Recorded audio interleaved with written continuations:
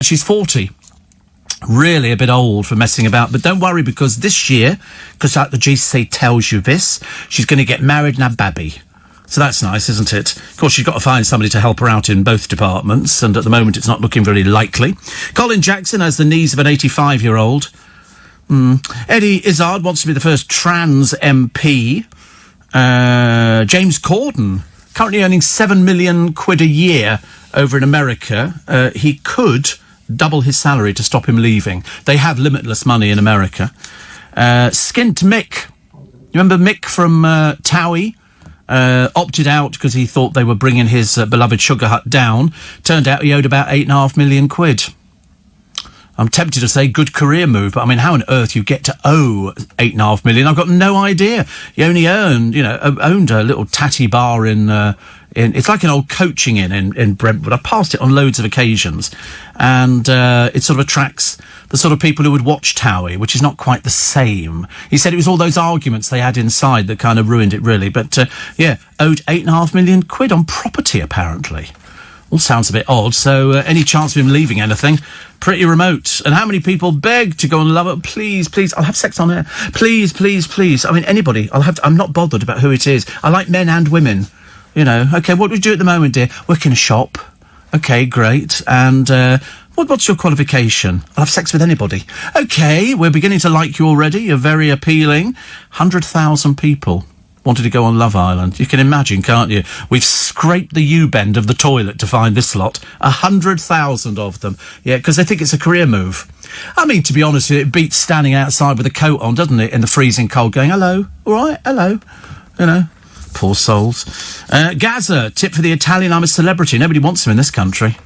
Nobody wants him. They've kind of sort of ditched him. So, for some reason, they're going to put it... I mean, now what are they going to do? Dub it? Or something? I mean, as far as I know, he doesn't speak Italian. What's the point of sticking him on a programme? He doesn't know anything, does he? That should be interesting. The celebs who can't cook on Celebrity Best Home Cook. Oh, God, there's some drearies. Fern McCann. All right. Then there's that very camp man who sort of does all the things with dating people. It's a very good impression. And he'll sort of say, well, I think you two are very well suited. He's just irritating beyond belief. Amy Childs is having lockdown panic. So to tell you that, she's posing in her knickers and bra. Warwick Davis said he'd never have made it if he wasn't short. I think he's lovely. He just makes me laugh. Every time he's a happy little... Seriously, you've never met such a happy little... He might be inside suffering, but I promise you, on the outside, he's lovely. So here we go. These are the people, the celebrities. Fern McCann, I think not. What's her claim to fame? She was on television, she had sex with a criminal who's currently banged up inside, and that's it. Welsh rugby star Gareth Thomas. Comedian Desiree Birch. Anybody on that one? No. Not a clue. Ex-politician and broadcaster Ed Dreary Balls again. TV presenter Karim Zeroual. No, not a clue. Me neither. We think he does Blue Peter. Obviously not now. How boring. Imagine being not known. Ruth Madeley. Ruth Madeley? Oh, well. Reality TV star Tom Reed-Wilson. Actor Shobna Gulati. You'll know her. Comedian Ed Byrne and journalist Rachel Johnson. So it's an all-star lineup, isn't it? With Dame Mary Berry, Angela Hartnett and Chris Bavin, who nobody's ever heard of and probably won't... Ed Byrne, I know. He's the one with longer hair, isn't he? I quite like him, actually. He's the Irish boy. I quite like him, actually. He's been in a few times. He's good fun. But, I mean, to be honest with you, Fern McCann, reality TV star, total failure, foul-mouthed old bag, as far as I'm concerned. How could she be a celebrity? To whom? To people who've got no life at all? Dreadful. Steve, oh yes, the parcel. Oh, I must tell you the parcel story. If you remember, I ordered some stuff from a company in America, and you can either have it sent parcel post or you can FedEx it. So I thought I'll have it FedExed, and it was something. It's a box, quite a large box, $65 to FedEx, which is cheaper than if you put it on the flight with you on the seat. So I did that. Anyway, then I get the thing through saying this is where your parcel is at the moment. It's in Kansas or wherever it was. Anyway, and then I got a thing saying we'll be delivering it on Tuesday. This was last Tuesday. And so I thought, okay, up until 6 o'clock at night. Well, I mean, I'm in bed by 4:30 or 5 o'clock, so totally useless for me. But anyway, I thought it doesn't matter. One of my neighbours will sort of take it in and look after it for me. No, I just got the little card saying they tried to deliver. And then it never arrived the next day. And I thought, oh. And then they sent me another thing saying it's going to arrive on Friday. It'll be here by 2 p.m. And I thought, oh, that's a good idea. 2 p.m. Oh, I've got to stop. I don't want to miss it because I was desperate to get hold of this parcel. And then I got another thing after that one saying it'll now be 6 p.m. And I thought, oh, I can't wait for late night again. I can't do that on a Friday. I really can't do it because I'm anyway, so I said, listen, if anybody's listening from FedEx, how about, the parcel you've got for Steve Allen in Twickenham, do you think I could get it by 9 o'clock in the morning? It's only coming from Feltham. So in theory, they could do me before they go off to everybody else. And I didn't hear it, so I did it a couple of times on the programme. I said, if you're listening, FedEx, Steve Allen, Twickenham, there can't be many, can there? And that'd be really nice if you can do it by 9 o'clock in the morning. So I'm standing, waiting on the pavement. I look like Fern McCann. And I'm sort of standing there, and it got to... What time did it get to? It got to sort of 8:15, 8:30, 8:45, 8:50, and then at 8:55, the FedEx van comes around the corner at 8:55. I was so... And he looked... And I'm sort of sad that, you know when you look beseechingly at something and you think, oh, please stop, please, you must have a parcel for me. And then he pulled in just up the road, and I thought, oh, there can't be many people having FedEx parcels delivered on a Friday morning. And then he came out and he's holding the parcel. And he walks towards me. So I start walking towards him. It's like a scene out of Lady and the Tramp. And slow motion. Da, da, da, da, da. And I get near to him and I hold up my card and go, for me? And he goes, Steve? And I go, yes. And he goes, there you go. Yeah, it's not for you, sadly. I walked out. No, it was for me. Look at that. And so I then tweeted, well done, FedEx. Well done, FedEx. I was very pleased, very happy, very, very happy. I didn't give him a tote bag. I didn't give him a tip either. I just thought, I was so excited to actually get my parcel that had been floating around FedEx's warehouse. But well done, FedEx. Only goes to prove it's not who you know. It's who you know, and it's who you are. Steve Allen, FedEx parcel, Twickenham. Here it is. Look at that. Honestly, it was almost as if he'd been hiding round the corner, waiting to surprise me with a box, and he did. And I was very, very pleased. So Shane says, I'm very glad it arrived. Oh, listen, nobody was more excited than I was. Steve, the chap you're referring to is Tom Reed Wilson, and sadly, I find him quite funny. Says Matthew. I've never even heard of him. And then Ted in Southend, honestly, he says, you can't start a career by being famous. You can't start a career by being famous. Give him a chance. You can't start a career. What does that mean? Do you understand what you're writing, Ted? I know you're elderly, but I mean, come on, you must have a rough idea what you're writing. You can't... Are you sort of saying you have to start somewhere for a career? But it's no good putting somebody on a celebrity-based programme, because quite clearly they're so delusional, they think they are celebrities. I mean, here he is. This is Tom Reed Wilson. Tom's very, very camp. And he's the great-grandson and son and great-grandson of teachers at Bradfield College and later moved to Pangbourne College. And he appeared in South Pacific, which is marvellous. Going to wash that man right out of my hair. Since leaving the Royal Academy of Music, Tom's performed all over the world. He's been the evil fairy in Sleeping Beauty, Don't Make Me Say It. And he's also been the Mad Hatter in Alice in Wonderland. In fact, he's basically done nothing. It's basically, rubbish. But anyway, throughout the last 4 years, Tom's independent work as an actor and singer has been peppered with his friend and writing partner, Gary Albert Hughes. Why do we all have funny names? Tom Reed Wilson, Gary Albert Hughes. Tom pens lyrics exclusively for Gary, and the pair often perform together. Oh, Tom currently resides in London. There's an embarrassment for somebody. But he's played the Watford Coliseum. He's been at Finglas Castle in Perth, the Chelsea Arts Club. In other words, he's done nothing. Nothing at all. But the good news is he was actually an evil fairy. I don't think there's Great teeth. Not his, of course, but still quite funny. But I love the idea he grew up as the son, grandson and great-grandson of teachers at Bradfield College. Whoopie-doo. So, where did you learn to talk like that, Tom, dear? Where did that come from? He's very affected, and very, very irritating, which is probably how I am sometimes, but to be honest with you, I don't care.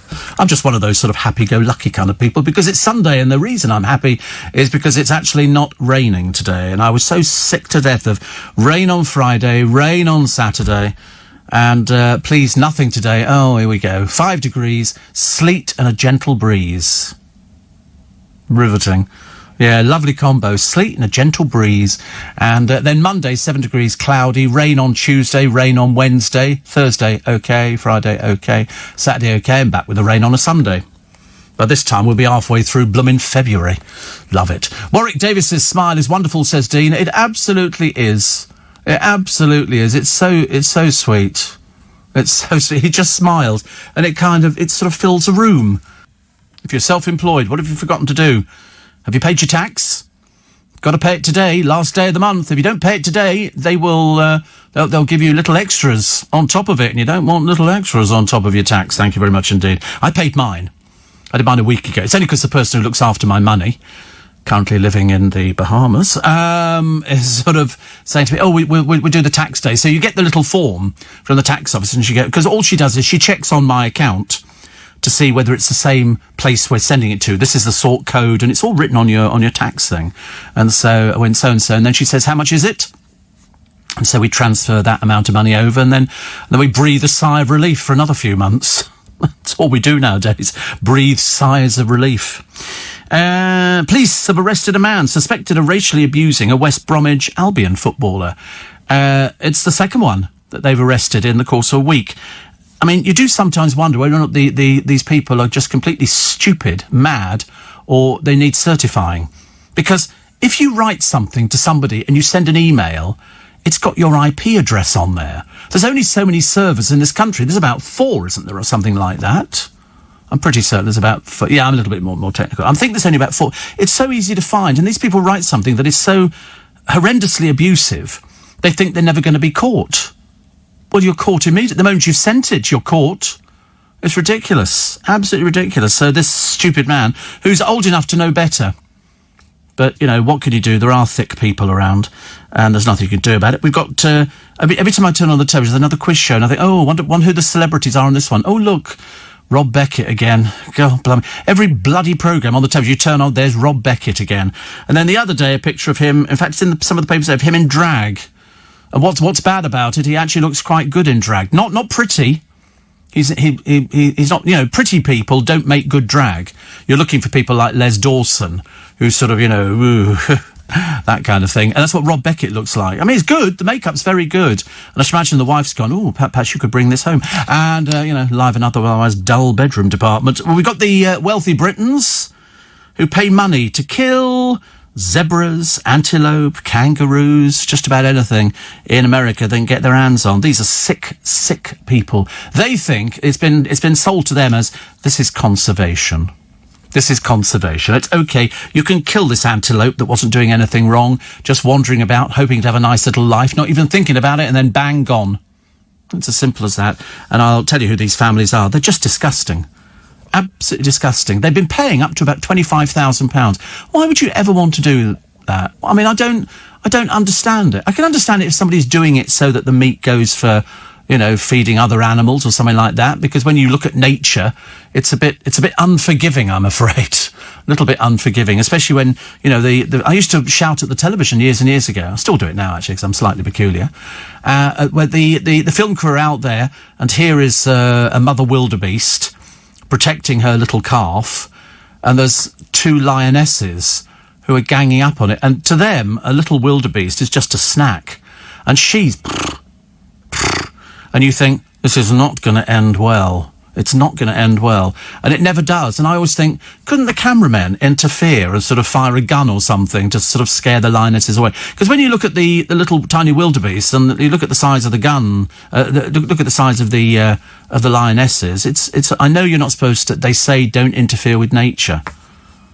I think we should. I think you have to save them. Can't we feed them Weetabix or something like that? I'm too soft. I couldn't do it. I wouldn't enjoy doing anything like that. Not my sort of thing at all. Jane says, before you start talking about food, my cream donut was yum yesterday. I only bought donuts in today, actually, but I tried to palm the producer off, Joe, with some Eccles cakes, and he went, no, I'm being good. Of course, if I'd said cream cakes, it'd have been there straight away, but Eccles cakes just trying to impress me. So I've got some fruit for him this morning. We've got some grapes, which is quite, you like grapes? Yeah, good. Big fan of grapes. Grown myself on my own farm. Steve says, Matthew, yesterday wasn't only raining all day, but I was actually freezing. Coldest day and age, everybody says that. This morning, freezing. Parked the car, got out of the car, it was like that. I'm like that most of the time, actually. I wake up and 2 cups of coffee to get myself to red. I didn't have scarf on because I've got my hand heaters. 2 now. But I do have a scarf on every day because I have to protect my throat. Because that's where, if you're going to get an infection, that's my tool. And if you've heard the programme before, and you get an infection, and all of a sudden you can't do your thing. The moment your glands get swollen, out. Seriously. No, you don't want that. And I can feel it as well. Sometimes I go, oh, that's a bit swollen. And sometimes you can see if it's a bit swollen. But at the moment it's a little bit. I'm a bit stiff on one side today, just a little bit stiff. But, just one side. I'm sure it'll go. It'll go away. I've been doing the garden bird count, says little Julie. Not many yesterday. Unfortunately, I think the weather played a part. Hoping today will be better. Well, it should be if it's going to be dry for any length of time. But the moment it's rain, they don't want to come out either. The birds. They want to sit there going, should we have a day in watching telly? Yeah, let's watch bird telly, which is much nice. I think I heard HMRC of this year extended the deadline till the end of February. That's for filing your tax returns. You should have already had your thing. That's filing tax returns. Little bit different, I believe. Little bit different. Steve, I hate waiting at home for a delivery. Plumber, gas man or anything else when you've got important things to do, says Connie. You keep looking at the clock and nothing happens. Join my world, Connie. Join my world. But I was so pleased when they actually turned up. I thought, the influence this programme has. Come on, FedEx. I mean, it's been delivered now. You can get anything, can't you? I feel a bit sorry. Scott Mitchell, Barbara Windsor's husband, lovely Scott, has blasted Boris Johnson and said he's betrayed Barbara. He promised Barbara that they would put more money into Alzheimer's. He hasn't. They've lessened it. So he's completely let her down. And as Scott said, he's betrayed Barbara. And I think that's it. Thank God she's not here to see the betrayal, which is a shame. The eye-watering cost of Vicky's failed fashion label, as all the experts have said, poor Victoria Beckham, she seems to be designing clothes for people who look like her, stick thin and emaciated, and not for real people out on the street, because people don't look that thin. If they're that thin, they're either on a major diet or they're models, because they're about the only people that can afford her overpriced tat. And I call it tat because if it was successful, her business wouldn't have lost £60 million. It's no good saying, oh, I'm a designer and getting your face on the front of this. If you're not selling the clothes, what's the point? What is the point? So, as I say, 60 million quid since her firm's been in operation. She's down. But she does have a sale on. And so it's very good here. A Victoria Beckham cut-out draped. As I say, only if you're stick thin. This is of no use to anybody at all. Normally £1,350. She's selling it for £405. So I'm assuming the profit, she must have been ripping people off left, right and centre. If she was selling it for 1,350 quid before, now 405 and still making a profit, something's gone a bit wrong, hasn't it? But the clothes are just ghastly. They're not even, she's not even aiming it at a young market. And I would have thought that if she had half a brain, she would be, designing this sort of stuff. When you look at this outfit here, look at this, long trousers with turn-ups on them, in a ghastly looking yuck fabric, high-waisted trousers in rust. There's another name I've got for this. Rust is the colour. 300 quid, down from 590. They say cut from and there's another one here, look. 295, trousers in taupe. Look at them.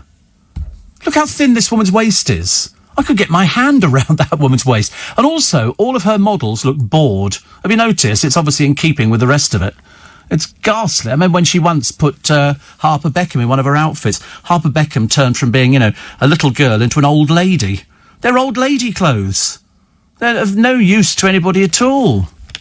Ridiculous. Chris in Brentwoody says, I don't know if you've mentioned this, but the house they're using on Celebs Go Dating there is currently up for sale for 30 million. It's on Rightmove and it's on Mill Lane in Chiddingfold. Not my cup of tea. Too big and ostentatious, but it will appeal to some. Did you read? Well, you won't have read, actually. I don't know if you heard. Mick, who owned Sugar Hut, apparently owed about 8.5 million quid in property. He doesn't own it. He owes 8.5 million. I don't know how you get yourself into that. And so he allowed Sugar Hut to be used to film a porno film. I mean, to be honest with you, I'm not surprised. But on the other hand, I am surprised.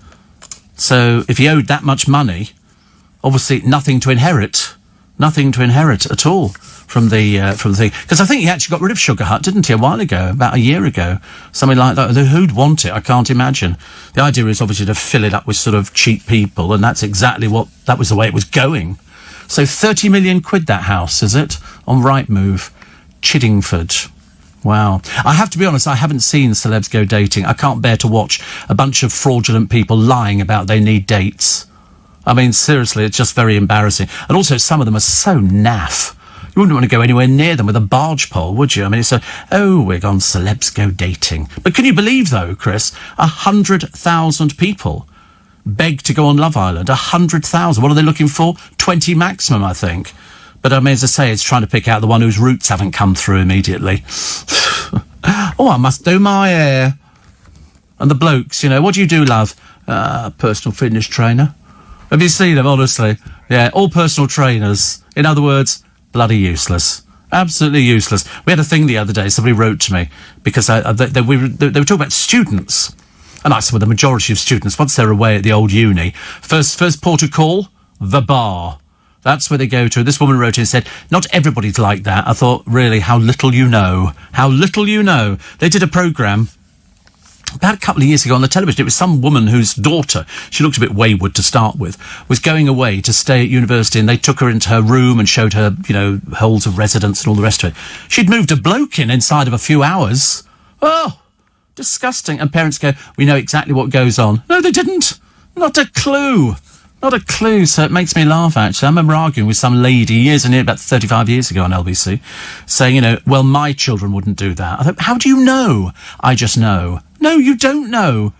Yeah, they told me they didn't do anything like that. Yeah, liar, liar, pants on fire. 4:30 is the time. We need that Steve Allen's early breakfast with you till 7, when Andrew Castle will bounce into the studio. Not my studio. We have another studio. Terribly posh around here, and he'll bring you the Sunday breakfast show. So, 100,000 people begged to go on Love Island. Gaza tip for the Italian I'm a Celebrity. Ricky Gervais says you're having a laugh. If you think he works a 9 to 5, 8 minutes a day he works on scripts. 8 minutes a day. Why would you need to worry about it? 8 minutes a day. How honestly? Imagine having a job that was you earned that much money for doing that little work. Wait a minute, I have got a job like that. I do 3 hours. 3 hours of original hilarity. I mean, so Rob Beckett in drag. It's a very good picture, actually. In fact, a little bit of a worry. The riddle of It's a Sin. I don't know if you've seen It's a Sin. It's got rave reviews. And also I was talking about it to the lovely woman what looks after my money. And living now in the Bahamas, and she says doing very well. And she's been watching It's a Sin, and bits of it, she's spoken to people, and they can't watch all of it, because what it looks at is what life was like back in the 70s and the 80s for people who were HIV positive. And we were talking about it, and she said, you must have lived through it. I said, I did live through it. In fact, actually, just before I nipped off to Vienna for about the umpteenth time, I interviewed a man for my overnight programme, who was the longest person with HIV alive in this country. And he was young, and he came in because the papers were vile. The papers were saying, you mustn't go anywhere near anybody that's got HIV because you can pick it up. Don't touch any sort of cups that they've touched. And it became almost sort of homophobia, Well, in fact, it was rampant homophobia. And I remember going to Brighton. I said to her yesterday, I said, I remember going down the lanes and seeing a gay couple, walking towards me, and you could tell that one of them was seriously, seriously ill. He was obviously on his last legs. And all of the gay press at the time were just full of obituaries. There were pages and pages of obituary of people who'd succumbed and say, so-and-so aged 18, so-and-so 19. And it was all young people. And they then had a huge campaign to get people to use contraceptives and to stop people having casual sex, which of course was going on all over the place. It didn't really make any difference where it was. It was just loads and loads of people. And it was a terrible, terrible time for people. And it kind of decimated a community that was very sort of... I was tempted to say as guilty as the next group of people for spreading it, because some people just didn't care. And then, of course, you got the other side of it, which was people who had it, who were determined to pass it on to other people in retaliation for them being given it in the first place. I can remember stories like that. But she was talking to John Warrington, and he said he had to stop watching. He said he found it so depressing because so many of his friends had actually died of... You don't die of HIV, you die of the other things that it brings on. I mean, people didn't know. I mean, originally it was said that it was monkeys who'd started HIV, and then it got how, I've got no idea. And all we know is that every day there was another death toll. It was almost like coronavirus. It was very similar to the fact that how does this transmit? We don't know. This was through sex. And it was a case of trying to get people to protect themselves. No, I mean, even nowadays, you still say exactly the same to somebody. You want to protect yourself. You don't want to pick up illnesses and diseases. And the amount of people who go out, even now, and will pick up... We were talking the other day, although my producers seem to know far more about it than I did, with Grindr, Tumble, and all these other different things. I can't tell you which producer. I'm not at liberty to discuss that on the programme. But they seem to know all about it. And you know, and you meet people. And believe you me, it ain't for friendship. You're meeting somebody for, obviously, you know, in my day, you know, you sat there and you fluttered your eyelashes at somebody. Put an advert in the newsagent's window. In fact, there used to be an advert. It was so funny years and years ago. And I didn't twig to it for ages and ages. I just remember thinking, that's interesting. And it used to say, actress has large wardrobe for sale. And that just basically meant somebody was prepared to dress up for you. And I used to remember thinking, who are these actresses with wardrobes? I mean, surely you've got to put your clothes somewhere. I never got round to it. Never got round to it at all. But that's why they've all said about the It's a Sin. But in one of them, and it was written a while ago, one of the characters says, oh, everybody knows about Philip Schofield. Everybody knows he's gay. Which was very interesting because the bloke who wrote it, I mean, this was in the 80s. And the bloke who wrote it said, of course, he said, when I wrote that, he said, everybody, if you saw a good-looking bloke on the television, you go, he's gay. That was the standard thing. And, of course, as Philip Schofield himself says, even when he got married, he knew he was gay. So, obviously, you know, but he's got two children, and he's fine. I still want to know, you know, has he got a boyfriend at the moment? And who is it? What do they do for a living? What sort of people is he attracted to? It'd probably be something... I mean, Andrew Pearce did a piece in his column, didn't he, in the papers the other day, with a picture of him wearing a moustache, looking like a trainee Village People person. And to be honest with you, if you've been in bars and clubs in the 80s and the 70s, everybody had check shirts on and moustaches. I don't know why, I've got no idea. Did that signify you were butch? No idea. Steve, I had the best birthday present ever yesterday. Do you know, Andrew... There's not a lot you can say about Andrew Pearce in his heydays. Bless him, honestly. But everybody had one of these Freddie Mercury moustaches. Funny, isn't it, really? Picture in the 1980s. He once met Boy George in Heaven nightclub underneath Charing Cross Station, which was the biggest gay club in Europe. Yep. And it was owned by Paul Savory. It's still there, yeah. Whether it's still a nightclub, I've got no idea. It's huge. Absolutely huge. Absolutely vast, and everybody... Well, people would queue around the block. They'd be queuing up onto the Strand to go there. And I remember Princess Diana, she set a precedent. She went and spoke to people who were suffering with the AIDS virus. And she... Otherwise, the members of the royal family went nowhere near anything like that. Wouldn't have found Prince Charles going to meet people. But you can see the people she was talking to here who were suffering from, I think it was called Kaposis sarcoma. And he used to get all these marks on his legs. And Diana went to St Mary's Hospital in Paddington and spoke to people because she cared. Whether or not you liked her or whether you didn't like her, you know, I always maintain that I thought she had that human touch. She was able to talk to people, which the rest of the royal family can't do. Look at Harry. You know, he just lashes out when he's had a few sherbets, doesn't he? You know, William, also a little bit dithery. Charles, a little bit dithery. And I'm not sure, I can't remember if people were scared of catching it. I think people put it down to the fact that if you were going to be promiscuous, then you stood a bigger chance of catching it. But however, it could be that one odd occasion where you go with somebody who is carrying the virus, who then transmitted it to you. Before you knew where you were, you know, people were sort of going in and getting tested and then hoping that it didn't go any further. But it was very interesting that It's a Sin.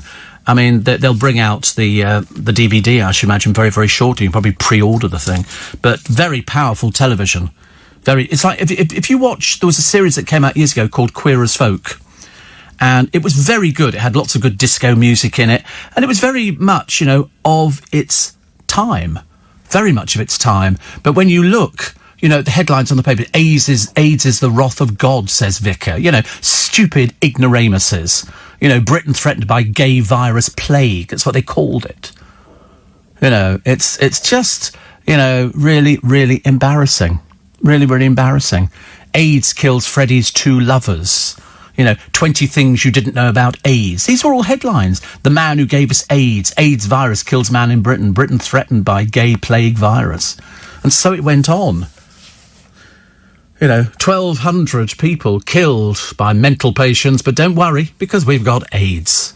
And so for those people who lived through it, you've come through a piece of history that we don't ever want repeated again, thank you very much indeed. In exactly the same way we don't want COVID repeated again. Although, as Joe says a minute ago, the producer, he doesn't think this is going to be... I think he thinks that people think that once you've got the vaccine, that's it, you won't get AIDS. You won't get AIDS. You won't get COVID. You know, but of course you can get it twice. And you've got to wait till you've had the second dose before it becomes a little bit safer. So, you know, we're not out of the wood pile just yet. But with a bit of help, we might get there. Oh, dear. We need a cup of tea in the morning, don't we? I mean, I tell you, we do need to go through some of the newspapers. There should be some interest. Oh, the Loch Ness Monster, spotted again by some weirdo. You know, another one who goes, I saw it 3 times today. And no, you didn't. Why are you telling lies? You know, so he's so far away from the loch, he takes a picture of what can only be described as a pinhead sitting in the water. It's rubbish. We all know that the first picture that came out, you know, donkeys years ago, is a fake. OK, that's been proven it's a fake. But you try explaining to people who are stupid, then you end up with something like they said, I saw it 3 times. It was floating with a flipper out of the water. Well, it would have been a dolphin or a whale or something like that, but it ain't the Loch Ness Monster because, as David Attenborough says, Sir David Attenborough, it does not exist. Of course it doesn't. That's like the people who appeared on television talking to Pip Schofield and 3 men, quite clearly rampant barmies, and they thought the earth was flat. And nothing you could say would convince them otherwise. And then they had a bloke on there, another one, who's equally peculiar, who said, we never went to the moon. Now, we've heard this one before. So, in other words, thousands of people around the world in all the space races were telling lies. They were covering up. You know, it's like COVID is fake. You cannot explain to thick people that COVID really exists. A plandemic. You know, but to say that, you know, we didn't actually land on the moon, you have to ask yourself the question and sort of, but there's no point in talking to these people, they're a bit too... I saw him being interviewed, this one bloke, by Eamon, so it was the meeting of the minds, as you can imagine, and it was a case of, it doesn't exist. We didn't go to the moon. Well, why would you lie about it? Why would you tell fibs about going... What would be the purpose of that one? I just didn't get it at all. I get really angry. And if you watch YouTube with the Karens, you know, I don't have to wear a mask. I'm coming in to do my... You know, you're not. But the trouble is, because they're all being filmed on their phones, and they all scream... There was one old lady, she sat on the floor in a Costco because they wouldn't let her in without a mask on. She said, I'm not shopping, I'm bringing something back. And he said, give me a card. Well, if that had been me, I'd have taken the card, cut it in half and go, there you go, you're not a member anymore. Now go away. She sat on the floor, almost like some stupid child. Ridiculous. Imagine, can't you? Oh, goodness me. Nice heavy company. Steve, well, yeah, they got to the moon, but it's a rock, nothing there. No, this particular bloke was saying, he said, of course, you know, it's transparent, the moon. He was that thick. I mean, seriously, you began to think, I think you need to go back into rehab. Yeah, no, he didn't say it was flat, but he said nothing could land on it because it's see-through. I mean, really thick, really dumb. It was so embarrassing because I feel sorry for people like that because they obviously didn't have an education at all. I mean, when we were young, we thought it was all cream cheese. You know, we thought the moon was made of green cheese, one of the two, actually. It's a Sin. I've been watching it on All 4, the streaming service. I've only got to the finale to watch. It's really, really, really good. I thought it mirrored what happened now with the pandemic, says Paul in East London. Thought it was funny, provoking and educational. Definitely worth watching. Yeah, for those people who lived through it, you know, to actually get through it, it was the obituaries. The obituaries that you'd see. There used to be a whole series of free gay papers that came out. You could go to a gay bar in London and there'd be like 10, 15 different gay papers and they would all have obituaries in of people who had died. And it was a lot of people. Prince Harry's coming back to this country. I've got no idea why. Nobody cares. But, of course, Meghan's not coming back to this country. She's staying back at home because she's just so busy. And Harry's coming back because he's not so busy. So he can do all these different bits and pieces. I hope he quarantines for 2... Oh, I never thought about that. He's got a quarantine for 2 weeks, hasn't he? That'll be interesting. Yeah, Travelodge by the airport. Hello, is Harry in? Hello, Harry, mate. All right? Just imagine, can't you?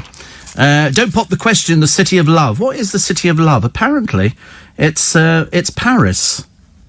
Have you been to Paris? There's riots. I mean, you don't want to go there. Definitely not City of Love. 23% of people. Reykjavik in Iceland was very popular. Reykjavik. Don't know why. Should ask Darren about that. He knows all about Reykjavik. He likes Reykjavik. And third place was New York. Which actually I would think would be marginally better than Paris. Also, Paris, unless you... I bet if you've never been to Paris, you won't appreciate... It's so expensive for cheap, chronically awful food. Seriously, you can have nice food, but you pay through the nose. If you just want a normal burger or croque monsieur or something like that, a toasted ham and cheese or toasted ham, you pay through the nose for these things. It's the worst place I've ever been for crap food. It really was awful. Absolutely awful. I couldn't wait to get back on the Eurostar. To get some decent, proper food inside us. It was absolutely... We wandered around. It was me, John and my friend Helena, trying to find somewhere that was sort of not as expensive as some of the other ones. They were looking at, like, for a croque monsieur, 2 bits of bread, a naff bit of ham and some cheese, 25 quid. So, a toasted sandwich, 25 quid. Should have brought our own. Much easier. Much easier. The Hollywood super rich are queue jumping by taking private jets for jabs in Florida. This is an old story. I did this 2 weeks ago. I don't know why the papers are so late with it, because I had it first, and you should definitely stick with it. Plus, film censors ridiculed when Harry met Sally as a well-seasoned turkey. We won't have what she's having. Do you remember? Did you ever see when Harry met Sally? She sits at the table, and she sort of famously acted out the throes of sexual ecstasy. You know, to be honest with you, it's so far-fetched. Bears no resemblance to anybody's life. But the censors criticised the film's self-congratulatory cuteness and doubted whether anyone would warm to the tiresome and endlessly flirty characters played by Ryan and Billy Crystal. Because at the end of the like that, you know, it was a bit Babe Station kind of thing. The woman at the next table said, "I'll have what she's having." And that was the line. That was the killer line. It was much better. But I never worried about it. It's not the kind of thing you'd watch nowadays, is it? And sort of go, oh, that was exactly what we wanted to see. You know, I've never been in a restaurant yet where somebody started doing that at the table. Unless they've been having, you know, some really nice food. Croque monsieur. Croque monsieur. Honestly. They had one of those come dine with me type programmes the other day, and one of them was, she was a shepherdess. That was very good. Her food was hilarious.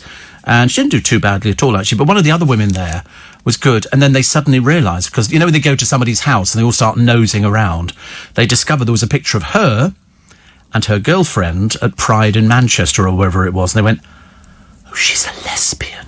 Like it was some sort of strange revelation in these dark times. A lesbian, I ask you. For goodness sake. Honestly. I don't... Why people get themselves into such a pickle, I've got no idea. Trevor Phillips as founder of the new party inspired by Black Lives Matter, questions safety of the vaccine. Respected equalities campaigner Trevor Phillips blasts, "You're risking the lives of black people." The amount of black people who don't wear masks, they don't want the vaccine, they don't want anything, because they're being fed a diet of basically lies. But here is a man, a millionaire, a man so fond of self-publicity, 46-year-old Charles Gordon, keeping his role as founder of the Taking the Initiative party low-key. I've never heard of him. But apparently he's not mentioned on the party's website, nor listed on papers filed with the Electoral Commission. But he does loom large in a dossier held by the Insolvency Service, which labelled him, back in 2014, a confidence trickster. God, that's an old-fashioned phrase, isn't it, really? During the 1990s, he established the Genetic Record label, which scored chart success with bands including Big Brothers. Remember Big Brothers? Probably. Vaguely. In interview, he boasts of a £50 million property and music empire and of rubbing shoulders with celebs like Lewis Hamilton and P. Diddy. He's less keen, of course, to talk about the collapse of his property empire in 2003, his bankruptcy in 2011 and his ban on being a company director in 2018. But he does say his business has always been conducted properly and legally. Just remember the name. Just remember the name. Oh, good Lord above. What a lot of... there's a man here, an ex-maths teacher, who is... a father of 116 people. I know, I thought you'd sort of sit up at that. He's father to 116 people. What he sells is test tubes of his sperm to people. Hence 116. I mean, why can't he just make candles like anybody else? Goodness sake, honestly. Steve, Gazza played football in Italy, should know Italian. I wouldn't guarantee it. I wouldn't guarantee it. Steve, Colin in Morecambe. "I'm not gay." Oh, God, that's some of the famous first line, isn't it? "Oh, by the way, I'm not gay, but..." And he said, "I wasn't there, but it's a single, but best turning point or educational drama for 20 years. Yes. Well, you had to be there to know all about it. You had to be there to know all about it. It was the one... I mean, if you were there, you knew about it. You know, people were constantly going out and getting tested for AIDS and praying that it didn't come back as positive.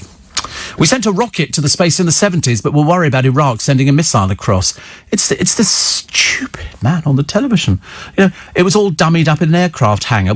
So the Russians, I tell you, I wouldn't like to be you telling the Russians you didn't actually go to the moon. You didn't go anywhere near it. It was all done in an aircraft hangar in America. Yeah. Bad news, isn't it? Very, very bad news. Also... Boris toasting another big Brexit bonus. We've actually given, I think, the most vaccine shots. I mean, some countries, like Ireland, way down the list. And do you know what they're looking for at the moment?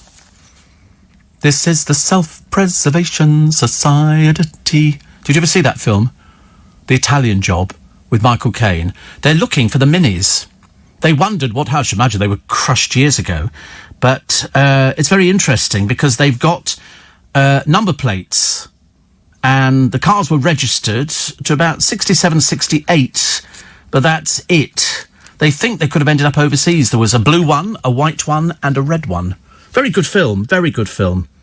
And so Freddie St. George has organised an annual fundraising rally based on the film, which up to 100 minis make a pilgrimage to Italy. I bet they're delighted in Italy. Now come the things again. Here we go.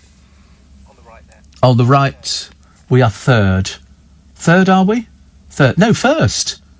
We're first. Oh, sorry. Israel, then the United Arab Emirates, then the United Kingdom, then Bahrain, then the States, Italy, Germany, France, China, Russia, Mexico, India. But we're up there. Israel's the biggest number of vaccine doses administered per 100 people. That's huge, isn't it? And then the United Arab Emirates, and then us. So we're doing over 8 million. We're doing very, very well. We're doing very, very well. So let's keep it up, shall we? I should get mine in a couple of weeks. Looking forward to getting the phone call, which is very exciting. And I'll let you know when I get it, because I shall scream all the way through, as you know. I've just got this... Some woman was talking earlier on to Clive, and she was saying it's almost quite pleasant to have it. I don't think pleasant would be a word to describe it. You just don't know what the side effects are going to be, do you? You've got no idea. But as I inject on a mild, I'm hoping, but as I inject on a regular basis, I mean, it shouldn't be too bad. I just want to get somebody who's got a steady hand. I couldn't bear it if they didn't have a steady hand, and you go, ow. Yeah, and they have to keep the needle in for a little bit, don't they? Which is what I do when I inject anyway. So you have to keep it in for sort of 10 seconds. 84850 steve@lbc.co.uk. Still to come, Putin's cronies who can't afford to let the leader fail, and a picture of him with his partner. I thought he was married. On the other hand, when we saw him shirtless on the top of a horse, we were slightly disturbed by that. But he's not done it since, which is very, very good news. Other stories in the papers today, the licence to chill. This is budding James Bonds. MI6 has put out a call to recruit part-time spies. There you go. Could be a part-time spy, Joe. That'd be good. And Amy Childs, My Lockdown Panic. That's the one with the stupidest voice you ever... I don't know, what's that? I mean, seriously, and the influencers mocking Dubai flights ban. They're basically sort of saying, we don't care, stay out there. Well, I tell you what, our loss, they're paying your tax if you're self-employed. And, because tomorrow will be too late. But, do pay. The Hubble telescope can look into our houses. Why would it want to? Surely the Hubble, draw those curtains very quickly. I just don't understand why anybody would ever think that somebody had told lies. All these different space races around the world, Russia, the Americas, India, us, China, everybody. And they can never say why. They just trot out the same old baloney. You feel a bit sorry for them, really, don't you? Although, actually, having watched the other day, I watched Ingrid Bergman. I'm a big, big fan of Ingrid Bergman, the actress. And she married Prince Rainier of Monaco, as far as I remember. I think she did. And she was very successful. She came from Stockholm, but she was very good. She was in the Inn of the Sixth Happiness, and she also played Joan of Arc. There you go, Ingrid Bergman. Here you go. So, born in Stockholm, and she was in Murder on the Orient Express. She was very good. Very, very good. But she married 3 times. Peter Lindstrom, Roberto Rossellini, and Lars Schmidt. And she got awards and everything else, and she died on her 67th birthday from breast... So she didn't marry who I thought she did. Must be somebody else. She died from breast cancer. I thought she was fabulous. I thought she was great. She had that accent that worked very well. Murder on the Orient Express, she was very timid, but really she was quite tough. But Inn of the Sixth Happiness, I think, was another one of my favourite films. Let's have a quick look. Gaslight, Notorious Anastasia, Autumn Salada. But Casablanca, although, as she said, when she did Casablanca, she didn't know the actor Humphrey Bogart. She said, and I kissed him. She said, but I didn't know him. You don't get to sort of get to know somebody and then you kiss them. They actually it's just acting, isn't it? You sort of pretend, I think, which is quite a nice thing. Steve, and speaking of vaccines, was surprised to receive a text off a medical centre inviting me for mine. I'm only 48, says Matthew. Perhaps you've got underlying health issues. Perhaps you've got them. Grace Kelly married the prince. That was it. Didn't she die in a car accident? I think Grace Kelly. I'm pretty certain there was a dreadful car accident or something. I've just got this feeling. I know that he at the funeral looked absolutely devastated. So here she is. She was driving back from her country home in Rockagarl, where she had a stroke. As a result, she lost control of her Rover and drove off the steep winding road and down the mountainside. Wow. So she was on a life support machine. She had injuries to the brain and thorax and a fractured femur. She died the following night at 10:55 after Rainier decided to turn off her life support. Good Lord. In fact, Stephanie suffered light concussion and was unable to attend her mother's funeral held at the Cathedral of Our Lady Immaculate in Monaco-Ville. And after a requiem mass, she was buried in the Grimaldi family vault. 400 people attended, including Nancy Reagan, Cary Grant, Danielle Mitterrand, the Princess of Wales and Emperor Farah of Iran. Rainier, who did not remarry, was buried alongside her after his death in 2005. So he went a lot longer a lot longer. Amazing, isn't it? Fantastic. Also, speaking of vaccine, blah, blah, blah, blah, and somebody says here, it's been proven it was the Wuhan lab leak funded by America that told the lab to keep pushing it. Oh, you can read all sorts of things on the internet. Nobody's ever laid claim to where the vaccine has come from. But, we'll wait and see. I'm sure it'll come out eventually. When? I've got no idea. No idea. The Ricky Gervais story is in all the papers today. Also, we're freezing. Spain is enjoying record heat. Typical, isn't it? Let's all go to Spain. No, you can't, because when you come back, you've got to start self-isolating, which isn't so good. Amanda Knox has accused the Italian police of gaslighting her, using mental torture to make her question her sanity. Yes, that's right, I was going to tell you. And it was very odd, because Joan of Arc, who didn't know how old she was, she thought she was 18, 19, and she was the Maid of Orleans, and she basically undermined the church, and they didn't like that, because she said she heard voices, and she was talking to voices. She claimed it was God telling her to do certain things, and they were basically saying, listen, this is heresy. Okay, you're not allowed to say things like this. She wasn't allowed to go and celebrate Mass. She wasn't allowed to do anything.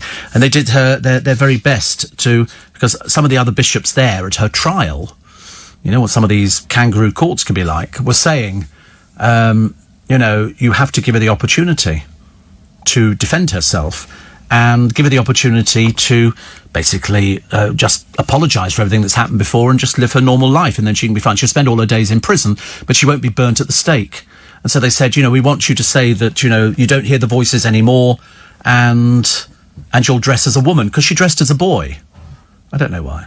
I think it was something God said to her. But anyway, God says different things to different people, as we've discovered. And so then she's in her prison cell, and she's decided she's not going to talk to God, and then she has the epiphany. And then she goes down on her knees, and she starts talking to God again. Just as the jury come back into her cell and go, you've not learnt anything, have you? And so it was at that moment, because they were desperate to get her executed, even though they knew she would become a martyr. And she did. She got sainthood and all the rest of it, but she paid the price, which is being burnt at the stake at the age of 19. And she had obviously a strong faith, but it didn't save her in the end. So, but watching her, you began to wonder whether or not she was mad as a broomstick, or whether she really was hearing voices. And we'll never know. But the public adored her. She was the Maid of Orleans, and they loved her. But when the bishops and the archbishops decided to sentence her to death, that was when there was near riots taking place. Interesting. Steve, Mary Beth in Maryland says, you are so right. At the beginning of HIV was horrible. I was working in a medical lab here in America. There was so much fear talk going on, it scared me. You're right again. COVID is sort of like it. In the beginning, the medical profession really didn't know what's going on, so they started to make educated guesses about the disease, and some people became wrapped in fear. And then again, there are doubters that probably helped spread COVID. Yeah, every time I see somebody without a mask, unfortunately, I go, you're spreading COVID. You might not have it, but you don't know you don't have it. They always go, I'm fine. The gymnast on skating around on thing. This is somebody called Amy Tinkler. I've never even heard of her. She was a reserve skater on this ITV Dancing on Ice programme, which has got no celebrities at all. As far as I'm concerned, somebody who's a reserve skater. Who is she? No idea. But she's taking advice from Rebecca Vardy, who, to be honest with you, is about as boring as they come nowadays. Amy Tinkler, a retired British artistic gymnast. She's 21 and she's retired already. And she's the 2016 Olympic floor exercise bronze medal. She didn't even win. Club South Essex. And who is she? Nobody. The show has here we go, boosted my body confidence. It's always the way, isn't it? It's always the way. I must go on there. I could do with some body confidence, I think. And so she's just basically done little bits and pieces. 2021, it was announced she'd be a contestant on the 13th series. I think she replaced Denise Van Outen. And she's originally from Bishop Auckland and lived there until moving to Essex. But she's only 21. And she's retired already from that. Makes you wonder why they bothered, doesn't it, really? Another one here. This is lone women walking puppies are being targeted by organised crime gangs. Be warned. On Wednesday, 2 men with a fake RSPCA badge on their van approached one lady who was jogging with her collie Cross Cali near Poole. They told me my dog matched the description of a Solent dog, then have to take her for tests. They weren't in uniform. When I started to ask questions, one of them looked annoyed and started to get out. I slammed his door shut and ran off. God. All sorts of people have got encountered these people. What sort of filth go round abducting somebody else's dogs? People that need catching very quickly. If it ever happens to you, get the car number. Okay, it'll be a lot easier for you in the long run. Probably be horrified. A beauty queen called April Banbury hopes that absence truly makes the heart grow fonder, as COVID is keeping her from a model she fell for on TV's The Cabins. She's longing to see Ryan Darville again. They shared a luxury... Oh, God, another boring old windbag. Oh, so she was on this programme, which is dubbed the Winter Love Island. It's the Cabins, isn't it? ITV's The Cabins. And so here she is, another desperado, you know. I've been model and now going on programme, you know. She's lovely. Oh, God. And I'm trying to find something. They're still talking 2 weeks on about Elizabeth Hurley and her sort of boobies on display. I don't know why that would be of any interest to anybody, but apparently it is. And here we go. They're talking about celebrities who can't cook, the fringed wonder that is Claudia Winkleman and Mary Berry. Celebrity Best Home Cook floats along quite nicely with a bit of a naff sort of lineup. Karim Zeroual, whoever. Rugby man Mountain Gareth Thomas, journalist Rachel Johnson, and reality star Tom Reed Wilson, the one who sort of talks like that. And, you know, I think you two should be very good together. I mean, I bet he lives in a ghastly place. Distance in an open-plan kitchen. There are air kisses and virtual hugs. Best way to keep them, I think. I mean, they're so desperate, some of these people. Comedian Desiree Birch found out what we already knew, that strawberries, pork and cheddar should never occupy the same plate. Who is she? Why do we not know who these people are? And Justin Timberlake, how old's he? 40. 40. As old as... Same as Gemma Collins. She's 40. Round the waist. So, Desiree Birch, there you go. And, she's an American. What do we want Americans for? And don't we have anybody in this country? The answer is no. Apparently not. I mean, she's 42. She went to Yale. She's been in a few movies. And she won the Funny Women Awards in 2015. So that was 6 years ago. Obviously not done anything major since then, I'm afraid. Steve, I had my first vaccination on Friday. I'm 50 with no underlying health conditions. Where I live, they started all the over 50s last week. Well, lucky old you. Lucky old you. And, Steve, everybody had to take an AIDS test to get a mortgage in the 80s. I know. Yes, if it was a gay couple, so what... I can't tell you who it was, but there was somebody very well known. And they said, if it's a gay couple applying for a mortgage, lie. Because they would expect you to take an AIDS test. So you would lie. Yeah, just say friends. Yeah, that was the safest way to do it. That way you guarantee to get the mortgage, but you didn't have to go through the building societies being completely paranoid about it. Heavy company, NISO. What was the other one? Gary Barlow coming back with a new primetime show. Sounds ghastly. It's bringing back all these groups like the S Club 7s, like Blue, like Bananarama and people like that. Atomic Kitten. Sounds horrible, doesn't it, really? But, I mean, he's not the most amazing live wire, it has to be said. But, I mean, who cares about S Club 7? I mean, really, reach for the stars, climb every... Oh, you're joking. Climb every mountain. I don't think so. Can they remember all the... It's like seeing Steps at about 5 years' time. They're old enough now. Now you're going to be seeing them in 5 years' time where they'll attempt to do their little dances. H will still be as irritating as ever.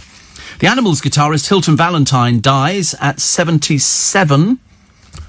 And that's a shame. But they were the ones behind There Is a House in New Orleans they call the Rising Sun. Yeah, that was it. Trying to think of other songs. Can't think of anything at the moment. It doesn't matter, does it? Who cares? Goodness sake. Homesick James Corden could be offered double his salary in a bid to stop him quitting the States. Well, if he's homesick, he wouldn't be taking it, would he? But of course, he's obviously open to offers. He's very successful. He's contracted to the show till 2023. But he says he misses his family back in Britain. The feeling is he's worth double the $7 million they pay, and bosses are reluctantly starting to accept that. The last thing TV brass want to do is lose James to a rival. Well, yeah. Well, I mean, there's a very good chance of that happening in anybody's business, isn't it, really? I quite like the idea. Steve, anyone seen the viewing figures for Steph's packed lunch? No. No, I haven't, but I should imagine they're pitifully small. Pitifully small. The programme is the biggest pile of rubbish I've ever seen on the television. It's just a mess. A complete mess. Well, she's sort of, sometimes is on it, sometimes she's not on it, and they put this very funny, unfunny comedian on and various other sort of people. It's just basically a horrible mishmash of sort of just nothing. But there again, it's only Steph McGovern. She was never known for anything like that anyway. She just sort of sat there and read an auto cue badly. So I really don't know what the viewing figures were, but I'm sure that we could find out. Probably on Google. There's bound to be some figures somewhere, aren't there, where they go, Steph's viewing figures are down to 3. And, but it's definitely not going to be anything like 1 million. I don't think so. I'd be very, very surprised if it's anywhere near that. I think we're probably looking more like 300,000, which means, I mean, effectively, we're doing so much better on the radio than she is on the television, and probably earning a lot more money for it as well at the same time. So, we're having a... Do we think we found figures? We just want to confirm. We're just having a little check. We don't sort of, do somebody down if they're really hugely successful, like Gemma Collins. And, which of course she's not, but she is 40 today. 40. And, so we're just checking. We've got to check the facts. We want to make sure that it's all right on to how many people it's attracting. Whatever it is, they've boosted her up to think, or to make her think that she's a personality presenter. And unfortunately, she's not. She really isn't, So, a bit embarrassing. Here we go.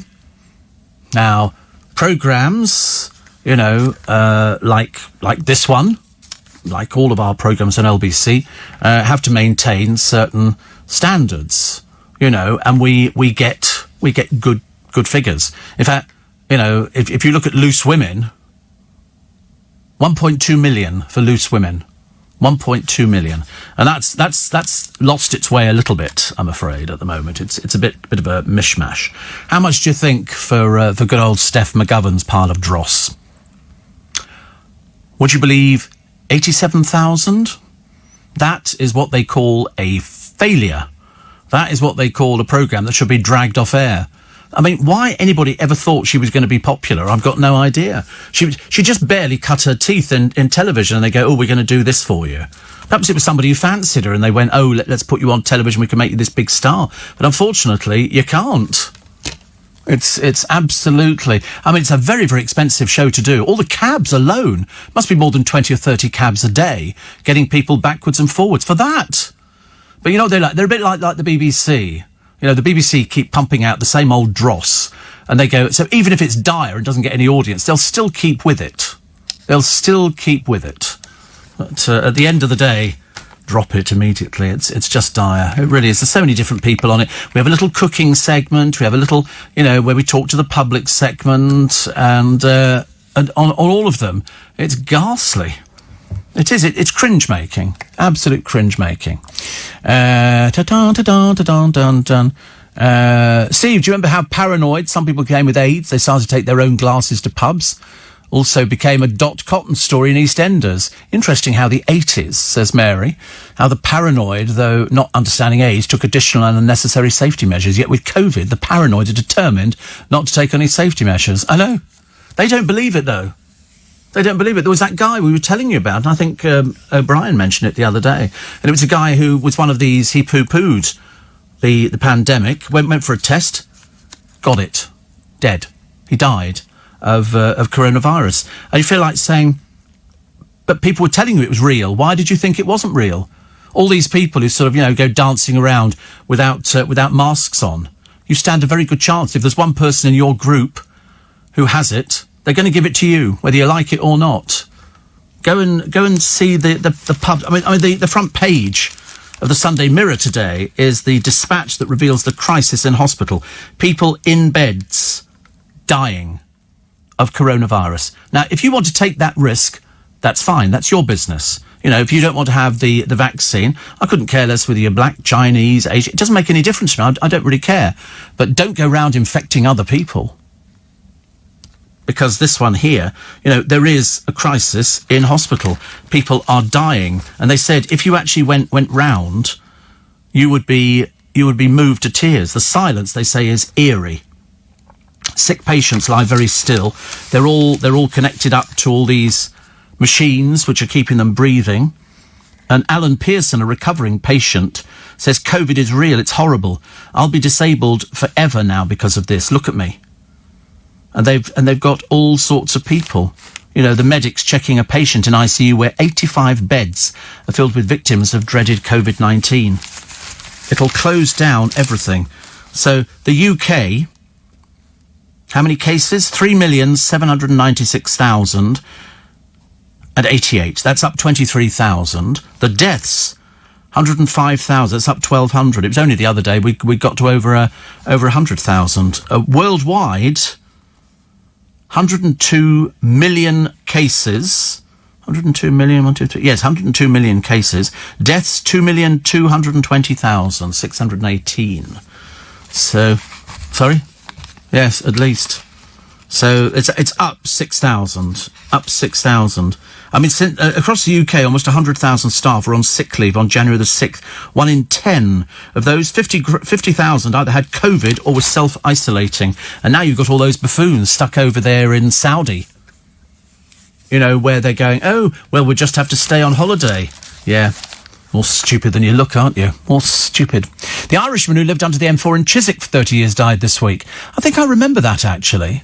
I think I remember somebody living under the elevated section of the Chiswick flyover. And I can't remember I didn't know he was Irish. I didn't know anything about him at all. But I seem to remember seeing his, there you go, 36 years. 36 years he was. Wait a minute. And people have left it was a right dump of a place. Oh, no, over 30 years. For 36 years, because his wife and daughter died on the road. And so he stayed there, and people put flowers out. Very interesting, isn't it? He was in his 70s. He'd become homeless after his wife and child died. People found him dead in his tent on Tuesday evening. And then friends constructed a makeshift shrine of flowers and messages. Some have called for a blue plaque. Well, he's not going to be getting a blue plaque, I have to tell you. That's not going to be happening. But it's very sweet. But at least they left flowers for him. His name was John James, or Mr. A4, as they called him. Oh, John James wrote the article, sorry. So Mr. A4. What was his name then? Did he have a name? Very sweet. Very sweet. People do that. There used to be a woman who used to sit on a back road down to Southall on like a couch. And the reason she sat there every day, she'd come from St Bernard's down the road, and her son had died in an accident years and years ago, so she sat at that same spot. Iceman says, had my jab 2 days ago. Thank you, NHS. What treats did you bring your team this morning? Grapes and satsumas, and I've got little plums. Thank you, and a few other little bits and pieces, and then some Kit Kats out there, but we're not touching that because that's sort of chocolate. Unlike you, Steve, I rate Ruth and Eamon. Yeah, well, you'll be the only one who did, I'm afraid. They should put them on packed lunch to revitalise. They'll never revitalise it. Eamon's half asleep. He's over 60. He can't do it anymore. He never did a bouncy programme. He looks like, you know, he's on his last legs. Sometimes I used to watch him on This Morning and think, I think he's gone to sleep. Mind you, I tell you what you watch all the time. On the Friday, you've got Alison Hammond and Dermot O'Dreary, and they've got their cue sheets. Dermot's is next to him on the sofa, so whenever it does an open wide shot, they obviously don't tell him we're doing an open wide shot, and he sits there and he's reading to see what's supposed to happen next. It's real shoddy presentation. He's only got 1 gig, for God's sake, which is always quite funny, actually. I quite like things like that. Another one which says, Steph McGovern probably has a considerably greater vocabulary than you. I don't think so. We've got a bigger audience. Good God, I mean, we're 4 times bigger than her. She's way out. Much more than that. Oh, dear. I mean, shoddy. It's got nothing to do with she's Geordie or not. That's just you being a bit silly. It's got nothing to do with that. It's the fact she can't present. You know, what can I help? But I mean, sort of unlike you and the rest of the country and the runners, the people who work on This Morning, you know, saying, you know, I rate Ruth and Eamon. Well, nobody did. That was the trouble. They did. If they'd rated, they'd still be there. But they didn't. And I think she could have done it by herself because she's very successful. He looks like he might as well just go and sit in a deck chair and rock backwards and forwards. That's about as good as it's ever going to get, isn't it, really? Somebody says Steph's doing a great job. No, she's not, Chris. She's bad. 86,000? Hardly worth bothering, dear. Hardly worth bothering. More people that go and watch football. Dreadful job. Gemma Collins got sackfuls of body confidence from being on the Z list to get me out of here. Trouble is she ate them all in the 5 minutes she lasted. Well, she's 40 today and still single. Still single, Simon. So there's hope for everybody. I mean, she's... I think she's already bought the cake for the birthday. She was going to have one, but... and then she realised that she can't have any friend round because, you know, they don't want to go round there. But again, she's got her usual gay friends. You know, Bobby Cole Norris. And then there's a few other ones who she's sort of dragged in. And say Harry. I mean, it's all the failures on the programme. You know, not very good, is it, really? And especially after we were reading about Mick Norcross. And his, I'll have to find out more about that story, actually. We'll find more about it. Because apparently allowing Sugar Hut to be used for making a pornographic movie. And also the fact he was in a huge amount of debt. How? I've got no idea. But they must have paid him for using Sugar Hut. What do we got? We've got 5:30 company.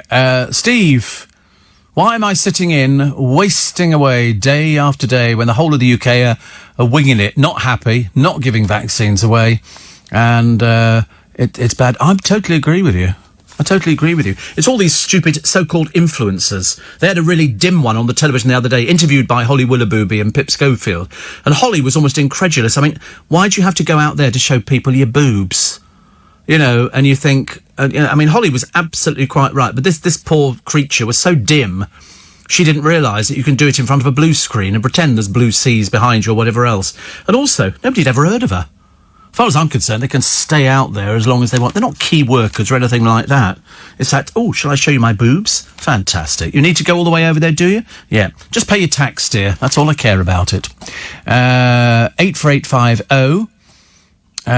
Steve, the soundbite that Eddie Mayer used on Friday was probably my favourite, with the one from the previous Friday being a close second. How lovely. Yes, it's back. Yes. Eddie Mayer and the Steve Allen soundbite. I mean, some of them, not even we understand them. We had one the other day. We had no idea what was going on. We were trying to be all good about it, but we couldn't find it at all. Well, we could. You've got Fridays. So I wonder what Friday. This was what he played on Friday. I tell you, it's like sitting on a hot rod. That was it. Actually, talking of sitting on a hot rod, have you seen this programme? Is it called Bangers and Cash? Bangers and Cash, and it's this old-fashioned garage somewhere up north, and they have these auctions and they sell these cars which look like they're falling apart, and clever people take them away and put them back together again. And I mean, some of them, one man had 2 cars sitting in his garage. They were falling apart. They were just literally waiting to drop into the ground, and he got £4,500 for them. But this time they had a motorbike, and it was very early motorbike, and this thing, I mean, looked dreadful state as far as I was concerned. It didn't even look like a proper motorbike. It looked like the kind of silly thing you'd had in the 30s and 40s. And yet, what was it worth? £35,000. And when it was done up, it'd be worth about £50,000 for a bike. I couldn't believe it. And I can't remember what it was called. It wasn't a Norton. It was a Venture or something. Somebody will know. People who know motorbikes would know this. And so people came from far and wide to see it. And the couple who had it, it was a genuine sale. They knew that it'd be worth money. So the reserve, I think, was £30,000. It went for about £36,000. Bought by an elderly couple. Because when my mum and dad got married, they couldn't afford a car. So we had a motorcycle and sidecar. And I've got pictures of... Yeah, I was in the sidecar, yeah, with my mum. So you've got my little face poking up over the top. My dad had one of these big, long sort of trench... I'm not bringing it in, I don't know. One of these big, long trench coats on the bike. I mean, how we coped when it rained. I suppose we had the little hood that pulled over the top.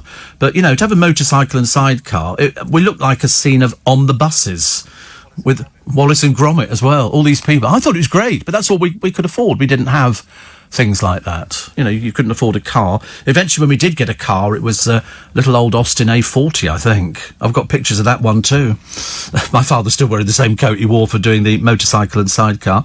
Warren's still got computer problems. It really is getting worse, honestly. You need to sort that out this year. You keep saying you're going to do it and you never get round to it. Somebody says here, Steve, Steph show. I hate it when everybody laughs at the comedian on the show and it's so unfunny. And Eamon only comes to life when somebody brings food on, says David. That's very cruel and very true. You're right. He can't stop shoving the food down his gullet. Every time Phil Vickery was cooking, they'd have to sort of do a special freezer full just so Eamon could sort of sit there and eat. In fact, he didn't even bother with the interview some of the time. He just left it to Ruth and he was just shoving it in his mouth. It was always like, yeah, here's one we made earlier and here's one we made for Eamon earlier. And that's why he was the size. George and Mildred had a sidecar. Yep. Yes, certainly did, actually. Certainly did. And, Steve, tenable, pointless, tipping point, like watching paint dry, says Gary in Frinton. I've seen Tipping Point. I think the questions are really difficult. Tipping Point, that's the... Benjamin Shepherd is on there. Now looking a little bit older. In fact, quite a bit older. But anyway, very funny, though. Very funny. But, and I have seen Tenable, and I have seen Pointless. But Tipping Point, the questions are really difficult. You know, I mean, you've really got to have a very, very good general knowledge. I didn't know any of the answers. Nick says, if Scarlett Moffat inflates any more, she could be tethered up just like the Donald Trump blimp balloon. Yes. She's getting... And they've also put her in completely the wrong clothes. What they've done is to compensate for the fact that she's almost quadrupled in size from when she lost all that weight for that fake DVD that we all had to buy, although I didn't. And I've always warned you, don't buy anything that comes from a celebrity, because it's done and it's designed. It turns out she'd been to a boot camp in Switzerland with a personal trainer who literally pushed her and pushed her and pushed her. So she went from being gargantuan to little tiny person. Everybody went, oh, we want one of those, dude. You can only do it if you've got a personal trainer. You can't do it by yourself. But they've now put her in these clothes, which, I mean, it looks like she's on tour with Billy Smart's circus. They're huge things with big shoulder. It just looks ridiculous. Absolutely ridiculous. You put a smile on my face, says Shane, when you talk about Gemma Collins, and I still don't know who she is. I don't think she knows who she is either. I don't think she's got any idea. I think, laughingly, she would call her a diva, which is, just for that read, rude, foul-mouthed woman. As far as I'm concerned, she's a Karen. Somebody says, nobody would ever get their career started if you had a say. Well, you certainly wouldn't. Very talentless. You don't even have a name. How embarrassing, honestly. What do they just call you? It. That would be better, wouldn't it? And it's not a career. The stuff that Steph McGovern's doing, that's not a career. That's just wasting everybody's time. Completely. So, thank you for that. Steve, they should stop news showing inside hospital. It breaks me and my son's heart, says Martin. It's supposedly trying to have, you know, some sort of impact on people to say, listen, this is where you can end up, in hospital, breathing your last. It's as simple as that. I'm not going to mess around with you. I'm telling you, very few people come through COVID. They do come through it. It is possible. You might be strong, you might be young, but a lot of people, 100,000 people so far, it's only been a year, 100,000 people have died because they can't breathe. It shuts down their body. And as everybody says who's ever had it, who's come through it, you don't want it. But, you know, far be it from me to emphasise that. I want all of you around for the next time that we sort of do our audience figures. You know, I want to make sure that, yeah, I mean, I don't want sort of somebody to say, well, you know, my mother would have been listening to you, Steve, but sadly she passed away. I'm going, well, you know, I don't want people to pass away. I want people to be alive. I've said, listen, given the choice, living or dying, I promise you living's better. Living's much, much nicer. I mean, you know, where would we be without living? Answer, here. You know, and if you want to go on public transport and do the stupid thing where you think you know better, well, then good for you. But don't come and infect us, thank you very much indeed. Gets ridiculous. Steve, were sidecars legislated as being unsafe? No, we just moved on a little bit from motorcycles. You can probably still buy a motorcycle and sidecar. I bet you can. You don't... Well, because they just look a bit dangerous, don't they? It looks like somebody's strapped a Sinclair C5 on the side of your motorbike. I mean, we thought it was all right because I was only little. I was only little when we sort of had it, and it kept you... There was no heating in it, so if it was the middle of winter, there was a very good chance that you were going to freeze to death. Awful, but we did have a little plastic thing that went over the top, so that you didn't get soaking wet. And it had a zip, I seem to think, that went round it or something like that. I've never been a fan of soft tops. Don't know why. I've just never bothered about things like that. But no, we had that. George and Mildred, those were the days. Love waking up with you, says Anne in Blackwell. I'm always ready with a cuppa and the tablets. Have you noticed we've all got to that age now where they wake up and people say, what do you do when you first wake up? And they go, I take my tablets. Come into work, do an injection. You know, and they go, what do you do that for? I said, well, because I'm trying to keep myself well. You know, and so I have to do 3 injections a day. And most of the time I forget the daytime one. But today, because I was sitting out there with Zora Suleiman, I thought, I'll do my injection. So I waited till he was out of the room, you know, take my clothes off, and do the injection. I used to do it in pubs, actually, when I happy days. And people would go, you're not going to inject, are you? Go, yeah, but listen, the needle is so small, you'd hardly notice it. It's just a very, very small needle.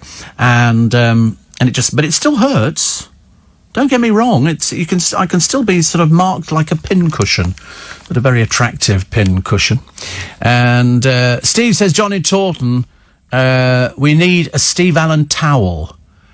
No, I'm not sure about a towel. We thought the other day, Steve Allen Christmas tree decorations. You know, nice ones with Steve Allen show, like baubles, yeah.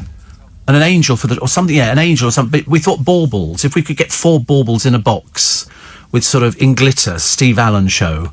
I think that'd be quite nice. I'd like to feature on your Christmas trees. Actually, I went through past a shop, didn't go through it. Past that was something, a ram raid or anything like that. Very bad driving. Straight through the shop, straight out the back. It was Wallace and Gromit all over again. And they've still got a Christmas tree up in their shop window. You think they'd have come back and actually taken the tree out. Very bad luck. And it's still got all the lights. Still got the lights on it, which is very interesting. Rita Ora and her boyfriend are on the rocks after being forced to live apart due to COVID and the travel rules. Really, it's unusual for Rita to stick to the travel rules. She generally breaks them every 5 minutes. Apparently their relationship is said to have been strained. I'm not surprised. That was the woman who came back and offered £5,000 through her people to the owner of a restaurant, and then could you also turn the CCTV off? As far as I'm concerned, boo, boo, boo. Definitely. Also, what was this one here? Oh, this is Vanessa Bauer.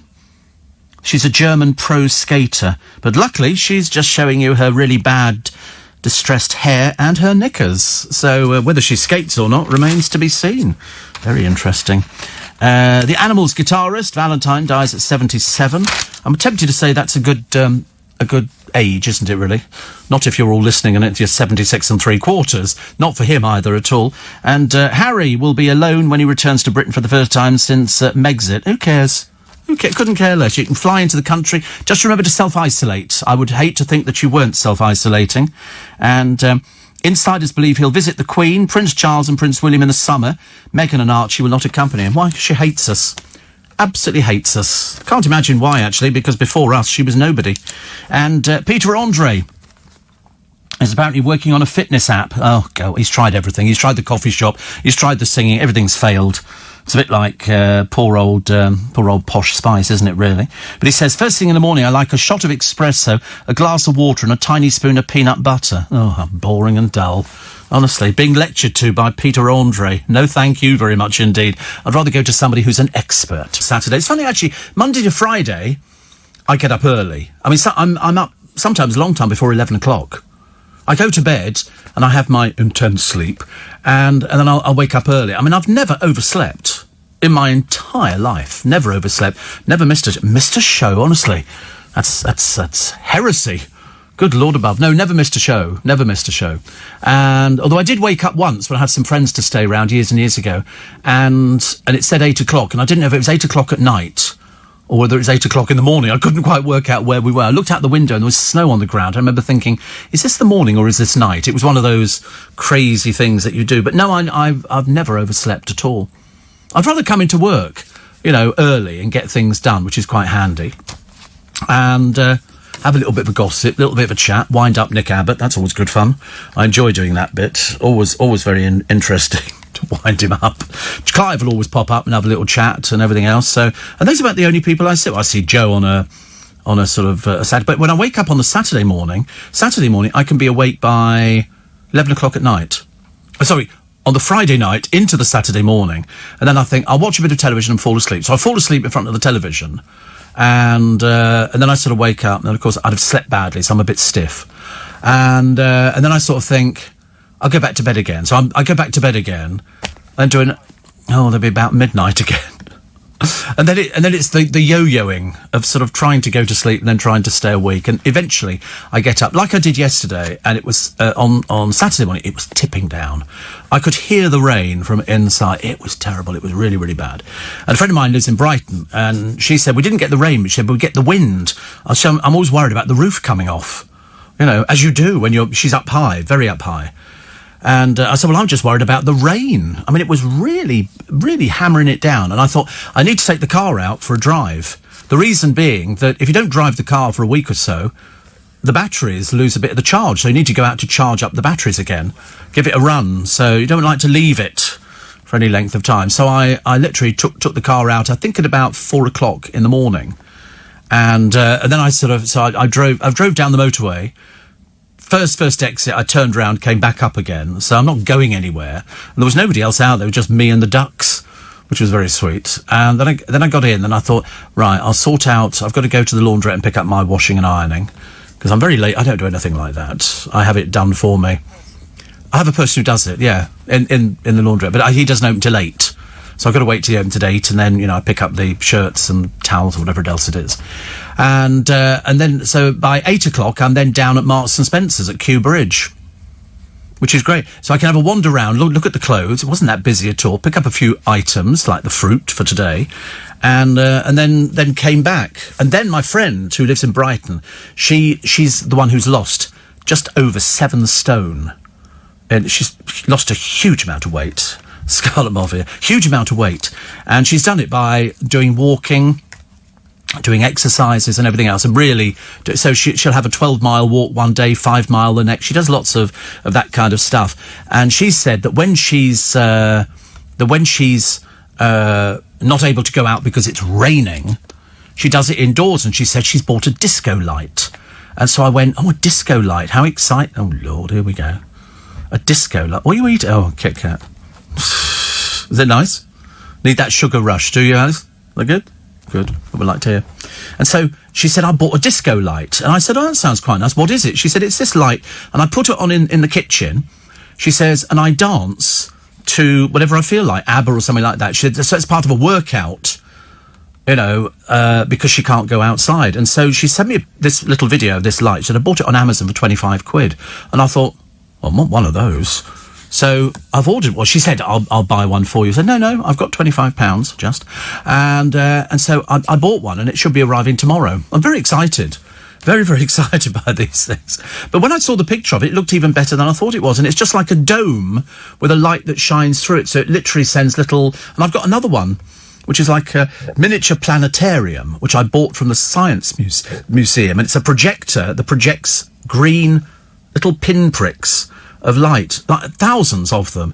And so I've got that going up and down the hall. I mean, it is like living in a planetarium at the moment. It's very exciting. I feel as though you don't need to go to Mars with Steve Allen. You just need to stand in the hallway and watch all these pretty lights. And every so often, a little purple light goes past. It's very clever. So I bought 2. Because I like these sort of things. I go for the stupidest things. But this disco light... And so I've decided I'm going to start exercising in the sitting room, like doing, da-da-da-da-da-da, only 17. So, or, oops, upside your head. Yeah, oops, upside your head. I could do all of those kind of things. As long as you're doing it privately, by yourself, it's okay. You're not going to embarrass anybody, are you? And I try and... With clothes on... Oh, yeah, God, yes, definitely. Oh, yeah, no. Listen, I have showers fully clothed. I'm so embarrassed. I'm just in case, Just in case the place burns down and somebody comes in, I want to say, well, at least he was fully dressed. He died fully dressed. My mother always said, put on clean pants every day in case you get run over. Well, I've never been run over in my life, but I still put the clean pants on every day. You just have to do it, don't you? In case you go to hospital. When I went to hospital for my burns, literally I would go in there, and I must have been about probably 20 times in total for them to sort everything out. And I just got used to them going, OK, would you like to take your shirt off, Stephen? Would you like to take off your jeans? So you're just sitting on the bed with... And there's about 6 people, patching up your legs and your stomach and everything else. All your inhibitions go out the window. I had no inhibitions at all by the end of it. It was a case of, if they want to look, let them look. And that's it. So I've got to go back in again. So I've got to have an ultrasound to see what my kidneys are doing at the moment, which is very good, which apparently means that you sort of lie down and they rub some sort of jelly on your body, and then they sort of... Well, I mean, have you had that? Have you really? Wow. Why'd you have that? Did you have something that was a bit odd? Did you, if you had it, was it something to do with your kidneys? Not kidneys. Oh, right. How bizarre. Perhaps they just like sort of lying you down and rubbing this gel all over you. Because apparently it's something to do with the connection of the gel. I did read about why it was gel, and apparently it conducts better. But they've said to me, well, I haven't got the dates yet, but hopefully. And they say, you sort of come in, but don't go to the toilet. Well, how long do you have to hold it for? And they said the moment we've sort of done a bit of it, then you can go to the toilet, and then you come back in and they do it again after you've sort of emptied your bladder. Was it something to do with that? Because you kind of perked up at the emptied your bladder bit. You can... Oh, really? Oh, I watched... See, you're in... Well, I've done that before. I've seen my heart. When they did my stents, you're awake. You're awake, and it goes in up your arm. A little wire with a camera on it. How big is this camera? It is tiny, tiny, tiny. It goes all the way up your arm, and you can see it all the way up. And then it goes across, and it goes into the heart. And then it deposits this little spring-loaded thing to open the artery. And then you can see, and you watch it. And the reason you're awake is because if you have a heart attack, they can't bring you back. So that's, you just have the heart attack, and that's it. So you stay away from it. It doesn't hurt. You don't feel anything. Like when I had my cataracts done. God, there's nothing in my body that's original. I've just realised. I'm a spare parts surgery person. But no, when I had my cataracts done, the woman next to me, we were waiting. There's about 6 of us. And luckily I got done, I think I was first or second, so it was quite good. And they start at something like 8 in the morning and go all the way through till 6 in the evening, just doing cataracts, which means that what they've got to do is they've got to shatter the lens, then they hoover it out, and then they put a new lens in. You feel nothing. Nothing at all. They sort of give you drops which numb your eye. You go in there. They check about 500 times who you are to make sure they don't make a mistake. We're doing the left eye. Yep, we're doing the left eye. And then they put this cloth over you, and then they shine a very bright light, and then they sort of pull back your eyelid and put a little clamp there. You feel nothing. And that's it. You just sort of lie there with your eye wide open. And they hoover it all up, all the little bits of shattered lens. It's terribly clever. I mean, unbelievably clever. But the woman next to me, she said she'd heard that they take your eyeball out to do it. And I said, no, I promise you they don't. She said, are you sure? I said, believe you me, they don't take your eyeball out. She was convinced. Totally. Yes. It goes from being slightly cloudy to all of a sudden and bright. So you go out with a patch over your eye, which you have to leave on for a few hours. And then eventually you could just sort of take it off, and it's perfect. It's absolutely... it's the most requested, I think, operation that they do, the biggest queue. So when I came out and had one of my cataracts done, the specialist... I had a specialist. And nothing to do with the hospital, he was just a specialist. And he said, the other one needs to... Do you want me to book you in for that? I said, yeah, absolutely. So I got the other one done within a month, which was really good. I thought it was the best operation. So I left them a tin of toffees. Nothing like rewarding people when they've sort of done a good... I went back in the following day and I said, these are for you. And she went, oh, thank you so much. Obviously, people don't leave presents for people who've just done the most brilliant job in the entire world. But, no, so... But he's had ultrasound with the jelly. I bet you were a sickly child. I bet you're one of those children in and out. Come on, we're going to the doctor's. You'll tell him what's the matter with you. And what do you think that is? How lovely. Go and have another Kit Kat. I bet they've nearly all gone, those Kit Kats, have they? Oh, it's unbelievable. They've gone already? Blimey. Anyway, it doesn't matter. Thank you. Nice to see you. Oh, I should tell you in about 15 minutes what Andrew Castle's going to be doing today. And also Swarbrick on Sunday. I was debating whether or not, as it sounds so journalistically marvellous, Swarbrick on Sunday. It's like, could it be Alan on Sunday? And the more I sort of talked about it, the more I thought it sounded stupid. It doesn't work. Alan, Steve on Sunday, but Swarbrick is such a good name, isn't it? Because it's so unusual. Whereas I'm just common. It's not going to work at all, I'm afraid. It doesn't matter, actually. Steve, if the virus is on surfaces, why are they still being allowed to put those unwanted leaflets through the door? Well, I have no idea. It doesn't stick to paper, we're pretty certain. Pretty certain. And Alan says, my stepfather passed away at home on Friday. Listening to you on Catch Up has been very helpful to distract me a little bit. I listened to 2 episodes driving down to my mum's and 2 more whilst I've been there. Actually, it's what people tell me, Alan. You are not alone in Whitstable by telling me that people download the podcast to try and get them through things. And you know why? This time of the morning is the worst time. That's the time you feel, and you have to put it all in context. And I tried to do that with my mum after my mum died, because my dad had died before, and then my mum died as well. And I kept thinking, but I've still got my mum's phone number in my phone. I'm not taking it out. I don't know why. Perhaps I think it's superstitious, or I think it's bad luck or something. As far as I'm concerned, the number's still in there. I can talk to her anytime I want. Just not on the telephone. And that's what you come to terms with. You come to terms with all sorts. I remember 31st of January. Pay your tax. Pay your tax today. I've just seen on the television, on Sky, actually, just while we were waiting to sort of come back, Tony Blair. He's aged. He's 67, is he? He's aged. I mean, seriously, he's aged. And you tend to forget, if you don't see somebody for some time, and then you see them up on the he's older than, how old is he, 67? Well, he's not much older than me. Not much. It's coming down to months. Like 2 months. He's 8, mind you. I think the handy thing for me is, if I had longer hair, yeah, right, and I turned grey, then it would make you look older, wouldn't it? If you've got grey or white hair. Years ago, people used to, if they had brown hair, but they wanted to be seen as being a bit more serious on the television, they would have their grey bits put in. Salt and pepper, to make them look as though they've got a bit more gravitas. I thought about it, and then I thought, no, don't be silly, Steve. It is just about ridiculous. And somebody says, you've had your money's worth from the NHS. I've paid into it for years. I've paid into it for more than 60 years. It says that you're probably in group 4 for the vaccine, so should be jabbed by the 15th of... oh, yes, I mean, it's certainly coming up quickly. I know, I've already checked with the surgery. And she said it'll be soon. Can't wait. But apparently you do get the second appointment as well at the same time. Yeah. Well, we're not sure of it. But also, some areas are a bit slow. So you can't sort of explain it. But they did say to me they've done the over 70, the over 80s, the 70s. And so I'm next tier down. Whether or not, because I'm diabetic, it makes any difference. I don't think it does, actually. I don't think it does. I mean, perhaps if it was type 1 diabetes.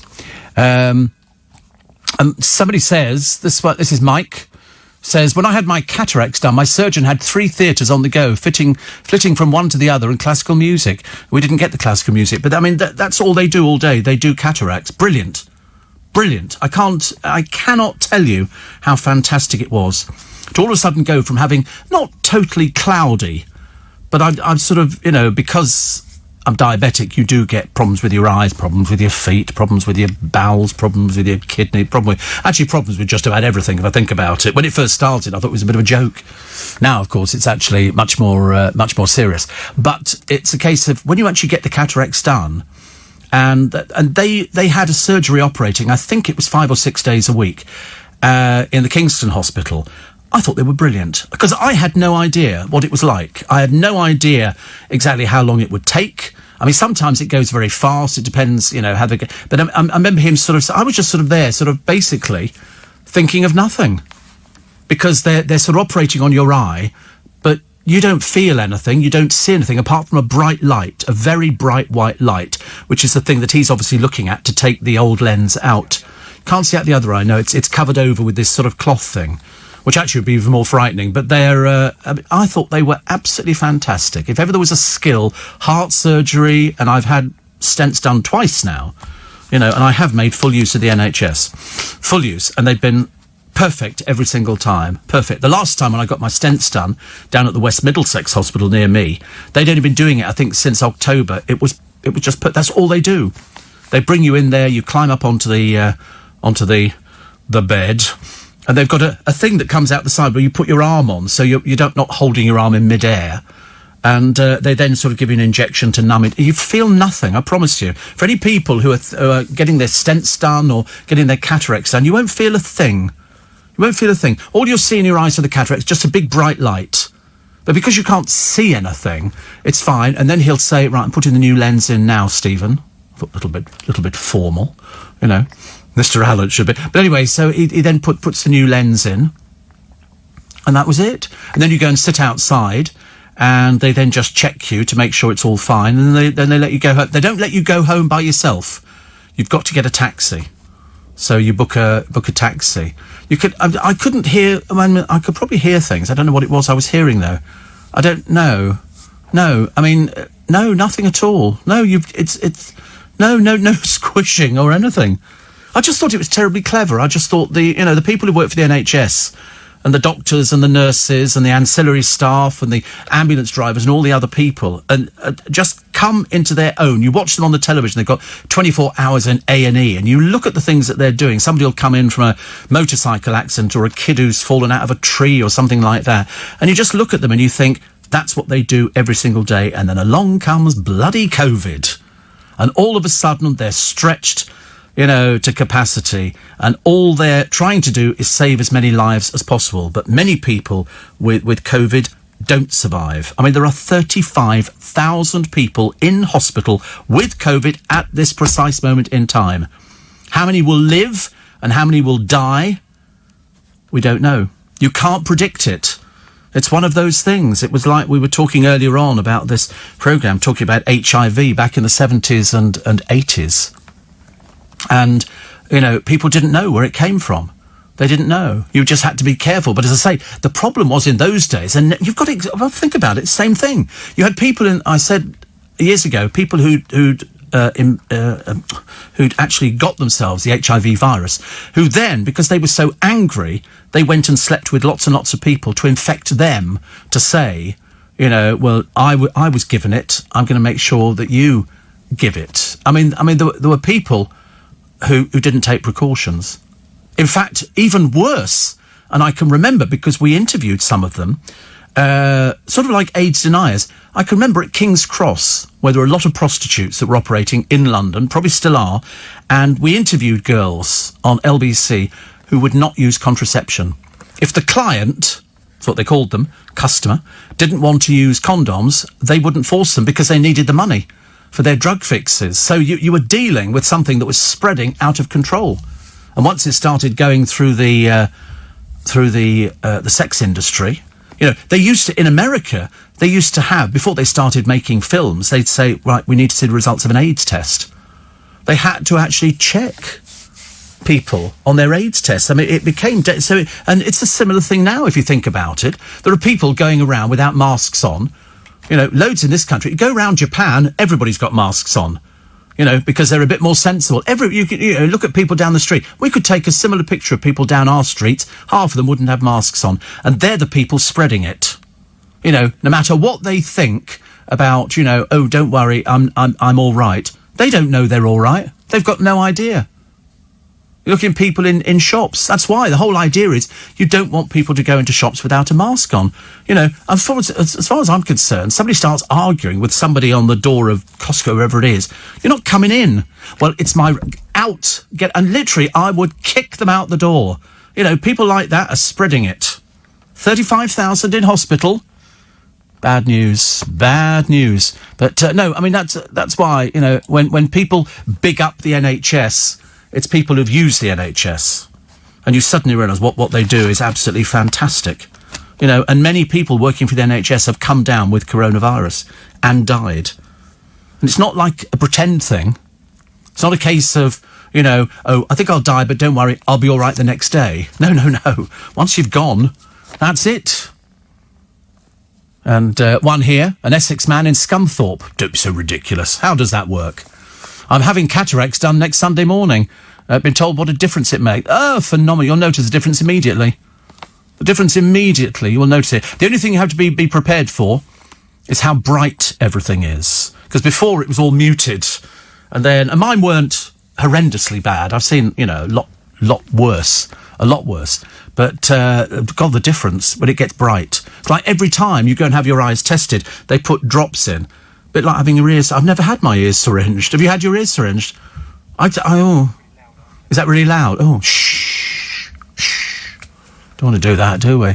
But no, I mean, it was so bright. Somebody said to me, when I go to the hospital to have my eyes tested, just to check on, bits and pieces, I always take sunglasses with me. A, because I'm a celebrity, and B, because I want to be noticed. No, it's because it's so bright outside. I couldn't have found the bus. I love it. I absolutely love it. 12 minutes past 6, actually. And watching George and Mildred with the sidecar and George's apron with the words, "Come and get it," on the front, says Catherine. And somebody says, ambulance drivers, we do more than drive the ambulance. Yes, I'm well aware of that. Goodness sake, you need to listen to this programme on a regular basis, then you'll know exactly. And Steve, your soundbite for the last 2 Fridays has been an odd sound. I thought they were very good, actually. And we like them. You only get them on the Eddie Mayer Show. This, of course, is a cheap way to get me to mention the Eddie Mayer Show on LBC. Steve. Next one is 65 and over. That's good.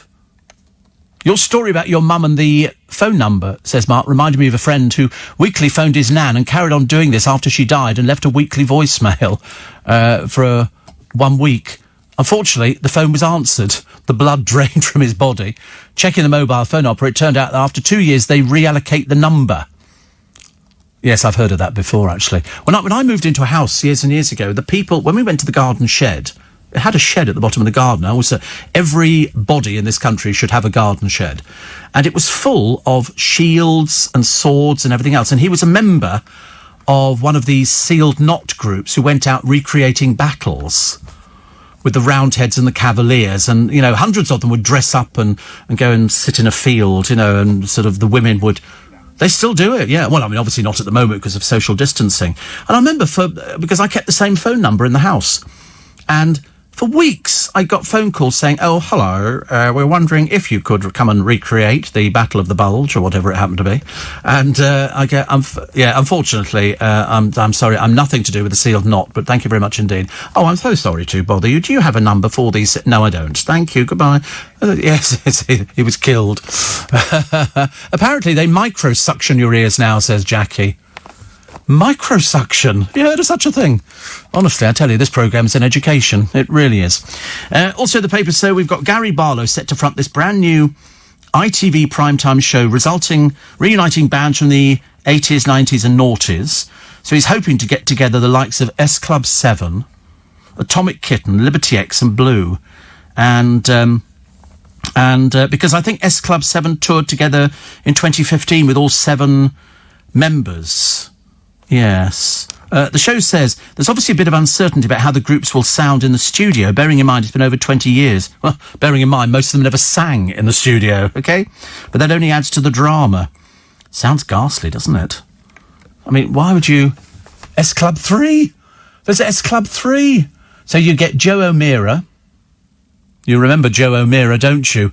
From the racial abuse of Shilpa Shetty. Paul Catamol, who was one who was going out with somebody else, and Bradley. So you've got 1 girl and 2 boys. Oh, no. So, no, you don't, actually. You don't. You've got Tina Barrett, Paul Catamol. He put on a huge amount of weight. Do you remember seeing a picture of him? He ballooned. So, but I think they're all... I mean, how often can you go out there and go, reach... Oh, sorry. Reach for the stars, climb over him. I can't tell you any of their other things about something about a DJ... DJs putting... Oh, I can't remember anyway. Whatever it was, I'm sure it was fascinating. OK, and good luck to them. Although I doubt we'll want to see Atomic Kitten anytime soon. 7 o'clock this morning, Andrew Castle here with LBC's Weekend Breakfast. The latest on the vaccine row with the EU and demands for a review into Boris Johnson's handling of the pandemic so far. At 10, Swarbrick on Sunday. Tom Swarbrick talking about Brexit, COVID, and more, with guests including the Trade Secretary Liz Truss and the former Health Secretary Jeremy Hunt. Just two of the items coming up this morning here on LBC. So 7 o'clock. Andrew, who's already sorting out little bits and pieces, and he'll be taking all your phone calls a little bit later on. So I can't believe that S Club 7 is now S Club 3. I think that's fantastic, don't you? S Club 3. But Bradley, I remember, because I thought he was the one who could sing. Joe O'Meara, as I say, had a disaster on the television with Shilpa Shetty. There were three of the racists, one of them being Jade Goody, one being Joe O'Meara, and then there was somebody... I can't remember which one it was, actually. You might be right on that one. I don't want to say her name, just in case it's not her. I can't remember. So here we go. Big Brother. This was Series 5. Series 5, yeah. Danielle Lloyd, Jade Goody and Joe O'Meara. And the worst thing was, when they came out, I think Davina had to explain to them, listen, you've been grossly offensive. And there was no crowd, nothing. And she was explaining to them, the reason there is nobody here is because there's a lot of... And they didn't know. And then Jade Goody, if you remember, called her Shilpa Poppadom, and we had all of this kind of stuff coming out. Jade Goody thinking she's being very clever, effing and blinding all over the place, and Shilpa Shetty was saying, what are you famous for? This is your fame. It was all very... Oh, gosh, it was absolutely terrible. And Shilpa Shetty won. But I've never forgotten it, because I remember thinking, you know, you've been on the television. It was when they came out to nothing, to no applause, no nothing. There was nobody there. There was nobody there. It was a very interesting... And we've seen loads of things like that. We had something else, didn't we, where somebody was being offensive to somebody. But I thought that was the whole idea. The whole idea is they don't know they're being filmed. Well, they do, but they don't know, you know, exactly how far to take something. And sometimes they get carried away. I mean, the worst one was Sarah What's-Her-Face from Girls Aloud, Sarah Harding, who they gave drink to.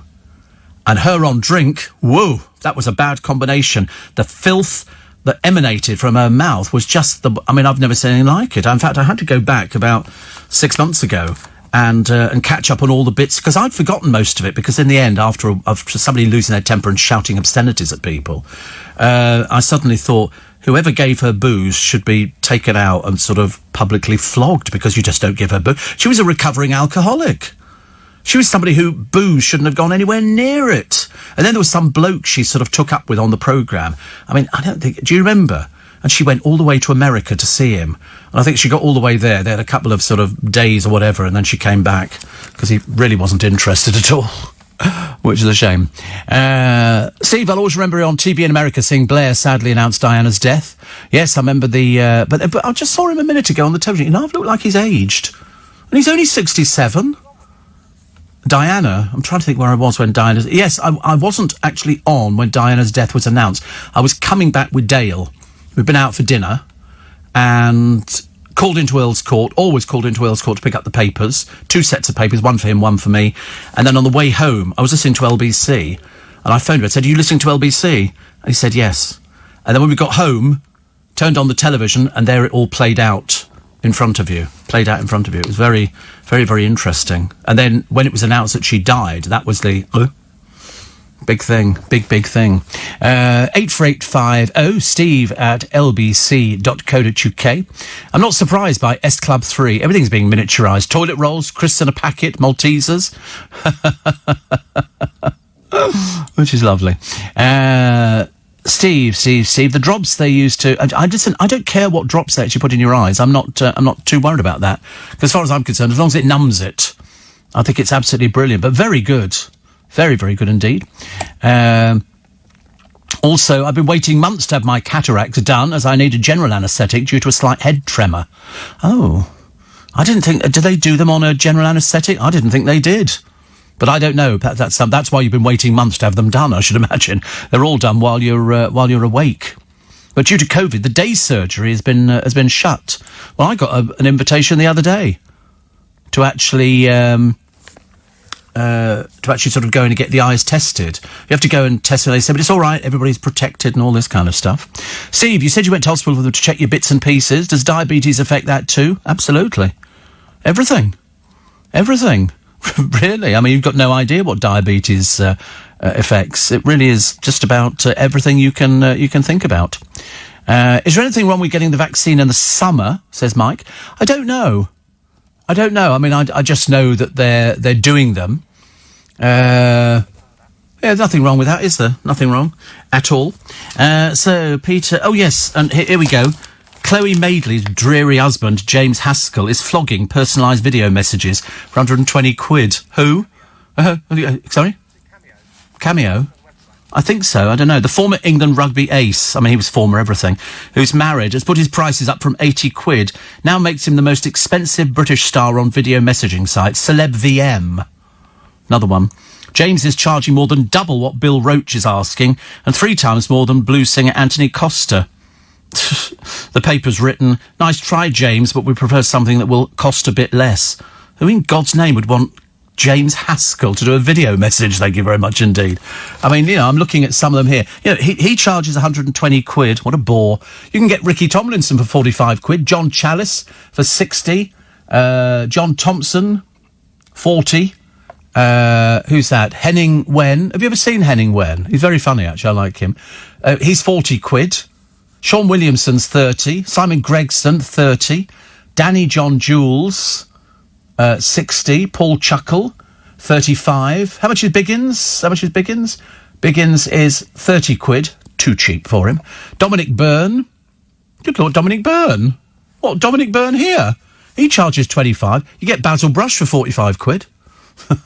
The Sooty Show, £45. Tracy Ann Oberman, 30. Martin Roberts, 30. Sylvester McCoy, 70. Who on earth is interested in old has-been James Haskell? 120 quid. God in heaven. I'll tell you, talk about delusions. I love it. It's so funny, isn't it? So funny. Also, here's a picture. Oh, look, astrosex. What your sign reveals about your love life. I think we'll move on from that one. I'm far too depressed about things like that. On my one, it says, Pisces, you're sexually experienced. Okay. But also happy to teach those less so. You love new positions. It also says, turn-ons, touching, kissing, dressing up. I don't think so. And it says where? In the bath, 4-poster bed. Dressing up in the bath. What are you? Pisces as well. Oh, it's hopeless, isn't it? I'm not going for that one at all. Who dresses up now? Who dresses up? Rob Beckett dresses up as a woman in the paper today with Ramesh Ranganathan. And actually, Rob looks quite good. In fact, to be honest, if ever his career plunged, you could get him a job in pantomime at Christmas. He'd be very good. Very good. Another one here. I had the best birthday present ever yesterday, Steve. I had the vaccine. Oh, lovely. See, it's always good when you get it. If you don't want to have it, I'll tell you, I really couldn't care less. That's your business. Not up to me to persuade you to do something. But as I say, you are at huge risk of contracting it. And what are you going to do after that? Answer, you're going to rely on the NHS to help you out of a very bad fix. Paddy McGuinness almost turned down Top Gear because he didn't want to be away from his 3 children. He didn't tell anybody when twins Leo and Penelope 7 were diagnosed. They've got autism. And he said, I got asked to do Take Me Out in Australia. Anybody else would have gone. That's fantastic, but I went. I mean, it's not like he's not, he's got loads of work. They can't want the money, can they? I wouldn't have thought so. And BBC bosses have forked out £2.3 million in 3.5 years to stop unhappy workers taking them to employment tribunals. Apparently, 59 settlement agreements have been reached to stop potentially embarrassing court battles. Wow.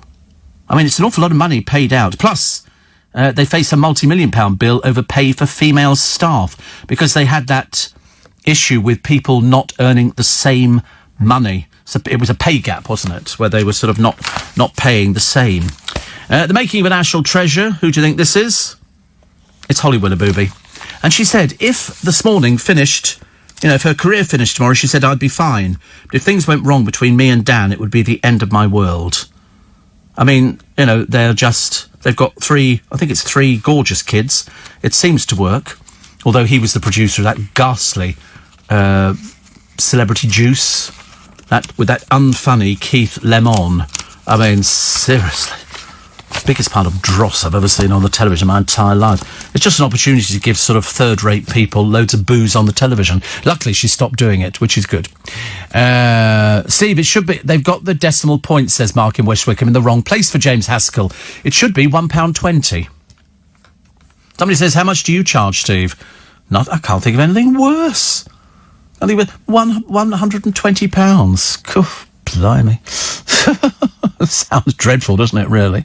And Steve and the bus drivers, let people on the bus without the mask in the northwest area don't ask for proof, but those who smoke then come on the mask or to the shops in Harlesden and St John's Avenue, let people in the shop. I don't know why. I mean, somebody said to me, how do you smoke if you wear a mask? Well, the answer is you pull the mask down, you go like that, and then pull the mask up again. It's not complicated. I don't know why people make such a thing. There was one woman, she became quite sneery on YouTube when somebody said to her, put a mask on. She went, I am asthmatic. And I thought, and there was one woman, she stood there and lied and said, I'm a doctor. And I thought, no, you're not. You could just tell, can't you, when people tell lies. Doesn't make you immune, exactly. What do you think? The coronavirus goes, oh, that's okay, it's doctor. You're all right. You're fine. We were just talking about Big Brother. Yeah, on Nick, Nasty Nick. Oh, you're talking about Nick Cotton? Oh, right. No, I was talking about Nasty Nick from Celebrity Big Brother, who told a lie. He said that a girlfriend had been killed in a thing. And then somebody else did something about being killed, and somebody got the wrong end of the stick and thought it was somebody who'd been on the programme. Turned out to be David Bowie, who hadn't been on the programme at all.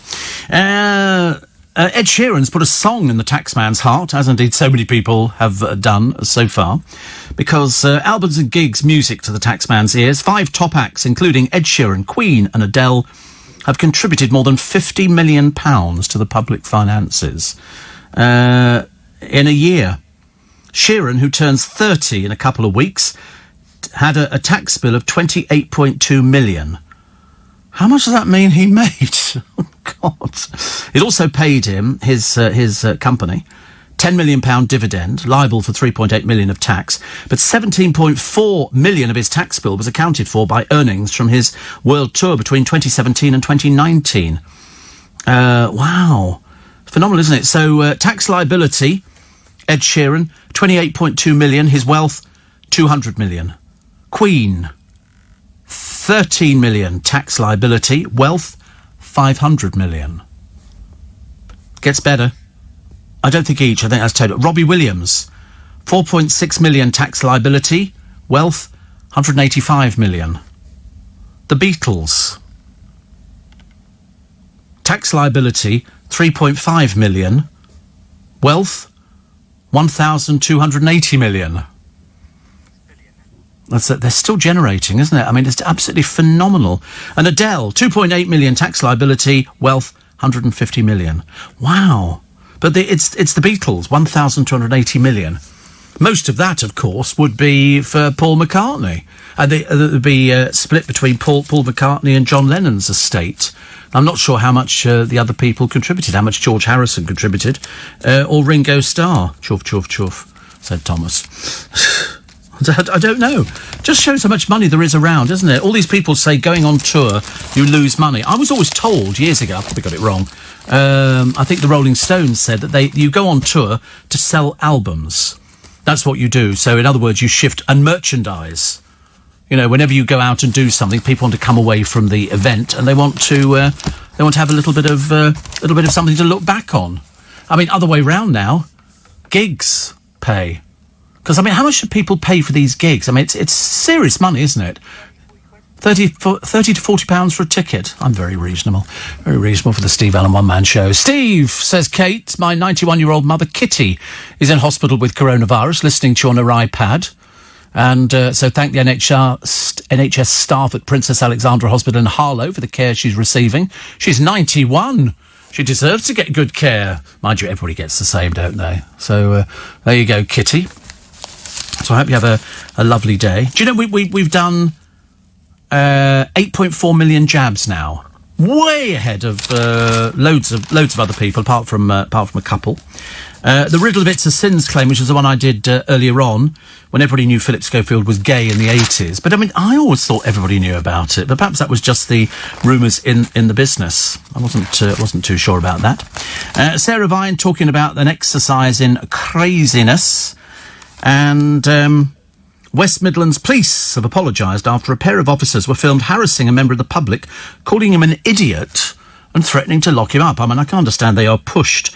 The assumption is they've been driven mad with power by the COVID regulations, but the truth is there's always been officers like that. Many moons ago, says Sarah, I was driving through London with my mother. A police car stopped us and an officer accused me of jumping a light. I had not. As I tried to explain this to the officer in charge, he became increasingly agitated. He accused me of drinking. I hadn't been. And when I passed the breathalyzer test, he got even more annoyed. The more I protested my innocence, the more aggressive he got, until he eventually turned to my mother and said, if you don't get your daughter to shut up, you'll both be spending the night in the cells. The vast majority of police officers are good people doing a very difficult job, but some are, I'm afraid, bullies.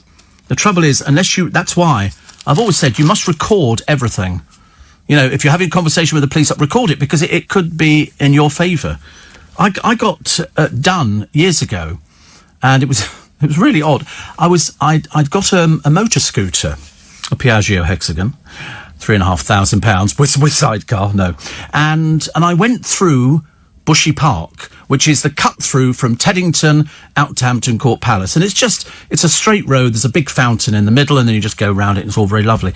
And I got pulled by a woman police officer, a WPC.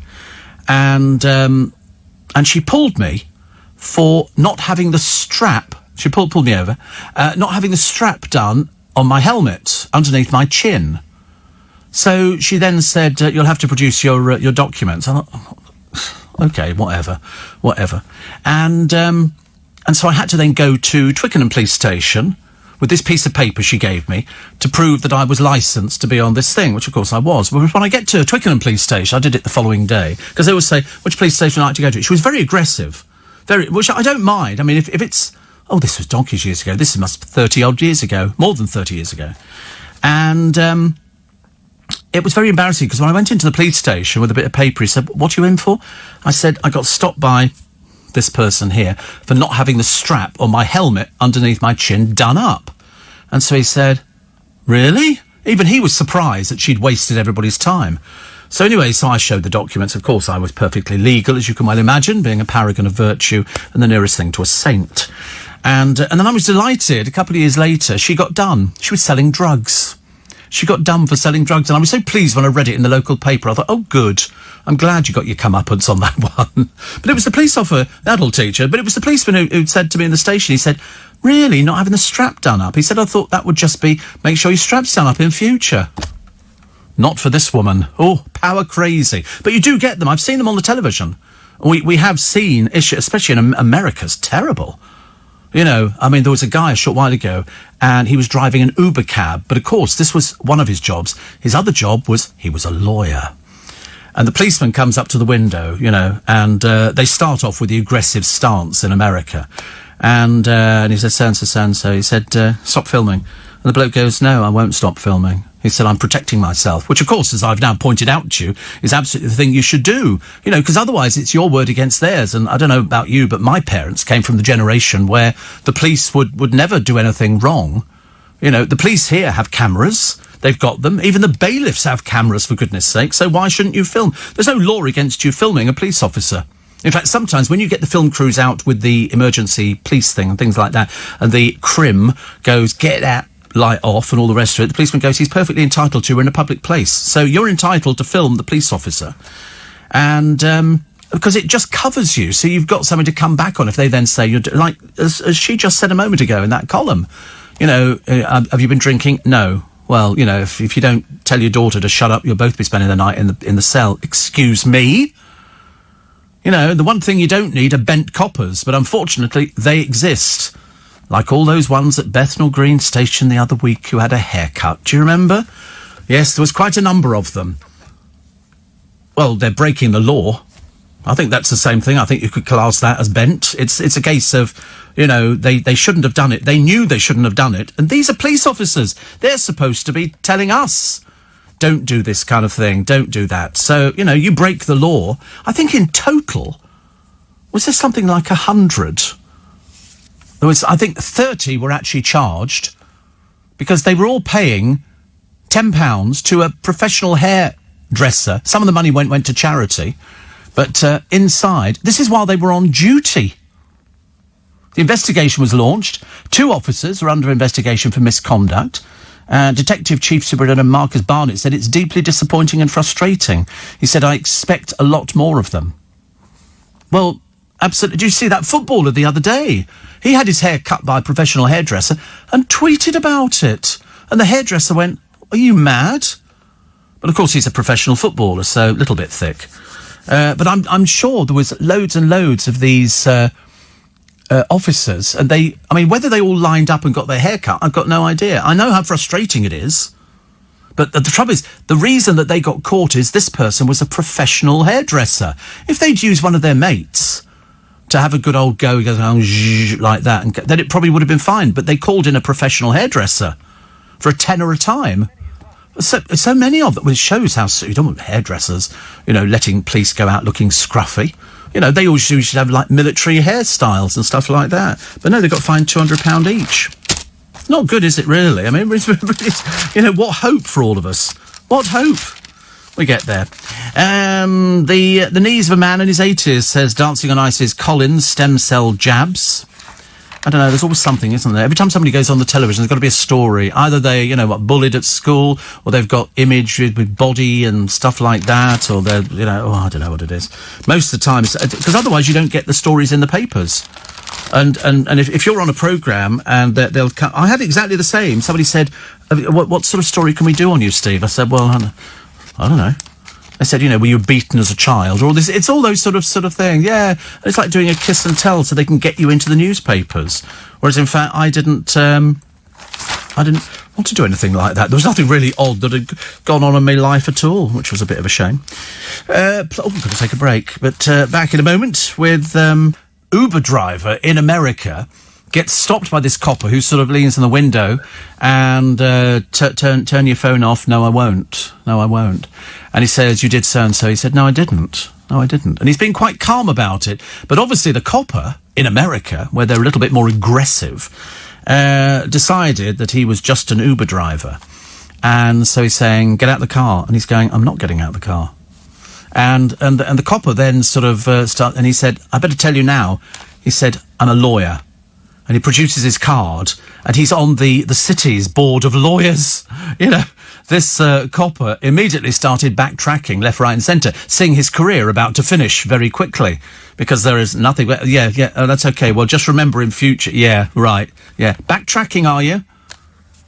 It's really because they actually stopped somebody once. It was a black woman in a car. Quite a common occurrence in America. Happens here as well. But in America, they stopped this woman.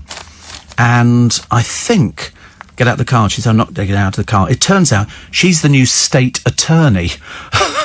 It was these policemen were so dumb.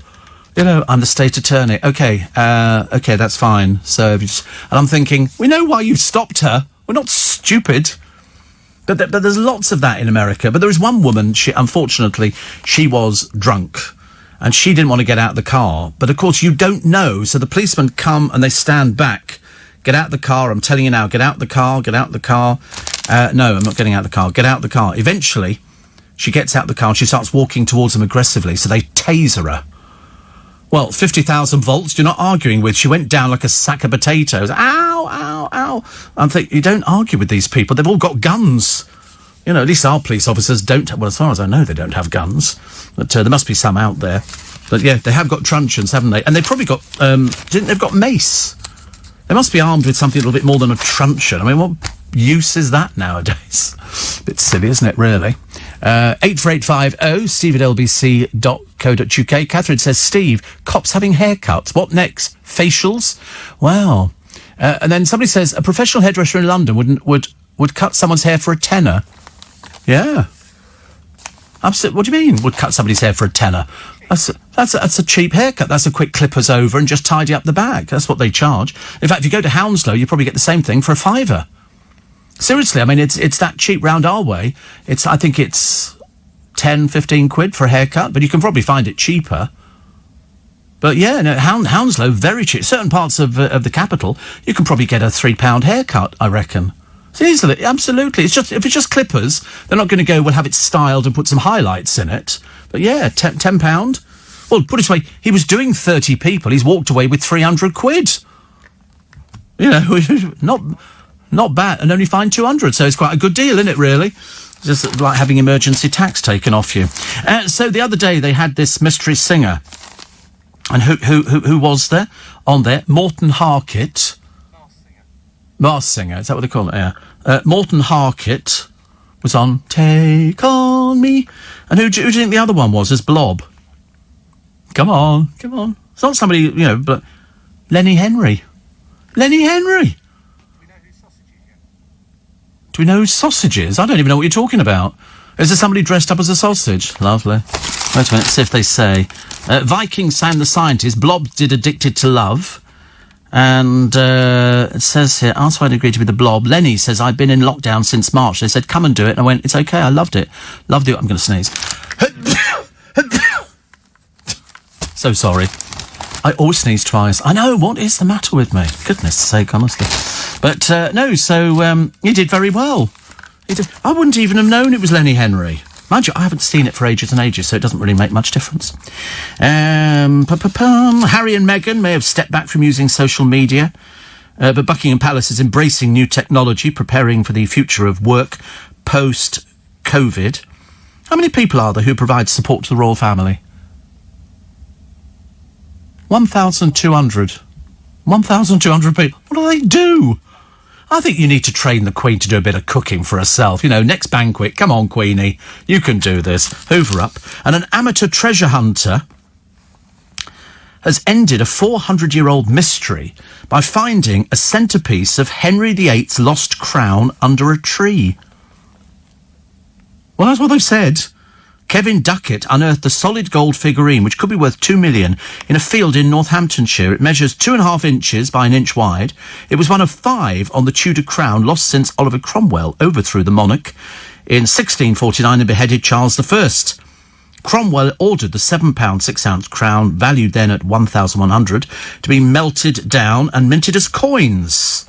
Good Lord above. The figurine is now at the British Museum. They say it's one of the most significant finds by an amateur. If verified, Mr. Duckett must sell it to a museum for a price set by an independent board. Imagine if they come back and say, £3 million. That'd do for me. That'd do for me. Sentimental value. You imagine something that's actually adorned the head of Henry VIII. I mean, I find that fascinating in itself. Also, Amy Hope's skating his springboard to soap stardom. Oh, God. What have they all got to do this for? The 21-year-old, you know, Amy Tinkler, nobody's ever heard of her. She says here, my dream would be working on television, either acting or as a presenter. What is it with these stupid people who go, oh, I think I'll be a presenter. I think I'll do that. You know, and you go, OK, well, there you go. We're going to give you Newsnight. Off you go, love. You know, but she says, soaps would be really cool. Emmerdale's is closest to where I'm from, but I'd take any. You're sounding a bit desperate, dear, aren't you, really? You know, perhaps you want to work in a cake shop or a candle shop or something like that. Oh, yeah, so I really fancy being a presenter. I remember Spencer Matthews said that years ago. And he said, oh, I think I'll be a presenter. I thought, what, do you think you just walk into presenting jobs, do you? I think not. I think, no, you don't. Sausage is either Stacey Dooley or more likely to be Stacey Solomon, says Mark. Yes. Well, Stacey Dooley, I mean, we couldn't have somebody that boring, could we, on there? And Stacey Solomon, you know what she's just done recently? She made a mistake. She ordered something from a builder's merchant, and she got a ton of sand turned up. A ton of sand. I mean, that's how ridiculous we are dealing here. Her mistake. She ordered sand. She didn't want sand. It was for the sandpit, but they just dumped it on the drive in one of those big bag things that gets lifted over. So what's she done? She's filled up one of her bathrooms with sand all over the floor so the kids can play in it. Dirty. Yeah, sorry? Lovely. Nice house, yeah, lovely. Well, it was. Yeah. Now it's just dirty. Imagine, she's put down plastic bags in the bathroom, then poured all this sand on top of it, and the kids are running around in it. Well, I'd say running. The bathroom's a bit piddly tiny. And that's what she's doing. I mean, you know, it'd be out on the hall carpet. It'd be everywhere. That is just, she said, oh, well, they have been locked up under correct. What? That's an excuse for sort of wrecking your bathroom, is it? God, blimey. The good news is that Wagatha, this is Colleen and Rebecca Vardy, they might call off this court thing. Oh, what a shame. We were so looking forward to it. That would have filled the papers for days on end. I'm a bit bored with the whole thing anyway. So Sausage, either Stacey Dooley, whoever she is, and Stacey Solomon, Amy Tinkler sounds like a character, Steve, from a Carry On. Oh, like, yeah, ooh, Amy Tinkler. Yeah. I love that. In fact, there was somebody called Tinkle, wasn't there, in the actual show? I'm sure. Yeah, I'm pretty sure that Kenneth Williams was one of those played... I know he was Mr. Boggs in Carry On at Your Convenience, but I'm sure Tinkler came into it somewhere. Dr. Nuki, Dr. Tinkle. Carry On Doctor. There you go. Never wrong. It's uncanny, isn't it? So now we've depressed ourselves with how much money, you know, we've all paid for tax. Spare a thought for poor Ed Sheeran. Put it this way, he's not crying that much. He's not crying. And he's a good lad. He pays his tax, which is very good. Also, this is Carrie Simmons, the Prime Minister's fiancée, an environmental campaigner, is to take a job as head of communications at the Aspinall Foundation, the charity that runs international rewilding projects and attempts to reintroduce animals to nature. I've been down there, actually. Port, I can't remember what it's called. It was a famous zoo. We went down there. We had a lovely time. They've got loads of gorillas. Loads of gorillas. God, have you ever seen gorillas? Woo! Very powerful. Very powerful. Also, Facebook is allowing users to profit from the spread of potentially dangerous false theories and misinformation about the pandemic and vaccines, including deploying money-raising tools on pages with content flagged up by the social media giant's own fact-checker. How complicated does that sound on a Sunday morning? I mean, goodness sake, honestly. So listen, that's about it, actually. You've got Swarbrick coming along a little bit later on this morning for Swarbrick on Sunday. It's going to be a very busy programme. I think they're all going to be busy, actually. I think with everybody talking about the COVID and we're way up there. We're about third country for administering the most vaccines, over 8 million now, which is brilliant. I will be back with you tomorrow morning from 4 for Steve Allen's early breakfast. Oh, they think Sheridan Smith could be sausage. And Rebecca Ferguson gets 5-1. I really don't care. I mean, I don't want to be rude about it, but I mean, frankly, I've got better things to worry about. So I was in there, picked up my bits and pieces, and tootled off out there. It was fantastic, I tell you. And there was a good probably 20, 30 people shopping at that time of the morning. But I think very shortly everything's going to be open again. But the only thing we're bothered about is the hairdressers. I don't think there's nothing else. You can get your car serviced. There's no rule about getting your car serviced. You can't go into a car showroom and start buying cars. But if you want saucepans or anything, I can go to Robert Dyer's, all open. I can buy anything I want. Cleaners, you know, saucepans, thermometers. Why? I don't know. And yesterday, because do you remember I told you that my the lovely lady who looks after all my accounts, as I say, now living in Barbados and doing very well indeed. You don't need to worry about your accounts, Steve. They'll be fine. And she bought this disco light because she's lost over 7 stone. And she's got this disco light in the kitchen. So she sent me a thing. She said, I'll buy you one. And I said, no, don't. I can afford 25 quid. I ordered it on the Saturday. It arrived yesterday. So it's currently sitting on the back seat of the car, and I shall be transferring it upstairs very shortly. My own disco light. And then I went onto Amazon and saw another one that projects little moving stars and red and green splot. And I thought, that'd be nice. Very therapeutic in the old bedroom department. So I'm very excited by all this. So all in all, it was a very good weekend, even though I promised myself that I won't spend as much money this month as I did last month. Because once I get going on Amazon, you can't stop me. I've ordered, saucepans on there. Mostly saucepans I get from Robert Dyer's and cutlery and things like that. And so there's nothing that I can't buy. I can go and get a bacon sandwich. I can go and buy cakes. I can go to Costco, buy clothing. I can buy anything I like. I can go to Marks and Spencer's and buy clothing, especially at the Q retail part. It's all on the same level. It's only at Richmond where they've sort of shut off the top level of the store, which is a bit of a pain because that's where the toilet is. So if you need to go to the toilet when you go to Marks and Spencer's, you better hang on to it as long as you can. And so, I don't see any hardship with this sort of so-called, we're sort of locking out of various shops. The only thing that are closed are the charity shops. I mean, who cares? Who cares? They'll be opened up very, very shortly. So it's all happening. It's all out there. And you can get it all, and the government are gradually going to do, gradually will be opening up a few more little bits and pieces. But I can't think of anything, apart from there was a shoe shop, a heel bar, because one of my team needs the heels doing on his shoes. And so I said, you put the soles on your shoe. You have your shoes resoled. No, you put a new sole on there, because if they're cracked or something like that, or the stitching starts coming away, have a new one put on there. You never done that? Yeah, but it's cheaper to have new soles put on there. Well, anyway, that's what he's doing. And so he's going to have all these soles. But, of course, they're not open at the moment. The only thing you can't have is your keys cut, your shoes soled. But... Yeah, well, I think a new pair of shoes is very expensive. Very, very expensive. But, I mean, I quite like the idea that everything is open. Down here in London. Must be a nightmare in Taunton. You know, where there's nothing open most of the time, you know, come to Taunton to sort of revisit your hubcaps on your car, because there's nothing open down there, whereas up here, everybody was out shopping yesterday. It was a lovely day for shopping, going out, getting your milk, all the rest of it. Fantastic. Because somebody complained and says, you should stay at home. This is somebody called David who lives in Taunton, poor old soul, honestly. Never mind, Dave, I'm sure your life is thoroughly miserable. Thoroughly. He says, I doubt your producers will let you see this message. No, my producers give me all these messages. Except if it's for somebody who's on the banned list, in which case we don't see it at all. It just comes up as a dustbin shape, which kind of sums them up. But, no, and you're lucky, David. You've only just achieved your dustbin shape, and it'll be after today, because you really are stupid. You really are dumb. Bit like the one I heard with talking to Darren earlier on, who started off by saying, I don't want to be a... What was he saying? He didn't want to be a conspiracy theorist. He was so rude and aggressive and just really a nasty little piece of work that he didn't even say good evening, good morning, hello, nothing like that. And you knew he was going to be an idiot from the kick-off, and he turned out to be even more stupid than you ever imagined. All I was thinking was, hope to God you don't vote. Can you imagine what he'd vote, can't you? I thought that too. Anyway, we take all your texts and emails on that. I'm trying to do myself an injection at the moment. I'm not getting there. I'm primed up. I'm ready to go.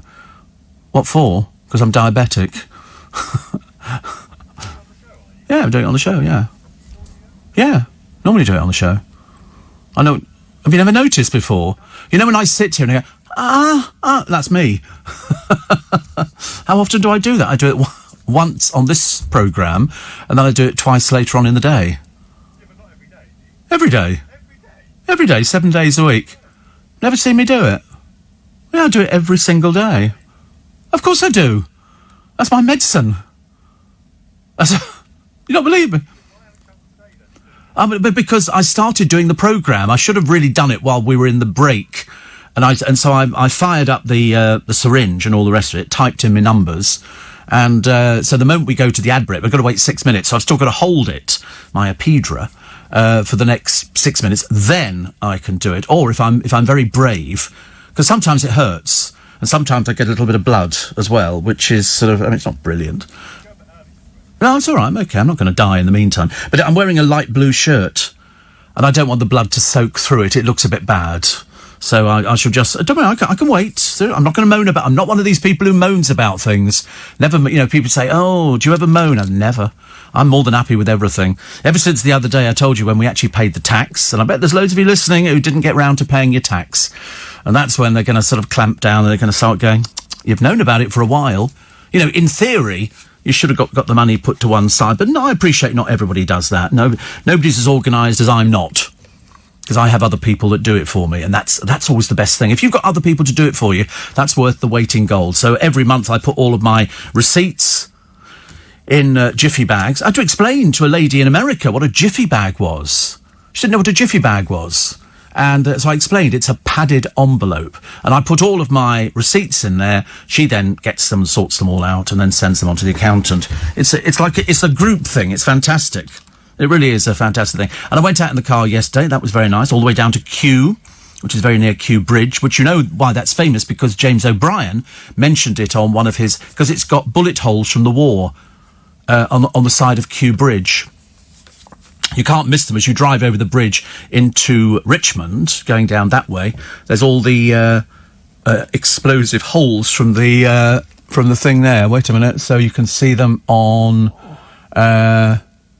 Kew Bridge. Wait a minute. No, it's not there. No, it's actually inside the... I mean, you can see them. They are perfectly visible. Go down, go down, go down. Let's have a look. Go down, go down. No. Why have they got all these stupid pictures here, honestly, which have no interest to anybody whatsoever? Try not bullet holes. Try explosion holes. See if that comes up with anything else. And here we go. Yeah, bomb holes, whatever they... Yeah, there are bullet holes in Cubridge. Rumour has it the Luftwaffe used it to navigate, and the holes are from German bullets. I think they're actually bigger than bullets. They seem to take out some quite big chunks. So you'll probably find it on the images. Scars of War, Spitfire. That's another one as well there, actually. But it was anyway. They're there, I promise you. I see them most days if I'm feeling so inclined. And then I was a bit disturbed the other day because poor old Captain Tom is in hospital, coronavirus. He was battling pneumonia, and he's now battling coronavirus. He's 100.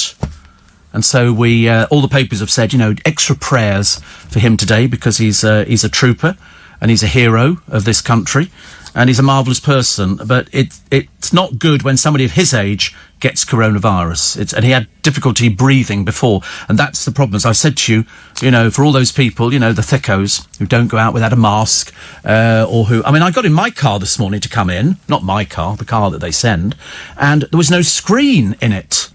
There was no plastics. There's supposed to be plastic screens. I said, where's the plastic screen? Thinking, I don't like the sound of this. I didn't like the look of it either. And he said, they haven't got one. And I thought, what, they've actually sent a car for me without a screen in it, so I'm going to have to say something today. Can't afford to risk getting in a car with no screen in it. That's stupid. They do it in all the black cabs. They do it in all the other cars. Why not in the... I'm paying enough for it. Somebody says that you sound very upbeat. Always upbeat on a Monday. And a Tuesday, and a Wednesday, and a Thursday, and a Friday. Because I've got the best team with me, starting tomorrow. They'll be in tomorrow on the programme, and very nice they are too. Although we're missing one today, so we've got Joe again from yesterday. Joe's come back as a repeat offering, which is very nice. Yes, and he's very happy. He means he can eat now. And he walked up there just at the wrong time. I was eating the spare ribs, and he went, "Oh, they actually smell nice." I thought, I'm not sharing. I hate it when people say, "Oh, could I just have a look?" No, you can't. And also, they're very messy. And so, luckily, I had a spare box. And I thought, listen, if I charge him a little bit for them, that's okay. So, and I bought them yesterday, Taunton. Still listening? Of course you are. You haven't got nothing like this down Taunton way, have you, you poor soul? Never mind. And so, and I said to Joe, I said, listen, there's a little present for you there. And he went, oh, thank you, Steve. Yeah, 20 quid. I said, no, come on, it's worth it, because he can't afford to get to Marks and Spencer's, he'll be sleeping. And he can have it's 2.5 minutes in the microwave, little spare ribs, the meat will fall off the bone. I promise you don't need to sort of chew it off there, it falls off it. Once you've got it in your mouth, that's it. Fantastic. So I thought, little treat for him, because he's given up eating, well, he says he's given up eating the chocolate and all the bad things. So yesterday we tried him on, you've given up the booze? Really? You've stopped the booze as well? See, I gave up the booze for weeks. I was very good on giving up the booze. As I say, it's a bit of a trauma. It's like giving up smoking, isn't it? I suppose it must be like giving up, for some people, the weed. And people become addicted, don't they, to marijuana? And and I saw a thing the other day. There was a man who had a marijuana factory in his loft, and the house burnt down. Because they put in all these fans, and why? I've got no... Just grow it outside. What's the point of worrying about it?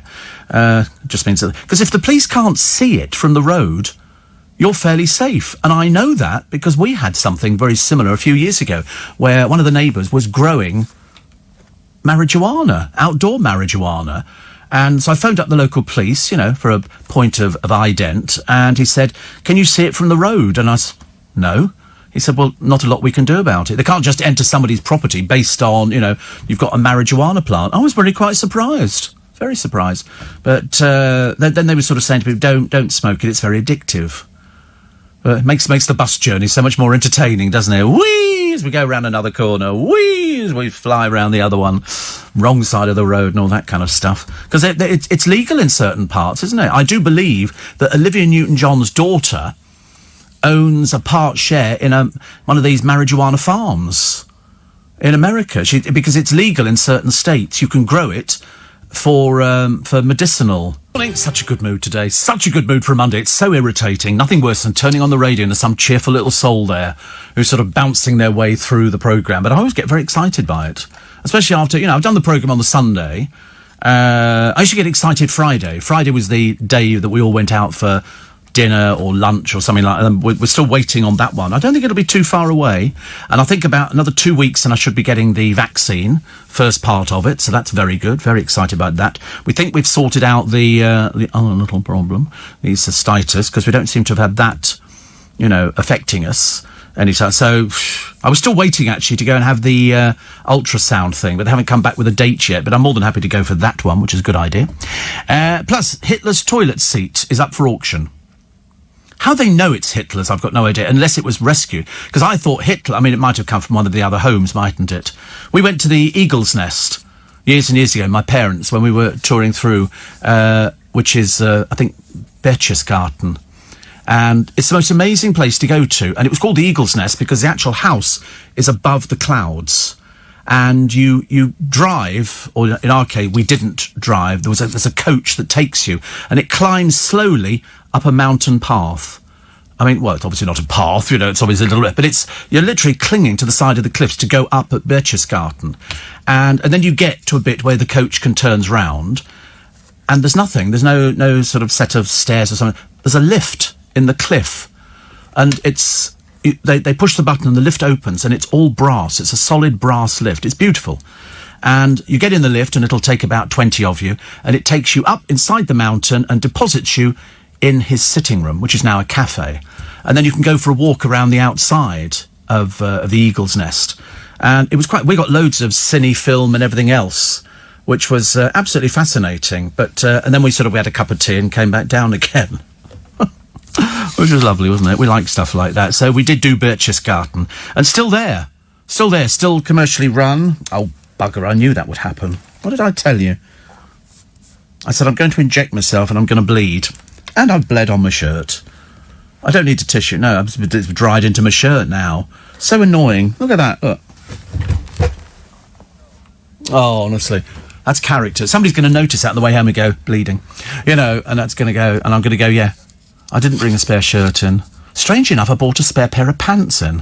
What's going on there? I'm obviously at that age. Take a spare pair of pants with you, Steve. It's much safer. But no, so it was a really, really good weekend. But I've got the disco lights going up today. You just need to put it on a surface, turn it on, and that's it.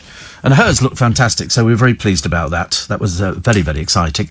Also, because we're up to 600,000 vaccines in a day, we're now very near 9 million, which is phenomenally brilliant. Phenomenally brilliant. Well done to everybody concerned, and boo to the people that don't want it. But that's your business, I'm quite sure, when you're sort of breathing your last, you'll be going, I wish we'd followed the advice. I wish we'd taken notice of people who know better than us. Because that's the way it goes, isn't it? I need a beard trim. Stubble too long, says Waj. 2 weeks. It's nothing worse, is there? Nothing worse. I don't understand why you can't have certain things done, but you can't have a haircut. I don't get that at all. But it doesn't matter. We've all coped with it. We've all, if you keep your hair fairly short, it's not difficult to do. I've got my own clippers. So, the only thing you can't do is the back. So you have to rely on a friend. Not a professional hairdresser, of course. That would be illegal. The cost of lost schooling to a generation is put at 350 billion. This is going to be the dimmest generation of all generations, isn't it? They're going to be so stupid. And guess what there is a shortage of? Not believe this. I never thought that this would be a shortage. We've had the toilet roll and kitchen roll, which reminds me I must get some today. And cardboard. Cardboard. There is a shortage of cardboard because of all the home deliveries and wine and everything else. And so people are using more cardboard. I get deliveries twice a week, I think, from Amazon, because it's I ordered some stuff this morning, and I'm a bit carried away, and I thought a little bit of a treat for buying things, so I did. And I bought some Satsumas yesterday, easy peel, and my favourite. I can't be faffed. I've tried it with an orange. It doesn't work. It doesn't work. I bite it, and then you can peel the skin back. Do I buy pre-cut veg? Is there any other? What other sort of veg is there? They make another veg, do they? So there's pre-cut veg and there's not pre-cut. What would you want to buy post pre-cut veg for? What would be the point of that? Why not buy it so it's done? Makes a difference. I nearly bought apples the other day, which were pre-cut. And why not? Why not? Listen, if it's hard work to do these things, and if you really can't be fagged to do it, buy the stuff, it's ready done. I've discovered Marks and Spencer's now do these instant meals, which they've only just started doing. There's quite a range of them. Beef brisket, boeuf bourguignon, lamb, tagine. So, and it comes in a box, in a metal tray, and then what you do is you pop it in the oven. I don't. I just cut the top of the bag off, put it in a saucepan, add in some sprouts, because the baby sprouts are in at the moment, and some mashed potato on the top after about 15 minutes. And I nearly bought cream yesterday, but I didn't. I decided not to do it. But it was fine. Oh, and there was some woman in front of me in Marks and Spencer's. Obviously, she'd never been in a supermarket before, so she'd filled her basket up. I suppose, you get to the checkout and it's the moving conveyor belt. This confused her. So she just put her whole basket on the conveyor belt. So the shop assistant in Marks and Spencer's looked at it and went, "I'm sorry, are you taking the basket home?" And the woman went, "No." And I thought she was wearing, you get those irritating shoes that people of a certain age wear, where they look a bit trendy because they've got glitter on their sort of trainers and things like that. She was a bit like that. So she was all masked up and covered up, but she didn't understand about taking all her food out of the basket and putting it on the conveyor belt. I thought perhaps she hasn't shopped before. Or she's just very forgetful. The headmaster inspired to come out in assembly. He's gay.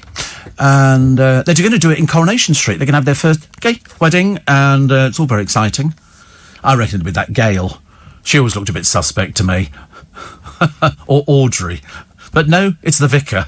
The vicar's going to come out as gay and they're going to have a gay wedding. But they make it out like it's, we're going to be doing a gay wedding in Coronation Street. And I thought, excuse me, how many years have you had Canal Street, the gay outlet for most of Manchester's gay scene? Come on. Honestly, they're so stupid, aren't they? I mean, it'd be like having, to be honest with you, they didn't have black people in Coronation Street for years and years and years. It was very much white-dominated. You wouldn't believe it was a multicultural city. Police have seized a car. It was driven by a 13-year-old. The bloke teaching him to drive, obviously somebody of limited intelligence, said, I'm just because he's a mate. You're not allowed to take a 13-year-old out on the roads, even with it. That shows how stupid people are, isn't it, really? Also, police have raided another party. They fined them £15,000.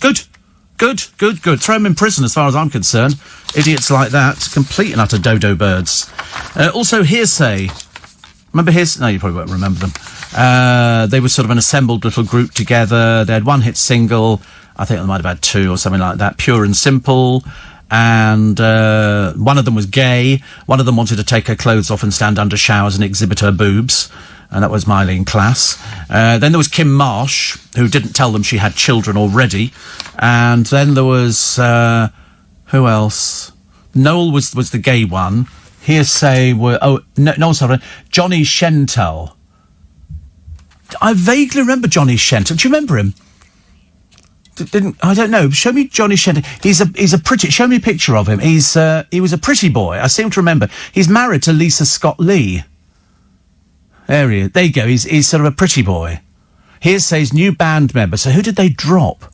So they ended up with 3 blokes and 2 women. Yes, you're right. Kim was not there. Oh, well done. I didn't remember that. I remembered him. He's 42 now, but he's married to Lisa Scott Lee.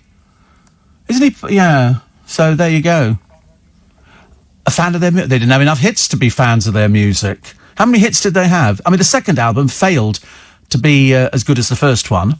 So they had Pure and Simple, The Way to Your Love, Everybody, and Loving Is Easy. By the time we got to that one, we were down to number 6. And so they only had 4 singles. 4 singles, 2 albums. Second album died on its proverbial. But ever since then, we've had to suffer with Mylene Clash. Doing her shower scene. Mylene Clash. Doing her shower scenes. This was 2001. So they did Pop Stars, and then there was Everybody, which only got to number 24. The first one got to number 1, but they do, because they get all the current publicity, which is nice. Blue Simon Webb's wife is expecting a baby. Good Lord above. Imagine. Woman has baby in this day and age. I can't believe it. And Jessie Nelson. Remember Jessie? Big drama. Left the group. Didn't want the pressure. All the rest of it. Boyfriend and her split up. Goodbye. Thank you very much indeed. Did the stories. La, la, la. Surprise, surprise. Back together again. There you go. That's the fickle world of the non-talented out there. The vector of transmission says Jason is high for hairdressers. That's why they're not open. It's high for everybody. Why would it be any higher for hairdressers? I got my hairdresser to do my hair. When I say do my hair, I mean that in the nicest possible way.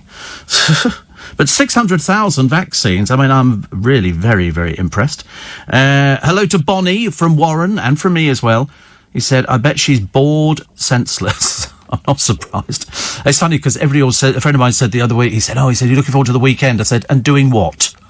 And doing what? There's nothing you can do that you didn't do last weekend or the weekend before or the weekend before, and so it goes back and forwards all the way to March. There's nothing you can do unless you want to upset everybody and go naked shopping.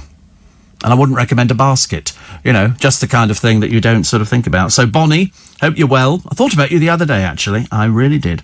My friend Richard says, did you get a chance to view the Royal Family film? I'd seen it first time round. He already asked for this yesterday. He must have had a sherbet. Because I said to him the other day, I saw it first time round. That was it. But he's been recording promos and idents. Nobody's ever asked me to record promos and idents. It's obviously, something he wants to do, and he enjoys doing it, bless his heart. But the weather's been absolutely chronically awful. Really has. Oh, Gemma Collins, the 40-year-old around the waist, wants to become a humanitarian. Not only can she not spell it, she probably doesn't know what it is either. She just thought, I better do that because I like animals. Anyway, it's her birthday, so Arj sent her some balloons. Arj wasn't aware he had, but he did, because it's good for the story, isn't it? Yeah. So, are they always destined to be together? God, I hope not. The meeting of the minds. A very short conversation. Paddy McGuinness says he can't relate to his kids because they're so posh. I know, it's that dreadfully common wife of yours, isn't it? And Googlebox, rocked by claims of bullying. I mean, how can it be? They just put a film on and they show it to them. They're not watching it all together. They're all watching separately on a DVD, and they just film it. They leave the cameras there and they just go out the room and let them sort of do their rubbish. I mean, that's it. There's the bloke who swears. He's got his dogs that slather all over him. You've seen the ones. These big... His son's a dancer. You never know he was a dancer. The mother's quite nice, but the language is appalling. Really is dreadful. Very common. And but it's these dogs. They sit there... like that Beethoven dog. I mean, you get more saliva out of that than you would out of a wet flannel. Yeah, they always got biscuits on. Oh, horrible. Then you got the strange gay guy and the woman who used to run a pub who are in one of these chalet home things.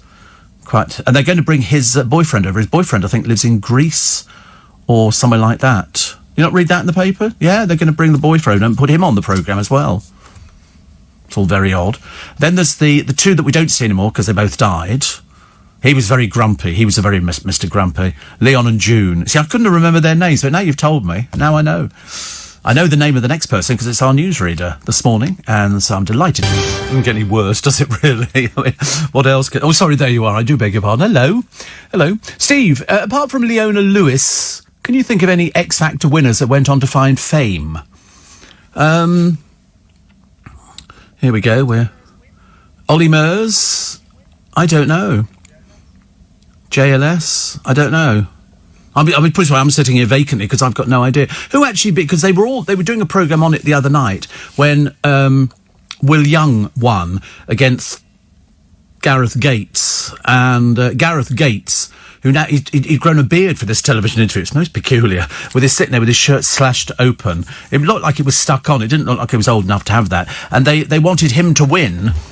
But in fact, it went to Will Young. And so there you go. Here we are.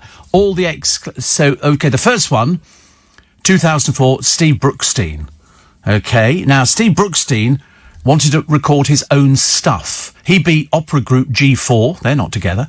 And the young singer, Tabby Callahan. I think best we don't mention him at all. But anyway, so poor old Steve Brookstein was dropped after one album because he wanted to record his own stuff. And they didn't want him to. They wanted him to record what they wanted him to record. So that was him. And Shane Ward, of course, firm favourite, 2005. I mean, the single That's My Goal made it to number one that Christmas. They all do because they get all the publicity. After that, it goes downhill, I'm afraid. I think he's now known for his acting. He's been a regular cast member of Coronation Street. But he said he hasn't put out, the idea of not going back to music. He will go back to music at some point. Leona Lewis, A Moment Like This, hit platinum. And she was up against Ray Quinn. Do you remember Ray Quinn, who's now covered himself in tattoos, which is a great shame? And she was the first internationally recognised winner. She's had 5 albums, including a Christmas album, Spirit, sold about 9 million copies, which is not bad at all, is it? Leon Jackson, mentored by Danny Minogue, he became the shock winner, beating Ridian Roberts to the win. Do you remember Ridian, who had the blonde hair? And he released one album with Psycho, which was the company. I think it's closed now, Psycho. But he travels to and from Los Angeles working as a songwriter. Good-looking boy. Alexandra Burke. I mean, her success was so big, she was personally name-checked by Beyoncé as somebody she wanted to collaborate with, so she signed a deal to be the face of Dolce & Gabbana.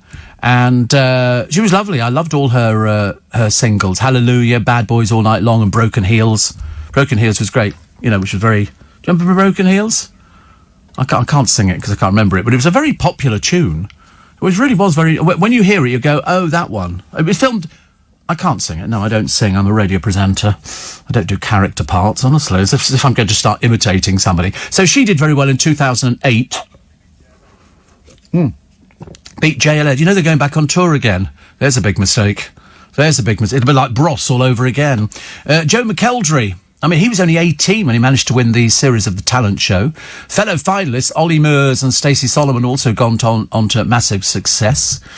And he's done all sorts. He's played in Joseph and the Amazing Technicolor Dreamcoat, and he doesn't seem to stop working. He's done very well, actually, Joe McElderry. And then he came out as well, didn't he? Which I think, it's almost like the sort of... Does it make any difference in this day and age? I remember when I interviewed him, I said, was it necessary to come out? Because I don't think there's any point in it. Matt Cardle... nominated for a Brit Award for his single When We Collide, originally by Biffy Clyro. And he was overtaken by One Direction, but he's released 4 studio albums since his win. Lead role in Memphis. Nobody remembers Memphis, unfortunately, which is a shame, doesn't matter. Little Mix, see, there's quite a number of these groups did very well indeed. They have achieved commercial success. So they're now a threesome, aren't they, I think? They were a foursome before, and now Jesse Nelson's opted out. So they've done quite well. And always quite nice. James Arthur did very well, didn't he? 2012. And I suppose he experienced the less desirable side of fame. Several women came forward and revealed his sexcapades with them. Oh, Lord above. I don't like to think about things like that. I mean, to be honest with you, you look at him and you think, well, whatever. Sam Bailey, 2013. I interviewed Sam Bailey. Very down to earth. Very, very down to earth. But she self-funded her second album after she was axed by Psycho. They all get axed. Once they don't sell, they axe them. Very easy to sort of sign somebody up, give them all the publicity during the programme, and then if it doesn't sell, but they always sell during that. The moment the programme stops, that's it. Ben Haynow. Now, I don't know anything about him. He left Psycho. He's been working independently. Okay, for that read, he's not really done very much indeed. Louisa Johnson, youngest winner of the show. She was featured on Clean Bandit's single Tears. Okay. And Matt Terry. Do you know, there's loads of them, isn't there? I've forgotten how many there were. Matt Terry beating Sarah Alto and 5 After Midnight to the top spot. He was the first ever winner not to get a contract with Psycho. He was signed to Sony label RCA in the bid to make him the new Ollie Murs. His last single peaked at number 51, so I can confidently predict to you that that's not happening. Raksu was a 4-piece from Watford. I mean, they start with a handicap, poor souls. Also, the fact they weren't the best-looking group we've ever seen, but they were the second band to ever make it to the top spot, and the first to release a duet as their winner single. So, good for them. And Dalton Harris, he was a Jamaican-born singer victorious in the 15th series in 2018. He did the reggae festival in Montego Bay. One of my favourite tunes, I have to tell you. And that's it. But that's a fair number of people, isn't it? Fair number of people who you probably never heard of or ever want to again. We don't care, do we? I mean, gone are the days when you'd follow your favourite beat combo and they would be appearing in the hit parade. And so you turn on the television and watch Thank You Lucky Stars with Pete Murray. I love it. It's Jessie Nelson, says Jason. Not Jessie Nelson. Yeah, okay. Whatever it is, she ain't in the group. Okay? It doesn't really matter. Also, apart from... Oh, so we've just done that one, haven't we? Old sewing tip to remove blood off fabrics. Use your own saliva to remove it. To be honest with you, I'll just take it off when I get home and it'll go to the dry cleaners and he will wash and iron it, as per usual. Dean says, I wish I could go home now and sleep for a couple of days, but hey, some people need to work. Yes, I always think if ever you're sort of, tired, think about the people who aren't working at the moment, who are desperate to be working. Steve, maybe your Amazon parcels will start coming in toilet paper if they don't have enough cardboard. No, not for me. I always get cardboard. It's a written contract that I have with Amazon. Have you not got that? Oh, you'll probably get the, it'll be in a bin liner or something. Tipex, the stain lad, quick fix. I don't think so. So the Wikipedia says Jenny Agutter was born in Taunton, yeah. Luckily she moved very quickly. And apparently, talking of shoe repairs, says Anthony, you could buy studs to hammer into the sole. You've never heard of putting soles on shoes? Have you heard of putting soles on shoes? You've got oh right. Don't you possess any shoes at all? You've only got trainers. Isn't that funny? I've only got shoes. I don't have any have you got trainers? Really? These young people, they only do trainers. I don't. I've got proper shoe leather and everything else. Doesn't Tony Blair look old? All of a sudden, you know why? His hair has receded so far back. And I only saw him, I think the last time I saw Tony was at a private party. I always tell people, sorry? It was Cliff Richard's annual summer party. And I think, a bit of a name drop. Oh, is it? Oh, right, okay, well, it was a name drop then. And I think we went, it's always held at this lovely house. It's not Cliff's house, it's a friend, Robin's. And it's very nice. He always has it catered. It's not big. The garden can probably hold but it's been done like a Japanese little water garden. He always has bar people who come in, people who do the food and everything else. And we had Cliff, Tony Blair, Gloria Hunniford, Brian Connolly. We had Calabro. Oh, it's a real good mix. But also sort of people who Cliff wants to be there. And so I went for a couple of years, actually. 2 or 3 years, I think I went. Sorry? Can you come? No, of course you can't. You're not well known. You don't mix in showbiz circles. No point inviting you. You just stand there gawping, looking, you know. And we also got sort of Tony Blair's wife as well. She also turned up. And you knew Tony Blair was going to be there. There was police outside, but plain clothes. I had to go in 3 times just to make sure I got frisked. I wasn't going to waste time. I tell you, if I've gone all this way to go to the Robin's party, I want to make sure I'm going to get frisked. There is no point, you know. But no, all of a sudden his hair's gone back a bit, hasn't it? So that's why. And I don't think but he was quite charming. He was quite charming, and we all had a nice time. You go and get your sort of buffet food and sit down at tables and chat. But it's really not big. I mean, it's really quite not small, Robin's house, but the garden. It's a really nice mix of people. Really nice mix of people. It's lovely, really lovely. But there's all sorts of Cliff memorabilia in there and stuff like that. So Robin used to work for the airlines. I think he used to work for BA. Does Tony Blair listen to the show? I never ask people that. I never, you know, when I mix with the high polloi of society, you know, and ex-prime ministers, I don't say to them, oh, don't you know who I am? That would be silly because, of course, you just accept the fact they do know who I am. Of course they do. Of course they do. You can't do anything on the radio now without somebody somewhere, like stenographers, typing it all up so they can go and this is what Steve said today, you know, about this or about that. That's how it works. You'd be a fool not to realise how that is. And also, I mean, Tone did mention, could I get him a cheap discount on the old podcast? I said, I'll have a word. I'll see if I can get you £1 off it or something. Because in those days, we used to have to pay for the podcast. Now it's free. So I tell everybody, download the podcast. I think Jake worked out, we had about 6,000 podcasts to download. So if you've only done like 500, you're way behind. And you've got to do them quickly because all the early ones, they fall off the end of the conveyor belt as they put new ones on. So a new one comes on, the end one falls off.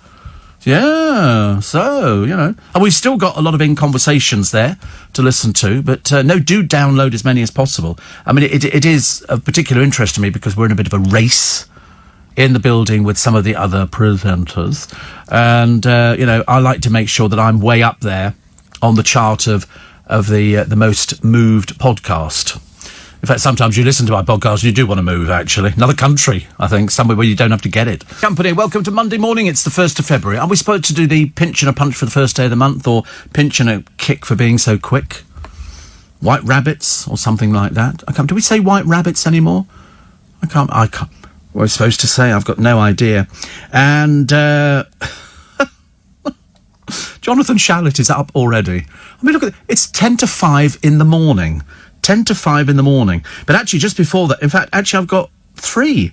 He keeps sending me the same one. Bonnie Lithgow sent me in a text. She says, thank goodness for Zoom calls and interviews with Australia TV, taking long walks and keeping in touch with you, Warren, Robin, and our friend in Barbados. She said, and by the way, I missed that party, and yes, I am bored. Poor soul, honestly. Jonathan Shalit, who's a man who, I mean, is just... Seriously, he never stops. He really doesn't stop. I've said before, he must be top agent. But he says, have you heard about the fantastic singer Nathan Evans? He sung the sea shanty song, Wellerman. Do you remember that? You heard... It's in the charts, absolutely. 17 days ago, he was a Scottish postman, says Jonathan Shalit. I saw him on Lorraine. He's now signed to the biggest record label in the world, Universal, and number 1 on Global's Big Top 40, beating Ed Sheeran. Woo! Cool, or what? Jonathan, we love you to pieces. So, Nathan Evans. So, imagine, 17 days ago, you were a Scottish postman, traipsing through that bloody awful weather, the snow, the rain, and now signed to the biggest record company in the world and number 1 on Global's Big Top 40. I bet he's signed to Jonathan Shalit. Absolutely, he's got to be.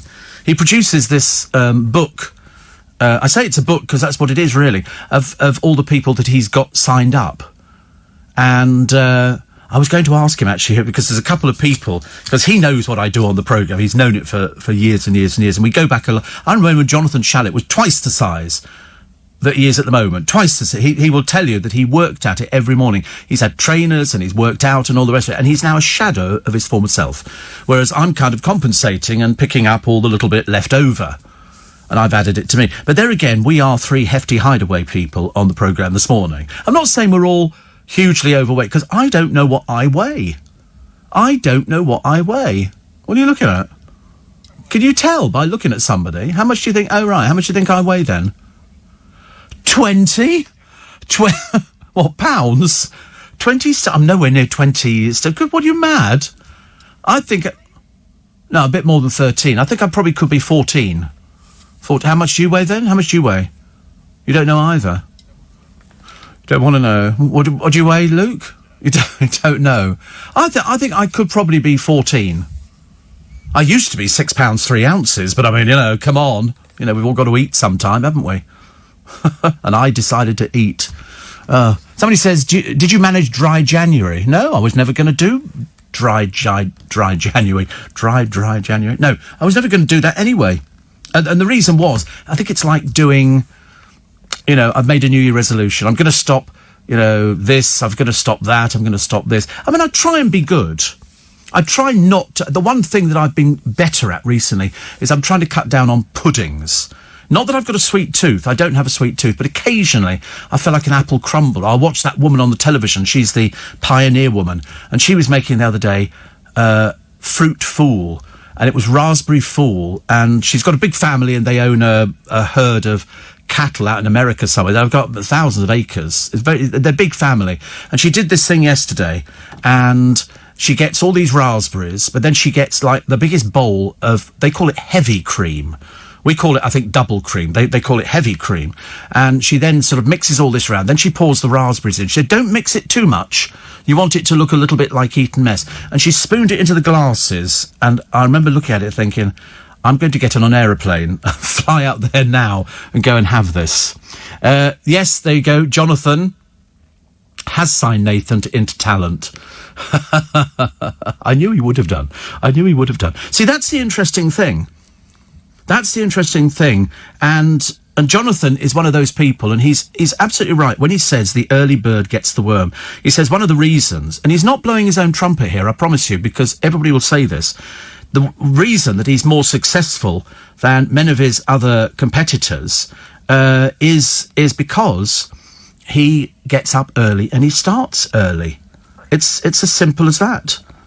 So he says, and I've done a day's work before the rivals even wake up. And so then he would go to bed.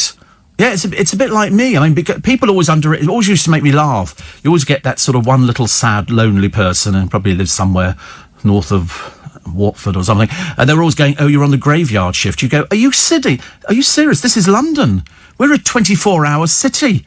Nobody sleeps around here. You look at the markets, they're all open at the moment, not just the fruit and veg markets, the money markets, they're all open. People are trading at this time of the morning. But, I've got a secret. I'm not going to share your secret, Jonathan. And, I'm definitely, I didn't know, actually. I didn't know that you had diabetes. We were sort of, I was going to say, laughing about that earlier on. So the diabetes. So do you still have the diabetes or not? I'm missing the end of this particular one there. But he does get up early, and he really likes the job he does. That's the big difference. He always reminds me, I'm going to hate this, of Cameron McIntosh. Cameron McIntosh is a complete workaholic.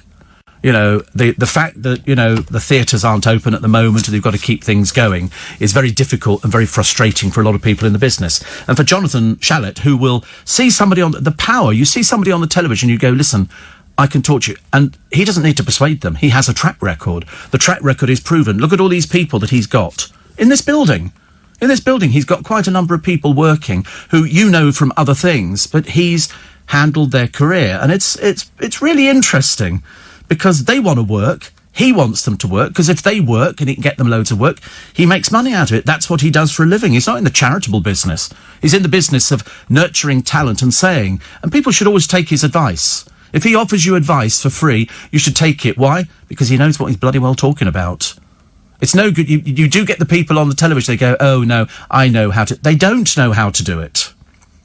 They don't know how to do it. He's very clever. He's very, very clever. And he's a nice man as well. So there you go. And that's why he's up at this time. That we're up at this time of the morning. I mean, admittedly, sometimes Joe sits there thinking, you know, but, you know, he's okay. He's okay. We do. Because this is normal for us. This is what we do. This is what we do for a living. And we love it. He says, no, my diabetes went. Wow. So he had a gastric bypass. Now, I can't remember what that is. But anyway, the diabetes went, he said, if you have type 2. I'm type 2. But you see, now, I don't know what... Yeah, I was going to have one for my birthday, please. But I wondered, really, if you're type 2, it depends whether you're just tablet, metformin. I mean, I do 80 tablets a week. Obviously not all metformin, but I do 3 metformin a day. Plus, I do insulin as well. Even though Luke doesn't believe I inject 3 times a day. Mainly because he's obviously not watched it. But 2 types. That's the fast-acting, which you do first thing in the morning, and I'll do that at lunchtime as well. And this one here, which is called Toujeo. This one very posh. And this one you do overnight. It's a slow-release insulin. And this one's the fast, and this one is called Apidra. That's it. No, I mean, I generally... I mean, to be honest with you, it's a little bit flexible. If I have the food, then I'll inject afterwards. The one thing I keep forgetting with the injection is you put it in, and you're supposed to count to 10. I don't bother count. I just go 1, 2, 3, 4, 5, 6, 7, 10. And take it out again. Mainly because I get blood all over my blooming shirt this morning, which is not very good. So now you've learned things about diabetes, you've learned things about Jonathan Shalit, and you'll look him up on his company, and you'll suddenly realise there's not many people on television he doesn't have. He really has, you know, a fantastic... He'll always... If ever he sort of writes into me for something, he'll always put in a copy of their latest brochure so you can see who he's got. And you think, wow. You so want to sit because he knows what people earn. And that's the big intrigue. He'll tell you it's true, that people want to know what it is. I remember when they were looking for Phantom of the Opera, and they'd already got Sarah Brightman because she was going out with Andrew. In fact, I think she was married to Andrew Lloyd Webber. And so they went for Michael Crawford. But because it was in a small theatre, they had to say to Michael Crawford, listen, we don't have the money to pay you. We can only pay you half of that. And so Michael allegedly said to them, that's what Cameron said, he said, so you want me to work to a smaller crowd, learn all of this thing, put this prosthetic on every day, which took hours, for less money? And they went, yes. And he went, I'll do it. And he did it. And it just completely blew everybody away. Michael Crawford in Phantom of the Opera, another one of those people who used to phone me at LBC when I mentioned going to see him in Phantom, but we couldn't get tickets, and he phoned up one night and said, Stephen, it's Michael Crawford. I said, yeah, or whatever. Turned out to be Michael Crawford. Hey, to have your company, very nice on a Monday morning. I'm sorry it's such a miserable day. It's not raining, is it, though, at the moment? We're all right for the rain? Sorry? Can I ask Siri if it's going to rain? Not at the moment, no.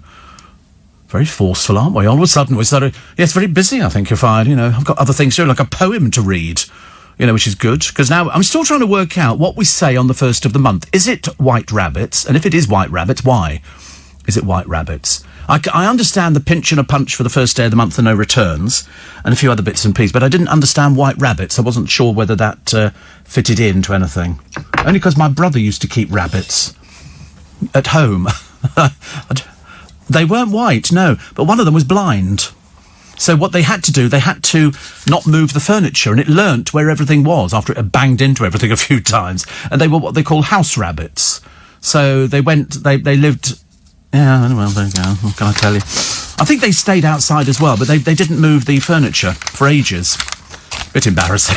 You went round there, don't touch the furniture, don't move anything, the rabbit will bang into it, which was always good. So we've got a poem for you today. And this is by Leonore Hetrick, which is a lovely name, isn't it? February's Trick. February's Trick.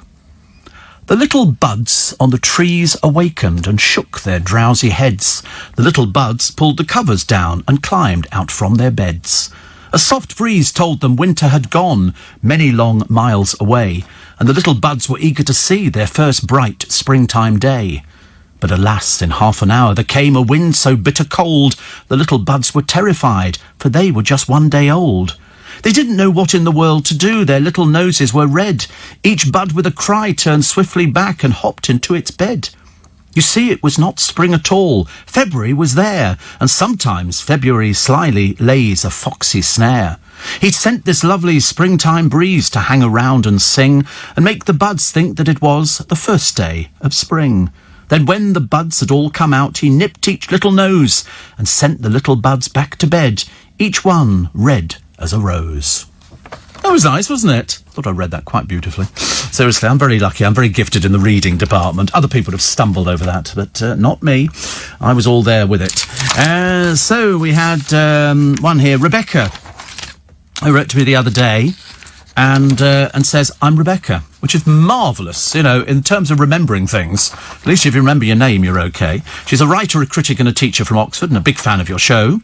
In June 2020... 3 months into the coronavirus pandemic, I woke one morning with the lines of a poem running through my head.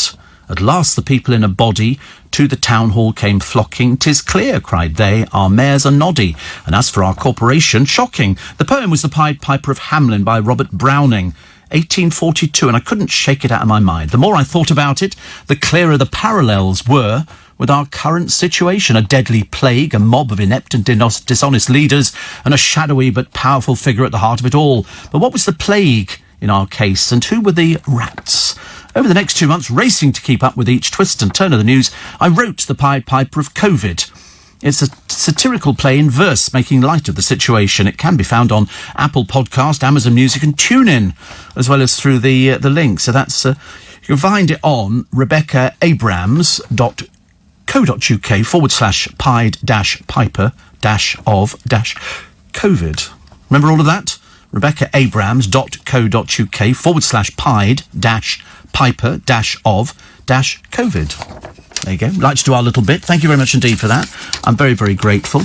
And Marla from Derby says, I've been a fan of yours in the programme since 2008.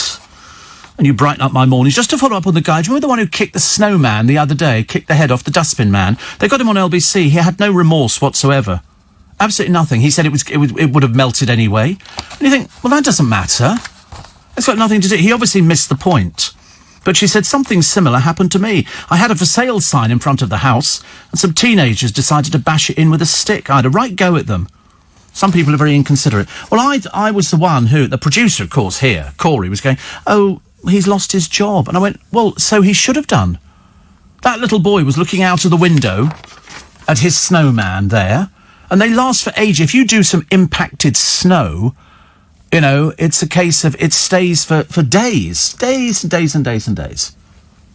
And so that's why when the dustman came back, he said it was in his way and it would have disappeared anyway. He really didn't understand why he'd been fired from his job. He said, I've got a son, and I don't get... And I thought, well, you're making it worse for yourself. If you'd apologised and said, look, I'm really sorry, I just thought it was a snowman, I didn't think it was going to make any difference.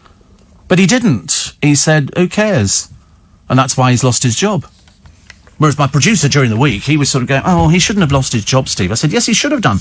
We're running... This is not a lawless country, thank you very much indeed. If somebody causes damage to your property, I want them to be... I don't want any of these, and we'll give you an 18-month suspended sentence. I don't want to hear this word suspended sentence. As far as I'm concerned, then, if you've committed a crime, you do the time. I'm afraid that's how it works. If you'd saved up for years and years and you'd bought, a nice house or a nice car or something like that, and somebody comes along and tries to take it away from you, you defend it to the hilt. You go, wait a minute, I've saved up for this car or this house or this bicycle for my kids, and people steal it. And that's why they should be caught.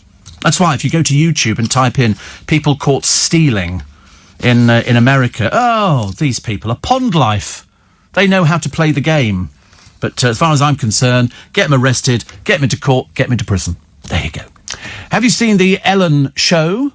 Sidcup Julie says, yes, I've seen it. With the irritating sidekick who dances. Oh, Snitch. I think his name's Snitch, isn't it? Yeah, he's been there for ages. He sometimes presents. They had a lot of problems on the Ellen show, and they're trying to claw themselves back from the brink of disaster because they were talking about racism. They were talking about all sorts of things that went on the show because they said she isn't the nice, pleasant person you see on the television. And I thought, listen, I've been in the business a long time. It's a case of, if you want something done properly, then you have it done properly. Not everybody that you see on screen, that's their image. That's the persona that they put over. They might not be like that. They might not be like that. I know people who work on television who come over as being all cutesy, but as tough as old boots. You've got to have a certain element. You've also got to rely on the people around you to make sure that they present you in a good light. And that's how it works. You have to. We work as a tight little team here. All the programmes do. They've all got their own little teams of people. We've got a tight little team of people here. They're all very sweet, They do their best. They put up with me. I really put up with them. So, which is quite nice. Somebody says you can only sack somebody for gross misconduct. No, you can't. God, how little you know about the employment laws. I'm terribly sorry. Bringing a company into disrepute, would be a sackable offence. It depends on what you're doing. And in the case of this is a public servant who's contracted by the council. They've contracted the work out to this company, and the council said, we don't want him working anymore. Can't have that. This is somebody doing something. I mean, would you feel better if they picked up the little kid's car and just sort of thrown it into the back of the dustbin lorry? No, absolutely not. He made a little snowman. It was quite a big snowman, actually, bless his heart. It was only 3. No, he deserved to lose his job. He won't do it again. He won't do it again. So you can't only sack somebody for gross misconduct. I mean, you must be very ignorant. It doesn't work like that at all. Steve, London, the theme tune is cleverly done in Morse code, spelling some mothers do have 'em, says Ian. Oh, right, OK. I think, Steve, when the restaurants are back open, you should come to Nottingham, says Shane, and go out with myself and Richard Spur. I promise you unlimited Prosecco, and Richard can provide the entertainment. No, I know Richard. There's no entertainment. So, I mean, what does he do? Has he juggled? Has he started doing the Rubik's Cube or something? Entertainment from Richard Spur, honestly. I think it's an outrageous suggestion. I don't think... I mean, to be honest with you, I mean, his table manners, I should imagine, must be awful. And then they go, and here's Richard Spur with his entertainment. Was he going to get out a penny whistle or something and start like doing a little sailor's hornpipe? Honestly, some people, I really ask you. Have you seen the film Citizen Kane? I haven't. No, I know about it, but I haven't seen it.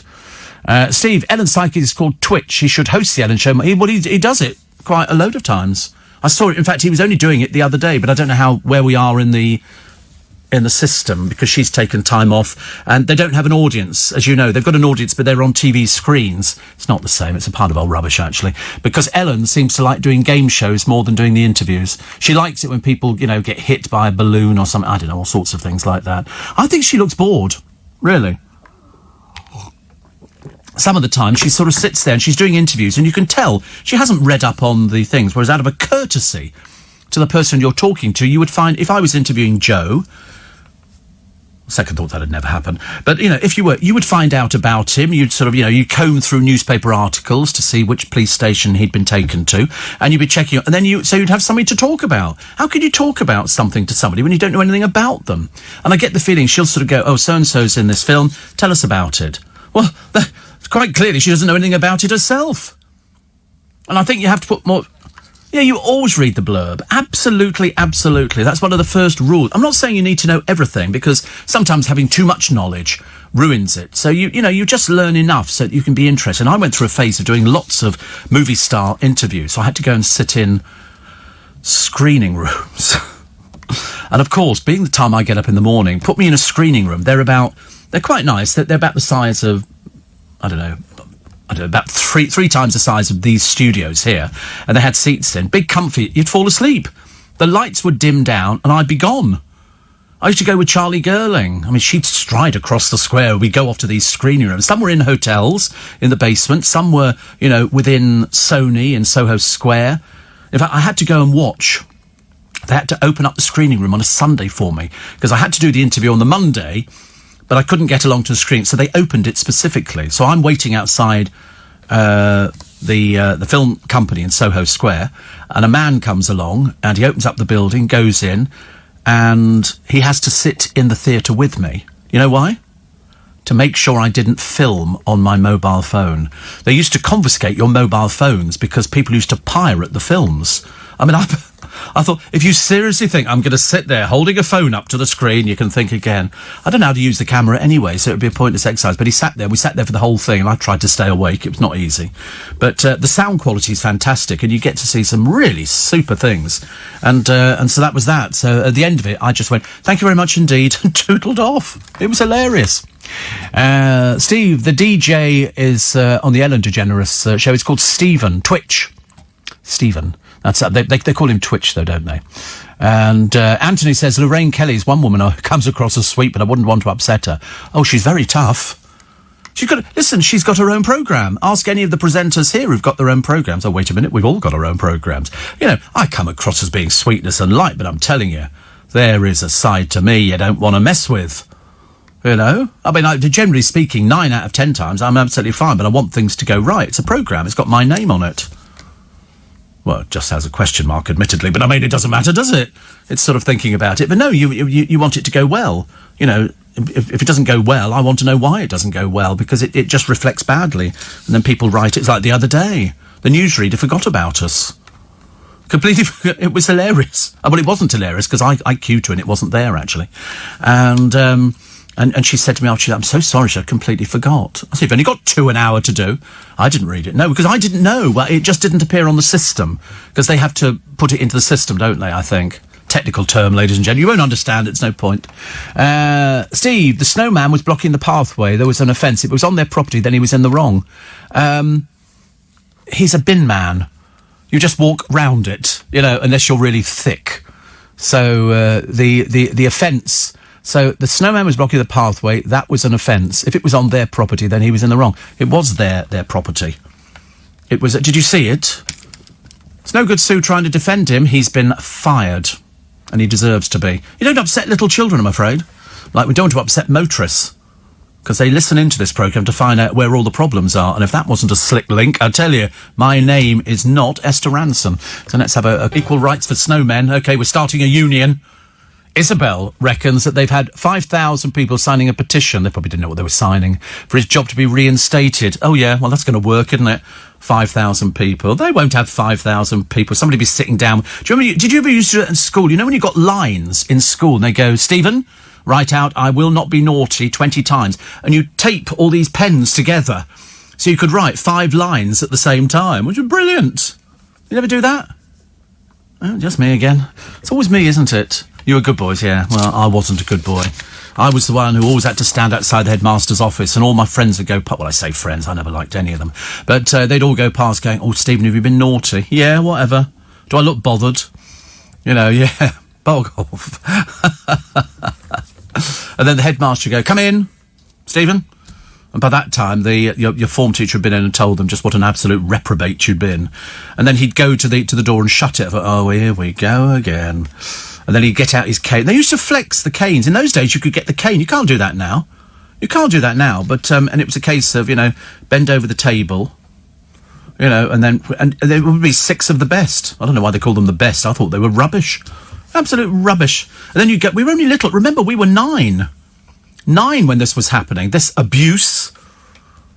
And then, of course, you go back to your dormitory and all the people want to see the marks, to see how many marks there were on your bottom. Sorry? 6. Yeah, you've had 6 of the best. They don't go 6 of the best, but I'll give you 5. That would be a bit stupid. Perhaps we can negotiate it down to 2. Yeah, 10% off because I quite like you. Yeah. Whatever. But I mean, I was not getting the cane all the time, but it was certainly at 9 years old, that was a threat for a little boy. Even your parents never hit you that much. But 6 of the best. I used to hate it. The worst thing was, because you were little in those days, so you were all wearing shorts. You didn't have, long trousers. That was a bit posh. In fact, I was still wearing them at 15. I didn't. My shape didn't change, yeah. Samantha says, oh, what rubbish. Eastbourne's supposed to be... stops having... What? Are you on drugs or something? What is these things? I mean, are people doing predictive tests and it's not really working? Liz says, regarding the snowman dustman incident, has anybody stopped to think it may not have been the first thuggish behaviour this person had done? Well, I don't think they take that into account. I mean, there can't be many snowmen that he's kicked the head off, have they? I mean, the trouble is, it wouldn't matter so much if it was just, a couple of students who'd made a snowman. Nobody'd care. It's a 3-year-old boy who was watching out of the window as his snow person was ruined, and that was... You've seen the film, haven't you, with Michael Keaton, about I don't know what it's called. Is it the snowman that comes to life? His father's killed, and he comes... What? Jack Frost. And he comes back... You've not seen it? To be honest with you, it is a chronically awful film, but the sentiment is there. It's a snowman, and he comes back to life. It's their father as a snowman, and he looks after his son. It's quite nice, but at the end of the day, of course, it's a bit like the film The Snowman. They kick his head off, and no, people throw things at him. But it's like The Snowman, the film, isn't it? That we're walking, and then the snowman melts, and that's when all your dreams go, and all that's left on the ground is a carrot and 2 bits of coal. You can make up your own mind what was going on. But there was always... You'd have you go outdoors, you go, Mum, have you got a scarf? Oh, right. And she'd find you an old scarf. Mum's always had old scarves and a hat you could put on the snowman. But this snowman came... But he just didn't look like a snowman. Like Robin Williams played that robot in some film. Bicentennial Man. That was just weird. Have you ever seen that one? I'm sorry, have you been out in the past 20 years, Joe? Where have... I mean, what... Goodness sake, honestly. Even I'm seeing more films than you are, and at my age, I just fall asleep during them. I sometimes wake up at the end, which is very good. Or failing that, if it was with Charlie Girling, she'd be giving me a nudge. Stephen, wake up. Do you know that if you go into space, you don't snore? Do you know that? I learnt that from QI yesterday. You don't... Look at you both interested now, aren't you? Oh, do we both snore? We both snore? Yeah. Yeah, I think I snore as well. I know that because Teddy told me the other day, tapped me on the shoulder and went, just stop it now. I thought, yeah, okay.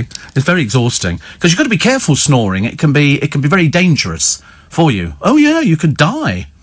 You can die because it's restricting your growth, your air passage, things like that. But in space, you don't have any problems with that at all, so you don't snore. But I mean, it's a bit of a thing to do, isn't it? It's a case of, you're still snoring, Granny. We're sending you up in space. Just leave them up there for 10 years, Because it can be quite... I mean, it can be the subject of marriage splits, people who snore. Yes. But you check anything online. I'm never wrong. Ask James O'Brien or Tom Swarbrick or Eddie Mayer. Steve Allen's never wrong. But, yes, it can kill snoring. It's basically, it can stop you breathing.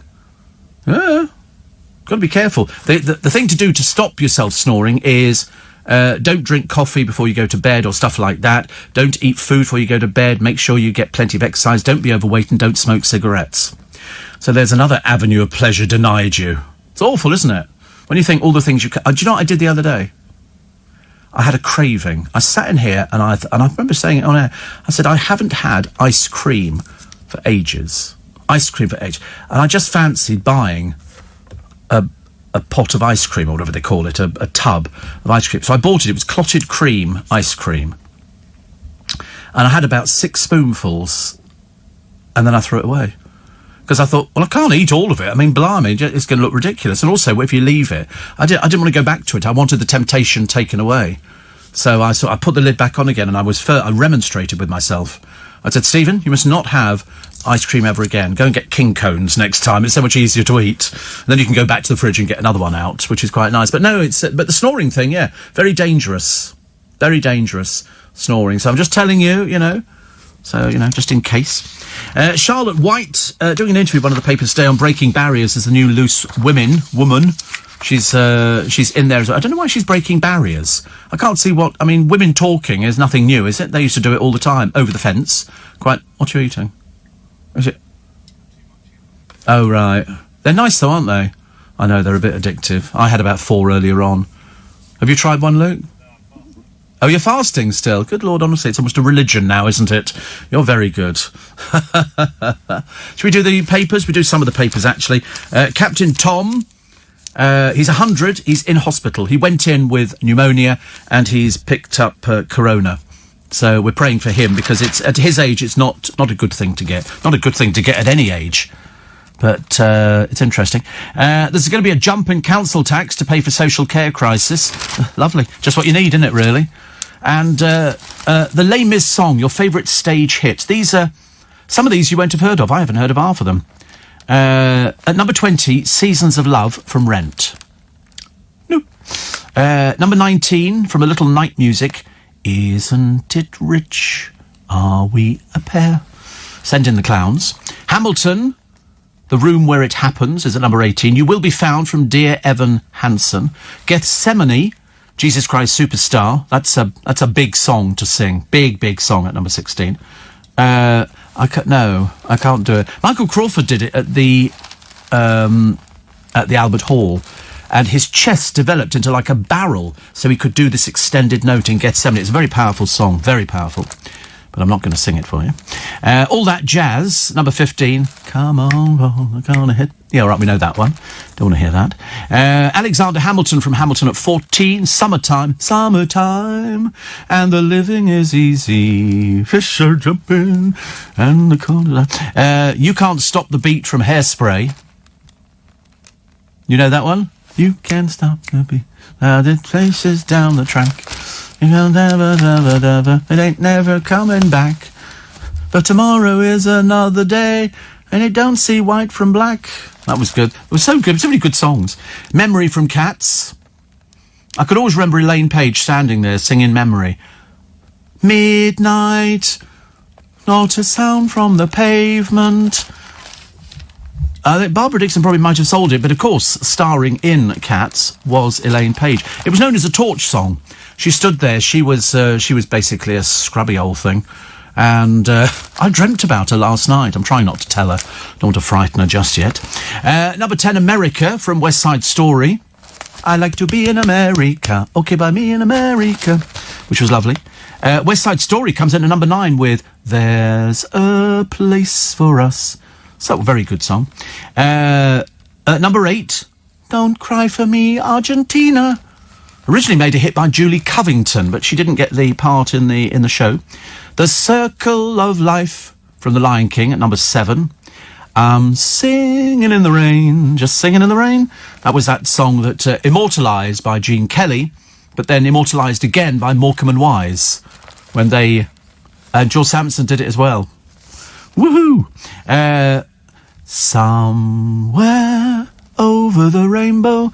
Yes, there she is. In at number 5, The Wizard of Oz. I don't know this one. Number 4, This Is Me from The Greatest Showman. I don't know. I've seen a couple of songs which sounded quite nice, actually. Defying Gravity from Wicked. Defying Gravity. Did you ever... Oh, I loved Wicked. A friend of mine's a producer. Yeah. I went to see it loads. We did a whole feature for Christmas for In Conversation on Wicked. I went down to the rake on the... You know what a rake on a stage is? So that when you look at the stage, you can see all the people there. It's not flat. It'll be like that, which doesn't help, does it? If you're listening in stereo like that, all right?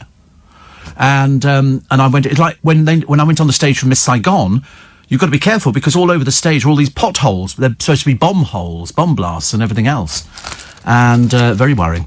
But I know I loved Wicked. I thought it was great. Especially when, and she shoots up in the air and it brings the house down. Defying gravity. And because the woman who sung Defying Gravity also sung the snow thing, the Frozen. What was the big hit?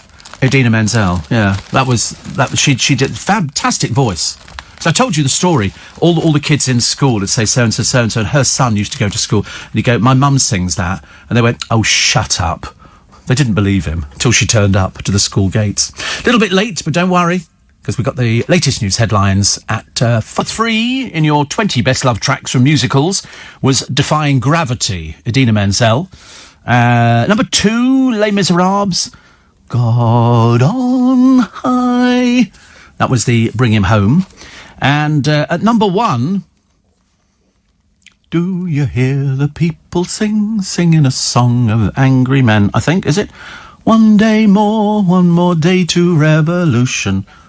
Well, that's what they think it is, one day more. I've seen so many versions of Les Miserables. There's a fantastic school somewhere in Canada where they're all young, all the cast, but because they're school children, they've had to change some of the words, especially for Master of the House, which had a few rude words in it. But mind you, not half as rude as Billy Elliot, where you've got little tiny children using very rude words. But I think you just have to explain to them, listen, you can use it in this, but it's not meant to be used before. But they were sort of showing you all these things. Cameron was talking about Les Miserables and how it came about and how they wanted it to be. And they brought somebody else in to start with, but he didn't get the right idea. It wasn't theatrical enough. You know, they were looking for something a bit more theatrical. And then they've got to look for the image that they put on the posters. So all of Cameron shows, Phantom, it's the mask. Les Miserables, it's just the little child, isn't it? It's just the face. And it went on the T-shirts and it went around the world. And that's why he's been so successful. But that's what we were saying earlier on. You know, Cameron, I shouldn't imagine, stays in bed past 8 in the morning. There's always things to do, people to phone, people to talk to. And he just keeps on the go. Because if you stop doing it, you slow right down. That's why Jonathan Shalit does it. He gets up early in the morning, so he gets the edge on his competitors. The others stumble in, you know, sort of 9, 10 o'clock in the morning. Yeah, 9 to 5 kind of job. He doesn't look at it like that. He really doesn't. And he's got friends who, you know, are in the same situation. We have a boss here, big boss, who's another one of these people. They just constantly thrive on work. They just absolutely love it. Because if you love doing something, why would you not want to get up and be there all the time? Sometimes you wish you had more energy. That's the only the thing that you would want, isn't it? You get loads more energy just to sort of keep you going. But some people absolutely love it. If you do a job that you really like doing, whether it's kicking the head off snowmen or something like that, well, then you have to enjoy it. Gary says, how dare you slag off Foyle's War? Biggest pile of rubbish I've ever seen, and you're a bit late. We did that 2 days ago. Book of Mormon. Hello, my name is Elmer Wright. That was good, but it's nothing from Book of Mormon, I'm afraid. Nothing there. So the tagline for Alien could have been, in space, no one can hear you snore. Because it used to be, in space, no one can hear you scream, I think. Ian the Skip says, Mrs. Harding will nudge me, wake me up, and get me to stop snoring. Then she turns over and goes back to sleep and promptly starts snoring herself. Steve, nowhere is in contract would it say don't kick a snowman's head. Oh, don't be so stupid, Steve. Nothing worse. Of course it doesn't say don't kick, you know, a snowman's head off. Yeah, we've done the rest of the musical list, yeah. No, I've just done it. One Day More, Les Miserables. Yeah, classic. Well, he didn't think so. But no, it never says in a contract, do not kick a snowman's head off. But I mean, you know, if you had half a brain, you would realise that it would be, do not bring the company into disrepute. And that would be a clause in there, be a clause in everybody's contract, and that's why the council got rid of him. Simple in that. And so would he get fired if it melted? Well, quite clearly not. That's a bit stupid, isn't it? Where are you from, honestly? Doolally-land or something. You know, would he get fired if it melted and he jumped in a puddle? Yeah, but he didn't. He knocked the head off a little 3-year-old boy's snowman. You're obviously one of those vindictive people who goes around. You're the sort of person who stands behind people at zebra crossings going like that. You take breadcrumbs to the window to watch sparrows pecking themselves to death. I know what you're like. You're one of those sick people, really. I got the slipper for being caught smoking, says Anthony. Well, you can't smoke a slipper, can you? Oh, I see. Oh, what? Oh, in school? Good Lord. Saying it's for your own good, and me saying to him, how is this for my own good? I know. The trouble is, a lot of people... I mean, I didn't smoke at school. We were 9, for goodness sake. And somebody says here... Oh, white rabbits, apparently. You say that if you pass somebody on the stairs. Oh. I don't pass anybody on the stairs. All our stairs are one way. It's not possible to pass people on stairs. We have stairs that go up and stairs that go down. And I've had to say to a couple of people, excuse me, this is down, okay? And so we've got upstairs and downstairs. Or the lift. And again, only one person in one of our lifts, and I think you might be able to have 2 in the other lift. But they've said only one person in the lift at any one time. Oh no, we're so far ahead of this thing, you can't believe it. You really can't. You cannot move for hand wipes. In this studio, I got the hand wipes, the wet wipes. I've got every kind of wipe you can think of. Love it. Absolutely love it. What else do we have in the paper today? 610,000 jabs in one day. That is fantastic. Fantastic. My friend Dan and his gorgeous wife are having their jabs. I think they're either them yesterday or they've got them today. And lots of people have been writing to me saying, Steve, I've got my jab coming up, so it's good. Go for it. Go for it. You want to be fine, don't you? And here we go. This one... Oh, this one has been found guilty. Yes.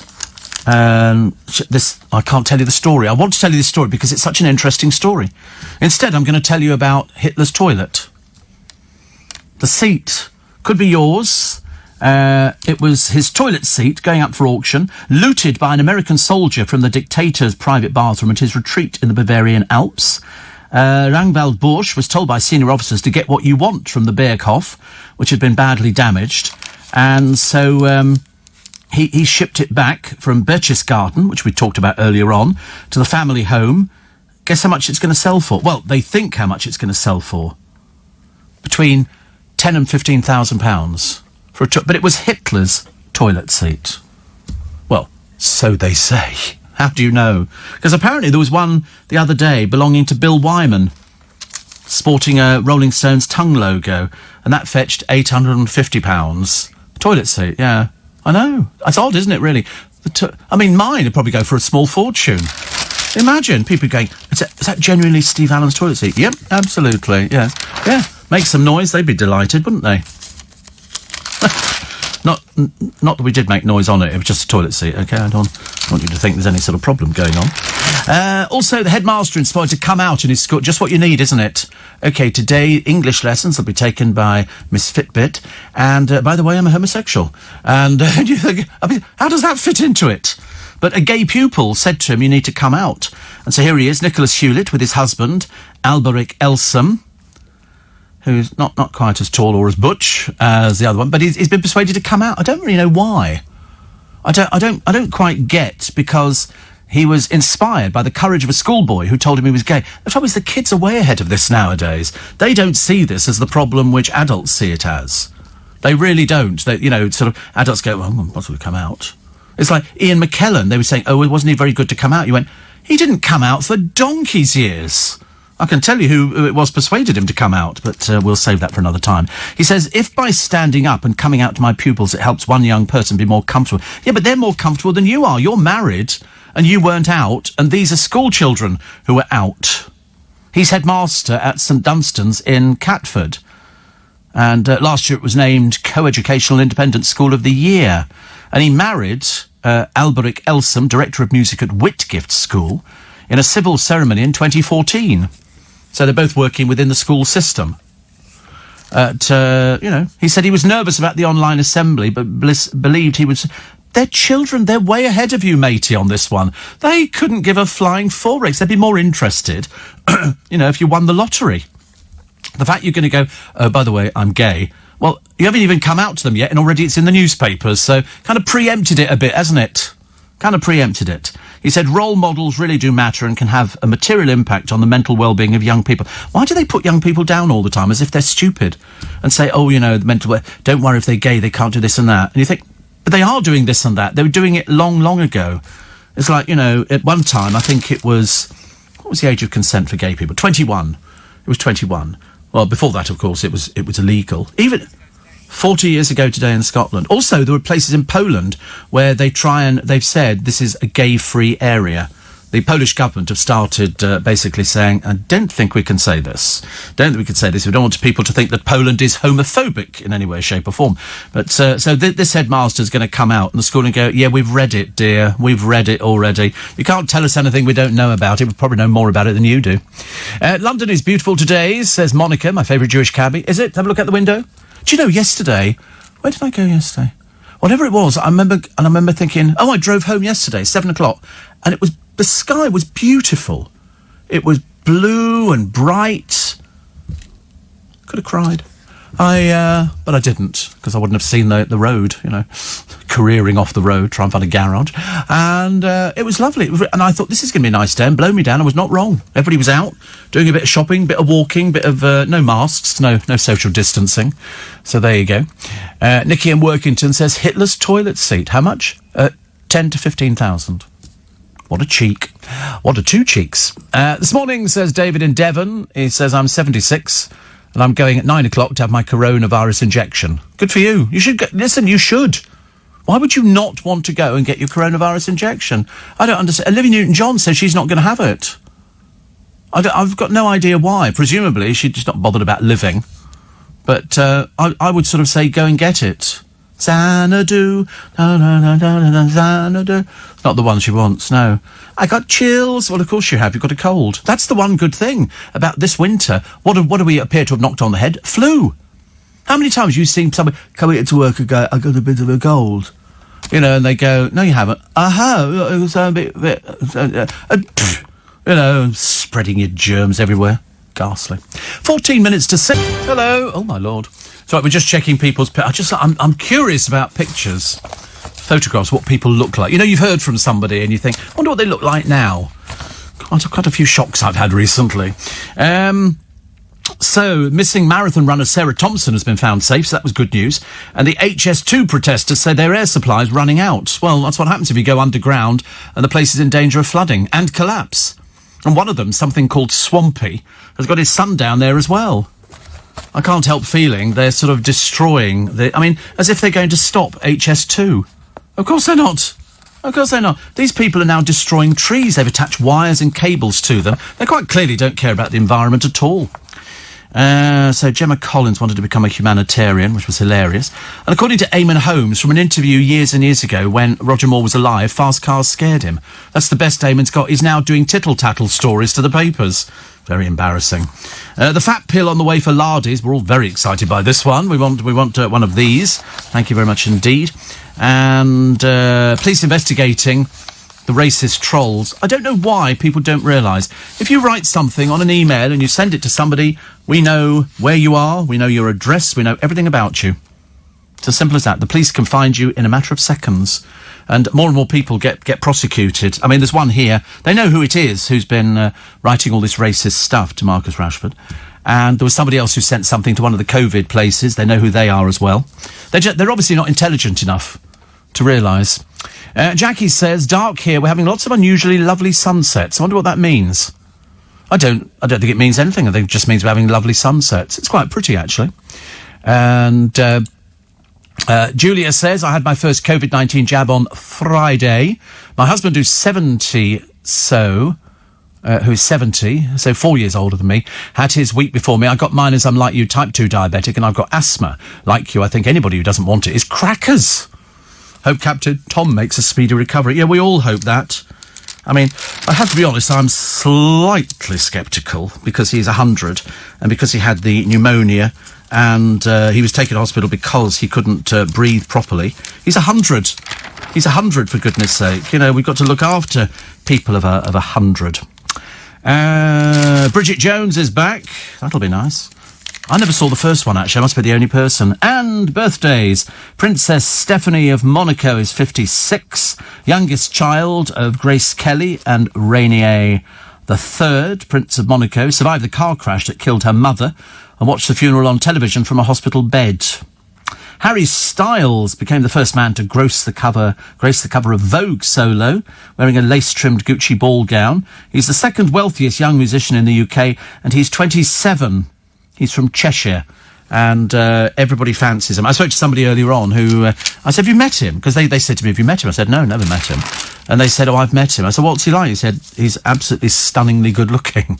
I said, that's okay. I can cope with people like that. We have a lot in common, sort of. 9 million jabs on our way to a great British summer, please God. Please God, that'd be nice, which would be very good. The Sun.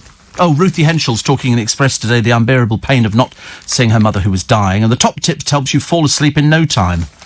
Change your pillow.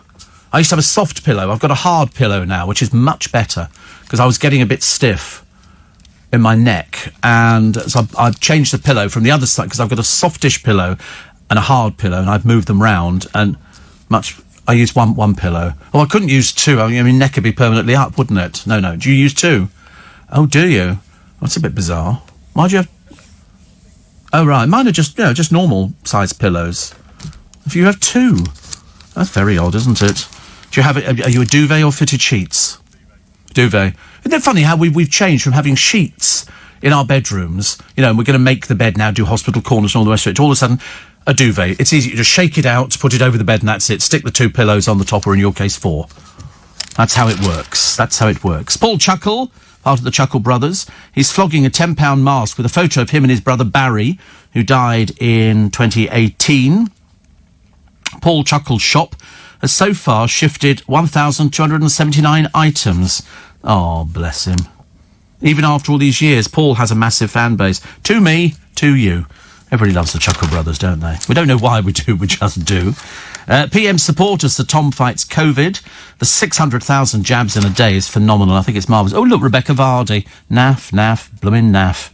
And had a narrow escape as she avoided sliding off Dancing on Ice last night. The wag was in the box. I didn't think she liked being called a wag. She'll be fuming. She'll probably issue a writ or something over that. Calling her a wag. She doesn't like it. Whereas that's exactly what she is.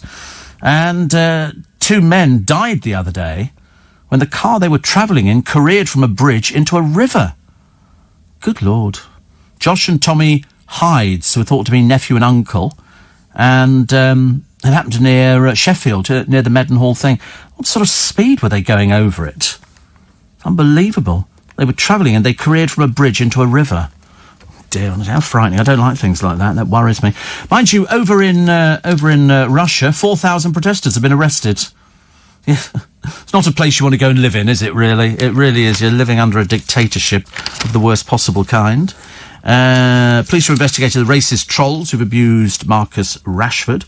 And Love Island's Lucy Donlan is posing in lingerie for Anne Summers. Of course she is. She can't do anything else. That's where they get them from. You go on Love Island, and the next thing you're modelling your underwear. Fabulous. Great career move. Here's a woman. Her name is... What on earth is her name? Hannah Murray. She took advantage of the snow to go out in her bikini. How tragic. How very, very tragic. And still there's somebody here, by the harbour wall in Hope Cove in Devon, and the sea crashes over and they get soaking wet. Next thing is you're dragged out to sea and we have to waste time getting out the lifeboat. Not good. Davina is divine. At 53. She's not an ounce of fat on the woman. Not an ounce of fat, which is lovely. 84850 steve@lbc.co.uk. And you were talking about the little metal protectors for shoe soles. It reminded they were called segs. I used them in 68, 70, but the spikes went through the soles and I hit my feet. That sounds dangerous. Don't like the sound of that at all. And Jackie says, if you get a car again with no covering, I was saying earlier on, my car arrived and there was no screen between me and the driver. And I haven't had a car like that since the thing began. Since it began. So there you go. A couple of big trips, says Monica, my favourite Jewish cabbie. It says it seems like that, being before 6. And then somebody said, from Ted in Southend, I think this could be your last day, actually, Ted, sorry. It says, you're starting to punch down. I think we'll put you out of your misery, Ted. Okay, I think I don't think this programme's for you. I think you'd be better off somewhere. Oh look, you've gone already. There you go. Good luck, as they say. Now, no friends, which used to be my favourite expression on the programme. If somebody was particularly thick and stupid, I'd go, "Now you've got no friends." And of course, that was true. Men who drink at least one coffee a day are less likely to lose their hearing, whether or not it's decaffeinated or filtered. Good Lord above. So, I mean, well, that's all right, because I do a couple of cups of coffee a day.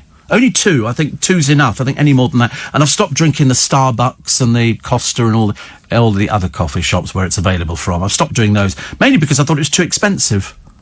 £3 for some cup of froth with a little bit of coffee in it. £60 a month. Yeah, it's a lot, isn't it? Yeah, boo. I'll buy it myself. Don't waste your money. Although I did see a picture on the television the other day of one of the companies who delivers food to you and had a whole picture of a barrel load of Kentucky Fried Chicken. Didn't half look lovely. The bucket. It was a bucket of KFC. And I looked at it thinking, I can taste that already. I can taste it already. And I thought, no, be strong. Jessie Nelson won't be singing Shout It Out to My Ex because she's back with a boyfriend again. In, out, shake it all about, love. It's about as good as it gets. Britain is facing a post-Brexit prawn crisis. Apparently, large UK tariffs on fish caught around Greenland have seen prices soar. Well, listen, I could quite happily live without prawns. I mean, you know, they'll be the loser, as far as I'm concerned. And 2 7-year-old twins caught a monster pike on a fishing trip with their dad. Niall and Lucas Rhodes caught a 25-pound pike. Their rod bent like a banana. Most boring thing under the sun, as Neil will tell you. I'll always tell people that. And thieves have stolen 25 huge granite stones from a 4,000-year-old roadside hedge in Pendeen in Cornwall. Well, I wonder who'd be nicking things like that, ladies and gentlemen. You can only have a guess, can't you? And Jackie's nice to have your company. Welcome to Monday. Welcome to... It's blooming cold out there today. It is down in London, probably where you are. It's even worse. And we still don't know if we've got rain today, because over the past week or so, we've had terrible rain. So let's have a quick find out. Hey, Siri, what's the weather today? It's currently cloudy and 4 degrees. Today's high will be 6 degrees, and the low will be 3. Chance of rain, 10%. It feels much colder than that. I thought it felt colder this morning. When I came outside, I thought, I wish I put thermals on. It was a bit free. Do you know what a lot of people in markets wear? Men, tights. Women's tights. Keeps their legs warm. Sort of like long john, but most of them just wear tights. It's not like cross-dressing or anything like that. It's just that it's warm because you get freezing cold standing on a market stall all day, as anybody will tell you. The law banning old tyres comes into force today. Lorries, buses, and something else is going to be affected. Tractors. Tractors? Have you seen the size of the wheels on tractors? They're huge. I don't know why they need to be so big. Why can't they just have normal tyres like everybody else? Then you can go out there and get a set of 4 for 60 quid or something. Good-looking people, so don't worry, it doesn't affect us here, are more likely to turn to a life of crime. Isn't that funny? Because all the pictures you see of all the old-fashioned gangsters, good-looking would not be a description of them at all. They've all got broken noses, bent faces, what, you know. And I've spoken to my fair share of gangsters over the years. You know, I've spoken to murderers, I've spoken to gangsters, you know, people who went round shooting people up and all that. Even I've done Mad Frankie Fraser a few times. Yeah, I sort of became Mad Steve Allen for a few days. I sort of sat there thinking, he just looked like a little old man, which of course he was. It was the fact that he was wearing a suit that didn't quite work for him, but he had a girlfriend. He kept turning around looking at her and smiling. And I'd forgotten he'd been certified criminally insane. You know, because he was only little. He was only a little person. 84850 steve at lbc.co.uk. A lot of people... so somebody says, isn't it nice when you turn the pillow upside down and it's cool and crispy? Yeah. Oh, you mean a cold bit on the pillow? No, I don't really worry about things like that. I don't really worry about it. I haven't quite decided where to put this disco light. Whether I put it in the bedroom, whether I'm going to lie there all night staring at it, or whether I'm going to put it somewhere else. I don't know. It's plug-in, mains. Though, I tell you, I didn't realise. You go to Amazon and type in disco lights. My goodness, there's a range.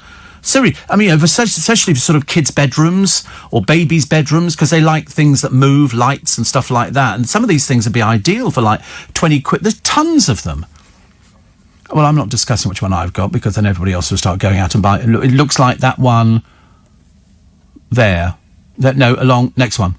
Next one. No, back. That's it. That one there. It looks a bit like that. But I've just ordered another one. I like it so much. I found another one that does like stars and everything else. Looks good, doesn't it? Got your own disco going for, look, $24.99. Which actually I think, I mean, they're so cheap now, these things.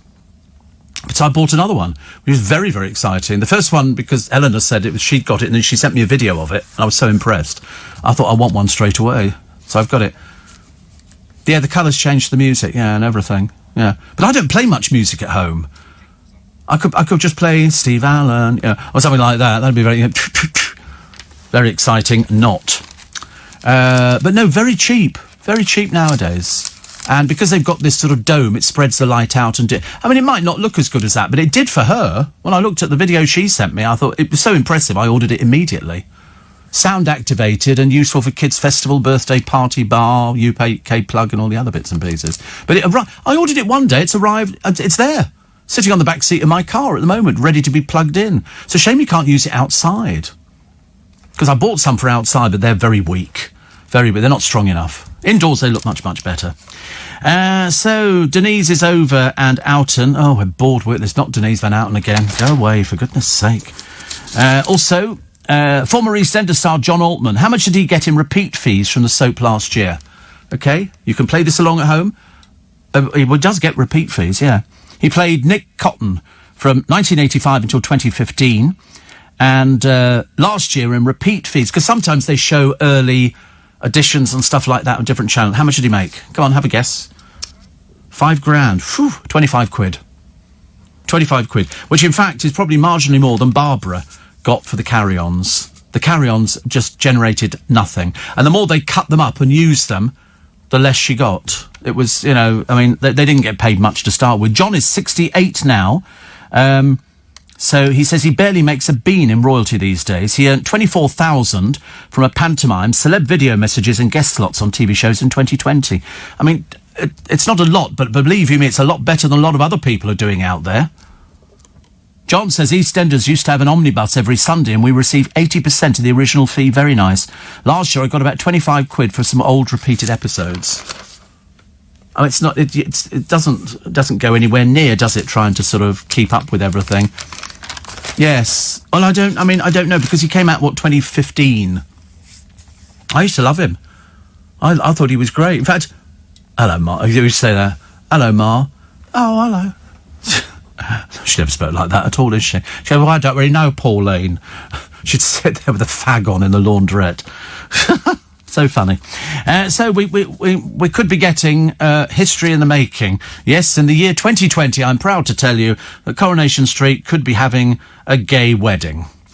Well, River, can you imagine, can't you? The homophobia on the cobbles in Weatherfield. Rita in the cabin. They're doing what? In our street? I don't believe it. And Mavis will be going, well, I don't really know, Rita. Derek in the cafe, who's camper than anybody in the entire series, will still be making cheese and pickle sandwiches, and yet nobody's ever seen him cook anything in his entire life. Must be in the cafe coming, all of a sudden a tea cake arrives on the table. And then it's all they seem to sell in there. I want to go in there and go, excuse me, plate of chips, mate. Fresh. I've never seen any cooking. You don't hear any cooking sounds or nothing like that. It is. Roy is a fraud. That cafe is a front. He's the Mr. Big of Manchester. Yeah. Roy Cropper. You go there if you want a little bit of, you know what I'm saying, action. Roy Cropper, he'll draw the curtains in the cafe. Come sit down, I'll get you something. Would you like a tea cake? There's a slimming pill that captures sugar and fat, could help junk food fans fight the flab. What's the point? Why don't you just get them to cut down on eating fatty foods? The Miracle tablet comes as a powder supplement. Oh, God, here we go. This will be... Loads of people will read this and they'll be going, right, that's what we're getting. And they'll be taking it. There'll be substitutes on the... I mean, somebody sold one a short while ago. And they said, and it was a whole page advert in one of the tabloids, I think on a Sunday, and it was for a slimming tablet, and they said it's made out of, I laughed every time I think about it, something to do with fish, and they said, do you ever see fat fish? And that was how they were selling it. They were selling it to people. And it was like £19.99 for a month's supply. And you think, I'm sorry, you can't take a tablet and the fat melts. Where do you think it goes to? I'm sorry, all that skin that you've got with all the fat underneath, what do you think? The skin just hangs there and you make something like a pair of curtains or an overnight bag? Of course not. You've got to do exercise to lose the weight. There's no tablet you can take or no supplement, because otherwise you're just going to be left with you imagine those people who are hugely obese, of which there are many, and all of a sudden they're going to be carrying around this sort of bag around their somebody say, what's in that? And they're going to, it's my fat. Because there's nothing that dissolves fat. It's ridiculous. Absolutely ridiculous to try and con people into the fact, if you take this, you'll lose the weight. No, you won't. Because I don't know where you think it goes. You've got to do sit-ups to make your skin... You know, you've had your skin stretched by all the food you've shoved in it, and then you expect it to just go back to normal size again. Of course it's not going to. Why is it only me that can see that? I don't understand it. Don't understand it. A man went on a drunken rampage. There's a surprise. Which part of the neck of the woods will this be in? He threatened to stab a landlord after his first sip of alcohol in 17 years. Wayne Godfrey lost it when the pub boss refused to serve him anymore during his drinking session. The court heard how he yelled, "I will stab you, come outside and I will sort you out properly." When the police officer arrived, Godfrey grabbed his body armour, causing an injury. He broke 3 ribs after the bender at the Horn and Trumpet in Worcester. The Horn and Trumpet, I ask you. Where were you, darling? I was at the Horn and Trumpet, wasn't I? I had a couple of drinks and I lost it. Apparently, he'd originally given up alcohol because it didn't agree with him. Well, I think that's fair enough, isn't it? Fair enough. Anyway, he pleaded guilty to assaulting the officers and threatening the landlord, and they didn't send him to prison. Horn and Trumpet, obviously different rules, mate. He was fined £400 and ordered by Worcester magistrates to pay each victim 50 quid compensation. There he is, Wayne Godfrey. He's an ugly as well. You know, he's even worse on drink. Don't go anywhere near him on drink. But honestly, why do they not send him to prison or on some sort of, you know, kind of thing to stop him drinking? If drink doesn't appeal to him and it doesn't work with him, what's the point? Honestly, stupid people. Stupid people. There's a... oh, no, I can't do that one. Who's this? The Animals guitarist, Hilton... We did this yesterday on the programme. Why is it in today? We did Hilton Valentine yesterday. Do they... Sorry? Wrong script here. Yeah, they said he's died aged 77. We know that. We know that. And Oxford University has spent 16 million quid doing up student rooms above the city's oldest pub. It took $250,000 to renovate each room.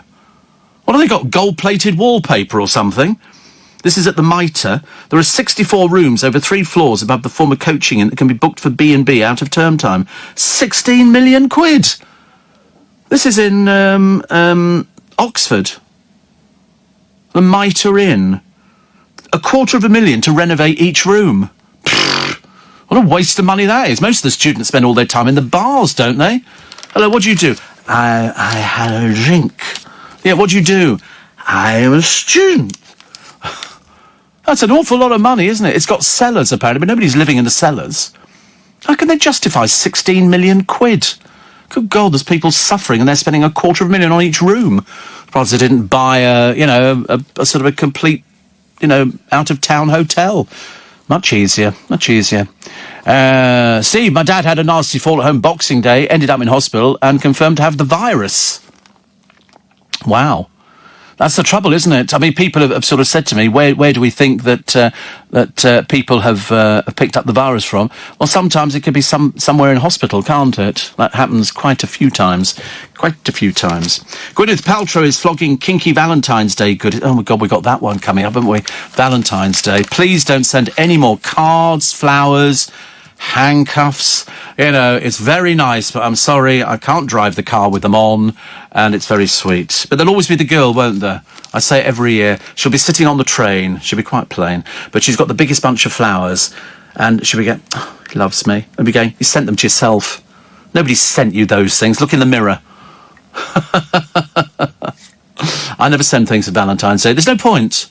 There's no point. What's the point? Listen, I mean, it's like sending a card with sort of just a big kiss inside it. What's the point of that? No, you send a photo, your phone number, and the hours that somebody can call you. You know, what's the point of it? What's the point of having sort of, you know, wait a minute, I've sent a card to somebody I really fancy. Okay, and do they know who it is? No, they've got no idea. What's the point? If you fancy somebody, you tell them you fancy them. There is no point in not telling somebody that you're up for it. You know, I mean, come on, don't all sit there being all bashful and go, oh no, I'm going to put a cross on that card and then with a big question mark after it. What's the point? Put a photo in. You know why? Because you won't get any response back. You put a photo in, somebody will go, well, what in God's name is that?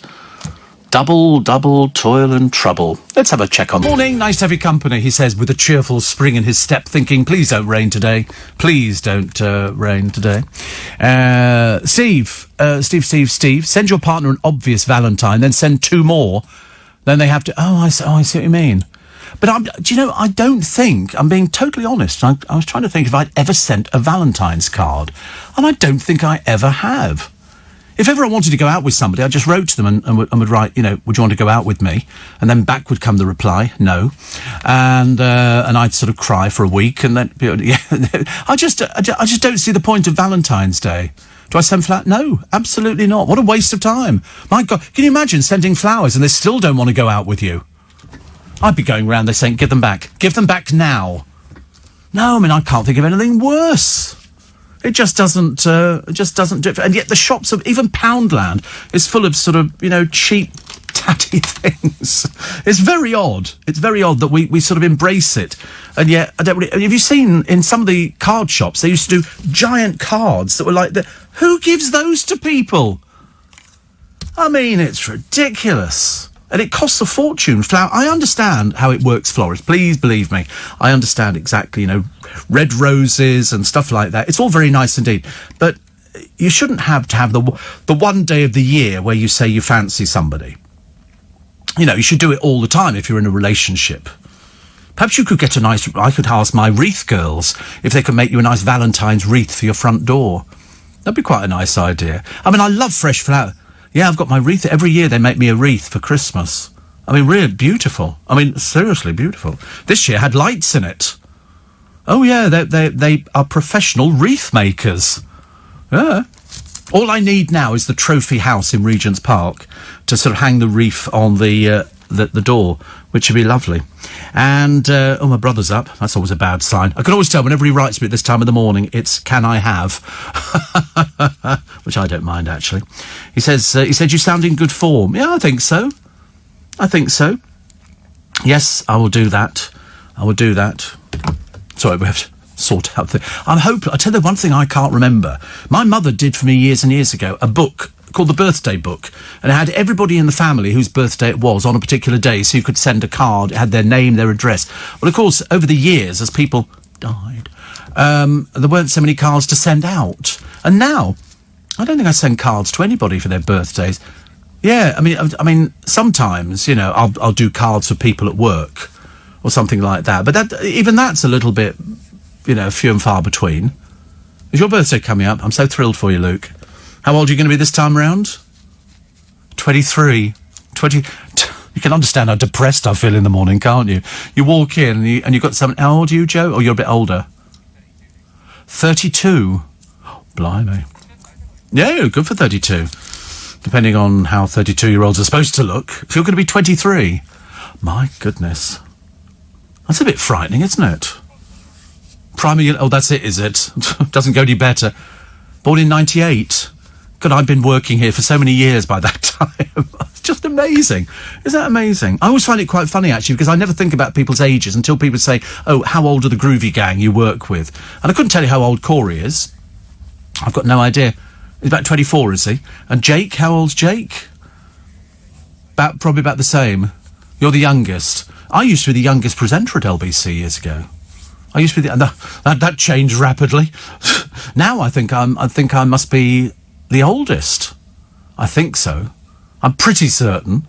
God, that's depressing, isn't it? Anyway, so Gwyneth Paltrow... The only reason I mention this is Gwyneth Paltrow is flogging Valentine's Day goodies, including 24-carat golden handcuffs Well, I mean, to be honest with you, if anybody seriously is going to handcuff you to the bed, I mean, you'd be mad to allow that to happen, wouldn't you? I think so. And also she's got some... Oh, I can't read that out. Why does she have the oddest things? She has the oddest things. There's one here. She's also selling a £50 whip, a vibrator and £3,000 classes with a sex therapist. What? People can't manage it. And she also has a bottle of mood oil on her list for £175. I mean, Poundland's got a £4 vibrating love egg, which comes with 10 different settings, which is like, here we are sitting down and here we are up on the ceiling. There's also £5 Nookie bodysuit, love beads for £5, a finger vibrator is £4, and a rabbit ring is £4. Well, whose rabbit is going to wear a ring? Can't even persuade them to eat carrots half the time, can you? They're not going to wear a ring. Stupid, honestly. Oh, I should be glad when it's over. It's like in America, they have Grandfather Day and Grandmother Day. And also, but my favourite was all congratulations on your recent divorce. I thought that was always a very popular card. Jackie says, no rain today, but they're still closed. Wendy Wilkins, Wreath Girls, they're still closed. Oh, it's got... Listen, it'll definitely get better. I promise you. It would. I want it for everybody's businesses. You know, I don't want people to sort of be out. Richard in Selby says there should be a tablet to reduce stupidity based on the assumption that you never see a stupid fish. We could send a free supply to the idiot who phoned Darren and said he wasn't a conspiracy theorist. I thought he was a fake, actually. I thought he was a fraud. You know, if somebody's that stupid, they're not. They can't really be that. Nobody is really that stupid. Not so good. And somebody says, or somebody else talking about the Valentines, says, we need this lockdown for a very long time to come. In fact, we need even tougher and stricter lockdown because people are still bending the rules, says Connie. Left, right and centre. They don't care about coronavirus. Well, yesterday in Twickenham it was busy. Lots of people cycling, which is getting very irritating. But lots of people out with the fan, but hardly anybody wearing masks at all, assuming that you can't pick this thing up from walking past somebody who's actually got it. That's the danger, isn't it? But as I say, what more can we do? What more can we do but tell people these are the danger? I mean, I think we've actually done very well. Richmond, Twickenham, we've sort of dropped down, so we're not as high as we were. Here's a picture of Mark Lebet. They're still doing this chase thing, which seems to be sort of going around the country. And he's been on a world tour to prove his intelligence against a host of unlikely competition. I quite like him, actually. I think Mark Lebet's quite a nice person. In fact, I like all of them. There's nobody on there that so the Beast. The Beast. Is that what they call him? I don't not like any of them. I'm quite happy with all of them but my favourite was still Daphne from Eggheads. Is it? She knew the answer to everything. You know, which Beatles song got to number 1 in 1962? Is it Love Me Do? Because that with a... How do you know this? How do you... I was convinced somebody was whispering something in her ear. Like, shut up. You make it look too easy, you know. And then she'll know some obscure group who crossed the Mersey, in 1863 to get to the other side. Okay, what was the name of the captain's dog? Is it Rusty?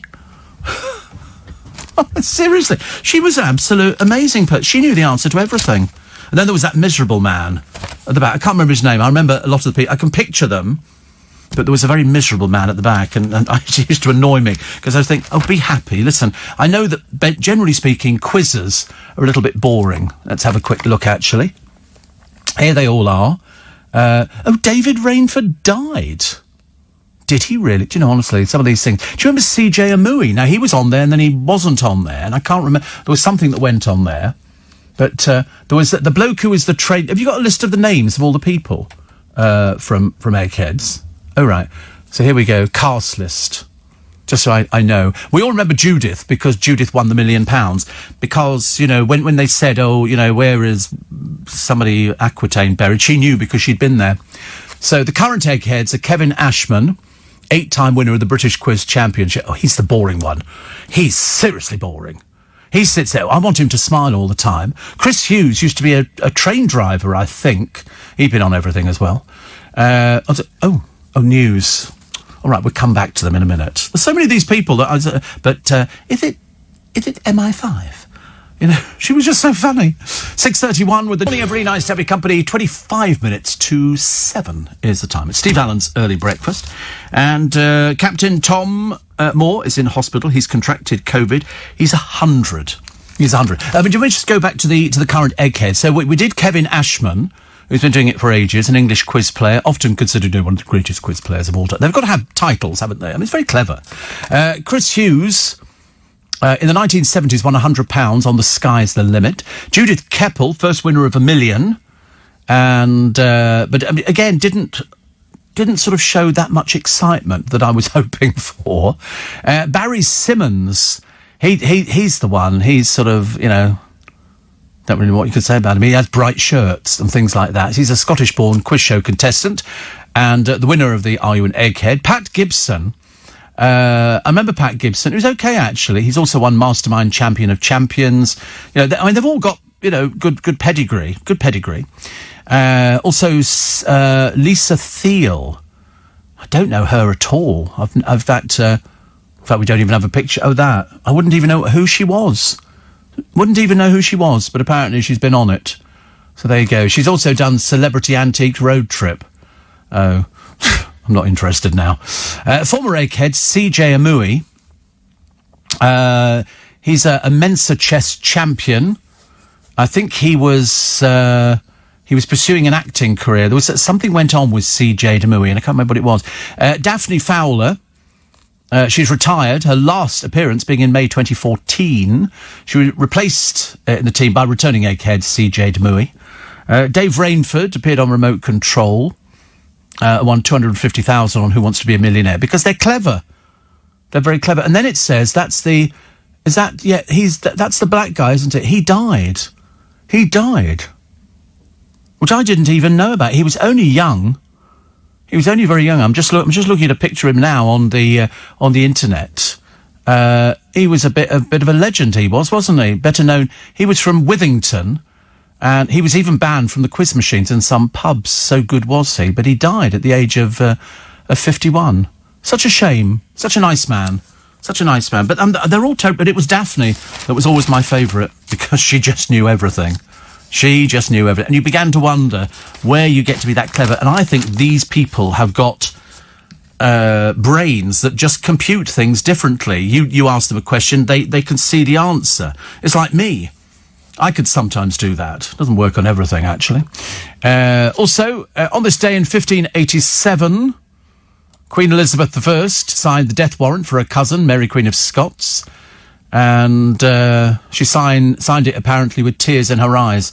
They had no hesitation in doing this. I was looking the other day at Charles I's death warrant, and it's all sealed, and it's, you know, on this day and 15, whatever it was. And I remember thinking then, goodness gracious me, can you imagine? You know, you're actually going out there to face the end. You know, and the crowds were, must have been ghastly. Must have been absolutely ghastly, but that's what we were like. Missing marathon runner, as I say, Sarah Thompson's been found safe by the police. She'd run 7 marathons in 7 days. Wow. I mean, you know, I can't even imagine what that must be like and how exciting it must be. 7 marathons in 7 days. I've seen a load of people who can do things like that. I'm not one of them. Steve, I got red roses. My lover had cards, chocolates, biscuits, golden bunnies, everything, says Sue Ann. And birthday bunting. How nice. Love a bit of birthday bunting. Thank you very much indeed. Steve, gorgeous as I am, I've only ever received 1 Valentine's card. Was it from the handsome hunk in the depot who was pretending not to notice me, or the specky nerd in IT who kept waving at me across the office? I think this year's Valentine should not be about romance but kindness. National Kindness Day sounds icky, says Sue, who's on the 176 at the moment, but we need it. Love the show. She's from Penge. We have a soft spot for Penge. We like Penge. It's very good indeed.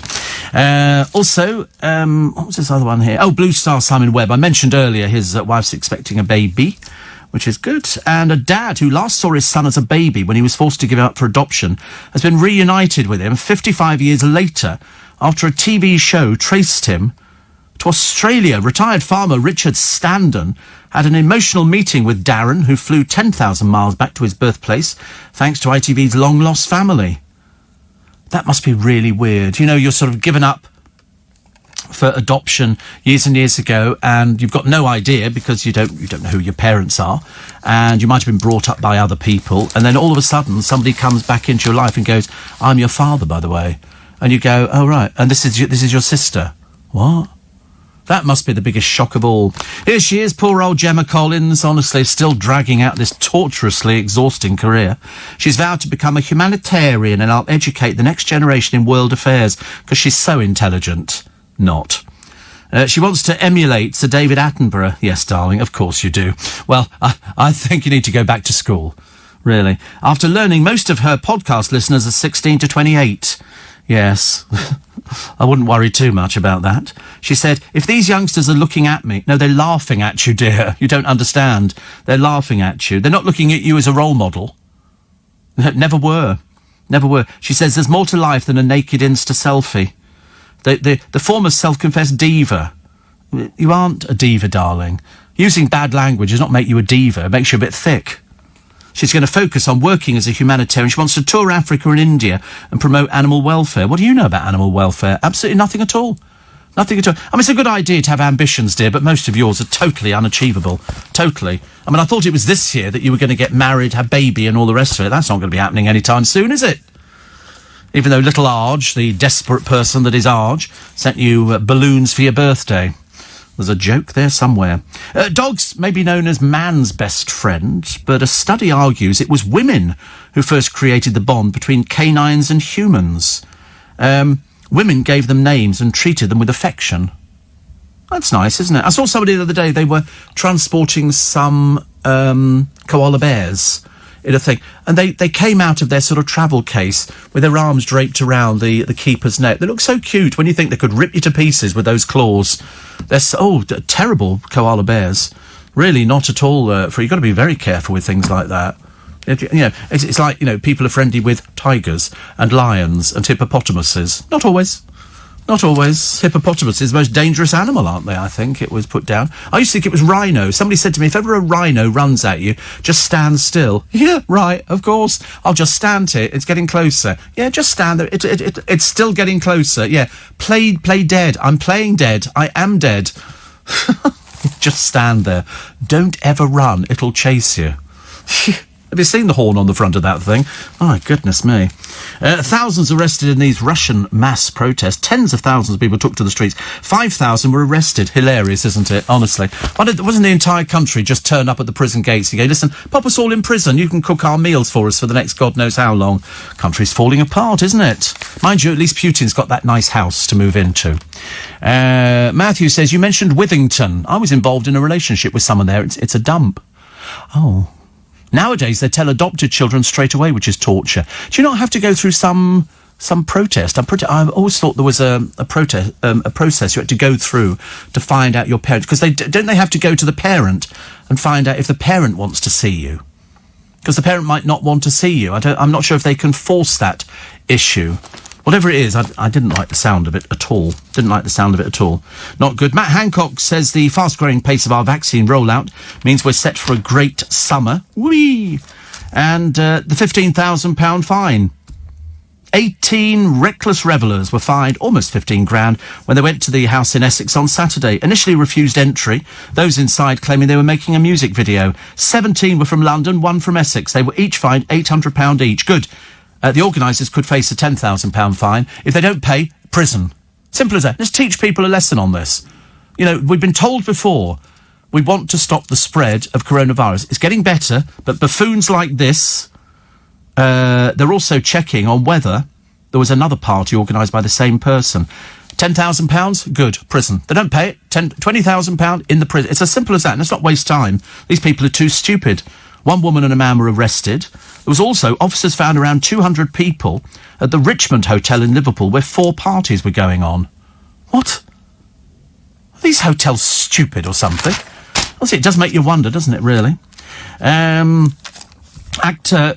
we can't remember how we pronounce this. Ion Griffith. I can't remember how you're supposed to pronounce his surname. What is it? Owen Griffith. Doesn't sound right, does it, at all? But anyway, he's still wearing his wedding ring after he and his wife publicly announced their marriage has hit the rocks. They don't last 5 minutes, these showbiz marriages, do they? They're very fickle. Very fickle. Never go out with somebody, you know, who's in show business. Fickle people. Can't trust them as far as you can throw them. Mind you, if of course you could throw them at all. Nice to have your company. Your Daphne impression, one of the funniest I've heard. I just love Daphne. I just thought she was so good. And it was always, she just knew everything. How is this possible? 3/4 of Britain say they'll never shake hands again. They say that the pandemic has left them too worried to return to the old custom, even after the country is vaccinated. 75%, the equivalent of 50 million people, said they would ditch handshakes. So you have to bump elbows, don't you? Do you bump elbows now? Is that acceptable? I can't wait to throw my arms around people. I'm certainly looking forward to that. Why not? Goodness sake, honestly. It's not that I'm a particularly tactile person. I just kind of sort of miss that. Sort of miss it a little bit. Steve, for 25 years, says Donna Marie, and I've given my hubby Martin a packet of Rolos for Valentine's Day. He eats them throughout the day and always gives me the last one. Do you remember the advert? Do you love anyone to give them your last Rolo? Do you know that they made a gold version of your last Rolo and it had on it the last Rolo? Do you remember that? No. Not Charlie and the Chocolate Factory, no. I remember that. It was called Your Last Rolo. I thought it was quite good. Steve, somebody talking about all the people who sort of break the law. Make them pay the £1,000 staycation fee and name and shame them. Win, win, win, says Alec. I just think that they're either not understanding how the system is, or they think they're a bit cleverer than we are. Well, they're not. They're not. I want to see all these people fined. You know, £800. If they don't fine it, you take them into court and they go to prison. They can stay there till they pay it. I couldn't care less. People like this are total idiots. You know, and the person who sort of organised the party in the first place, £10,000, rising to £20,000, rising to £30,000, rising to, we're taking your house. Sick to death. Sick to death of it. A lot of people talking about Valentine's cards. I was expecting a lot, says Bill. All I got was a get well soon card. I know. The worst thing is, isn't it, if you actually get a Valentine's card, I'm sure if you're in a relationship with somebody, is that then acceptable to give them a Valentine's card? Or do you just sort of, bothered are you then? I mean, would you not take flowers home for your girlfriend? Would you sometimes do a card, yeah. So the trouble is, you know, if you take them chocolate, they go, oh, right, so you think I'm fat. You know, so you can't win, can you? I'll take you out for a nice romantic meal, but how many times have you been past a restaurant on Valentine's night and you've seen all these happy people in love and they all sit there staring at the plate because they know the person is sitting opposite. It's not like, if you're on a new date, you don't take anybody for a meal. You do the pub, shove as much booze down them as possible, get back home as fast as turn the lights off. Okay, if you're in a relationship with somebody, you go, oh, would you like to go to your local, you know, restaurant, and they'll have somebody, you know, oh, she must be the face I can't forget, and all that kind of stuff, and people have romantic food, you know, which puts you in the mood for love. Not if you've been with somebody for 25 years who wants to be in the mood for love. Shall we be no, definitely not. Let's go home, let's go home for a cup of coffee, and do you want to pay the harvester bill? Okay, we're having surf and turf, and we'll probably have strawberries for pudding, pushing the boat out a little bit. Why do people do it? You don't need to do romantic things. I don't need to be encouraged by sort of strange-shaped vegetables on my plate to turn me into some sort of sexual maniac on Valentine's Day. I'm not even sure I'm interested in it at all. Terrible waste of money. Buy some flowers. Buy some flowers. I was tempted to say something else, but somebody will accuse me of, oh, you can't do that, Steve. That's breaking the law. Because I always think around my way. There's a load down. Somebody's obviously been out, and they have, over the years, thrown hundreds of daffodil bulbs.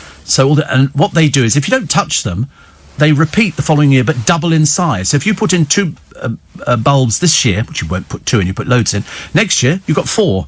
Year after, so on, and it just goes all the way through. They multiply. So down the middle of the road, you get acres of golden daffodils. They look fantastic.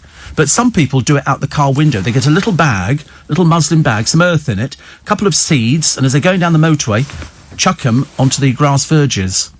And they seed themselves, and then all of a sudden you've got, you know, pretty flowers. You know, just thought I'd mention it. You know, yeah, give it a go. Something nice to do. Crack down to make all white goods guarantees last longer. The amount of but mind you, I didn't realise how many times people use a washing machine. Quite a lot, actually. If you've got a family of 4 people. Oh, Gerald Lips died at the age of 91. He was the one who worked on not only Modesty Blaze, but Rupert Bear. He was the drawer of Rupert Bear. Isn't that amazing? 91. 91. Lovely. He used to work at the office of the Express. Also, 100 children daily have teeth pulled, and drinking the 1 cup of coffee a day could mean men are less likely to lose their hearing. Because sometimes we all go, did I hear that? Sometimes something sounds very loud to me, and then other times people go, shh. Apparently in the studio I have it fairly loud. But I don't know why, because I spend most of the time with a pair of headphones on. It's not an attractive look. I don't want you to think that I'm sort of a bit of a looker, because otherwise I'd be turning to a life of crime, which I certainly wouldn't be. So, 610,000 vaccines in a day. I get ever nearer, thank you very much indeed, and very much looking forward to it. The tax burden is at the highest since 1951. No point in depressing myself on that one, thank you very much indeed, having paid the tax a few days ago. Snowstorms to blitz the north, more rain for the sodden south. That's all. I mean, rain is the most depressing. Luckily, I turned out the other day, I did actually bring an umbrella with me, which I hadn't done before, which is very nice. Also, meditation classes for MPs to cost us £20,000. Meditation classes. Is meditation any good? People do things like that? I'm still trying to get my head around tantric sex. Have you heard of that one? Tantric sex. Apparently Sting has done tantric sex, where you sit there in your pants cross-legged. Well, I can do that in the bath. I don't have to have it, I don't have to do it in front of other people. I saw a picture of him once doing it. I remember thinking, it's very uncomfortable. Really doesn't look the most exciting thing I've ever seen.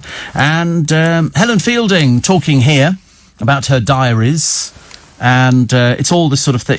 People are trying everything. They did a lovely programme the other day on the telly. I don't know what it was called, but it was farm life in this country. And people who've got little small holdings, and they're trying to make ends meet. And there were 2 girls whose mother had started a business, and they made all sorts of healing things out of plants in their garden, and oils and stuff. It was really interesting. And I was so delighted when they sold out on their first day. And there was another woman who sold milk and cream from their farm, and she said it was really extra special. I thought, if I lived in some of these places, like out in the country, I would be doing the farmer's market.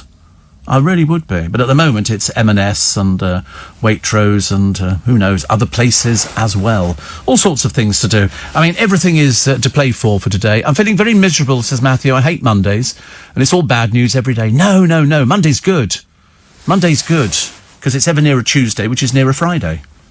So, no, you should start every day with exactly the same thing. This is going to be a good day. If you start off with, this is not going to be a very good day, you won't have a very good day.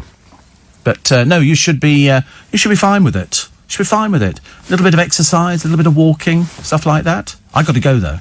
Things to do, people to see, pots to scrub, the usual kind of stuff. I don't know what to have to eat today. I shall investigate later.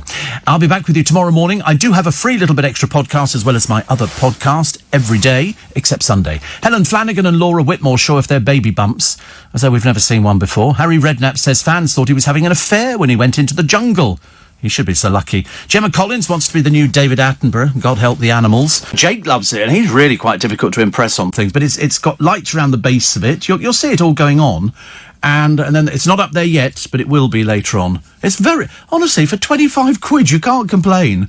Modern technology and all the lights around the base all go different colours, and so if you've got a kid's party, this would be, you don't need to hire in a disco, just put some music on the turntable, or an adult's party, just stick one of these things in the middle of the floor.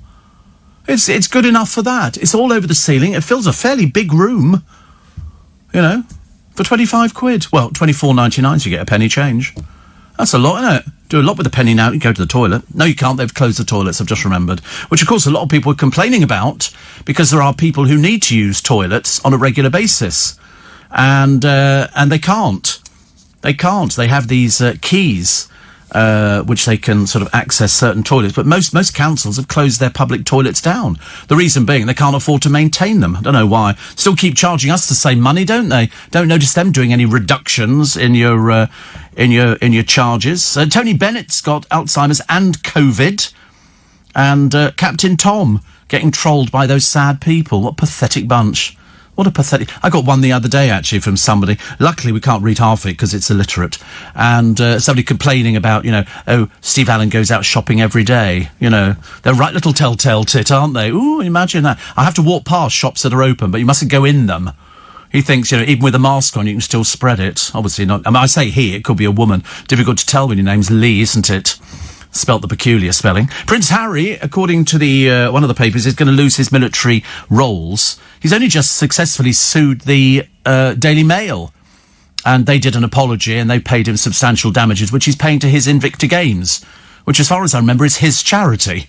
So he's basically paying it to himself, which is the same kind of thing. But according to the Express, he's going to lose his military role. But I didn't think he had any military roles anymore. He lives in America. And then he's telling us about how to live our lives. And he's sort of saying, you should be this and that. And I'm thinking, wait a minute. You live in a £10 million house. You've just done a deal with Netflix. You've sold your soul to the devil for 100 million quid. And you're telling us how to live our lives? I don't think so. And a former teacher, this is how thick they get, spared jail. He planted bottles of fake Novichok at tourist spots. The judge called him sad and pathetic. I'll tell you who he is a little bit later on. There's a new set of stamps to celebrate Only Fools and Horses, which is marvellous. And the Mirror are giving away a Haven holiday home, which is lovely, but of course you won't be able to visit it because you're not allowed to go to places like that, so that seems a bit pointless. Also, fines for racist trolls, now that Marcus Rashford has been trolled. And, we were saying ages ago, they should find these. You can find them quickly. Find them, you put them in court, then you throw them in prison, throw the key away. Don't mess around with them. Don't mess around with them. It's just much easier, isn't it? And a bloke has died. If you're a certain age, you might know this programme. Remember Saved by the Bell? It was a sort of an American teen kind of, good-looking people, except one of them called Screech, played by somebody called Dustin Diamond. He featured on the internet he'd made some homemade pornography, and usual sort of thing that people do. And he might or might not have had other sort of issues going on, but he turned up on Our Celebrity Big Brother, and he's just died at the age of 44. He had cancer, and I didn't even know he was ill. Because the moment I saw his name in the paper, I went, Dustin Diamond, good Lord. I mean, not only do I remember him from Celebrity Big Brother, where he was a bit of a pain in the rear end, but he was also on Saved by the Bell, which was very, very popular, very, very popular. Good programme, actually. I like it. One woman's beat a 27-year addiction to Diet Coke. Imagine being... My friend Dan, I suppose, had a near addiction at... probably not 27 years. And Graham Bell, who was in Dancing on Ice but then got kicked out, had a bit of a tantrum backstage.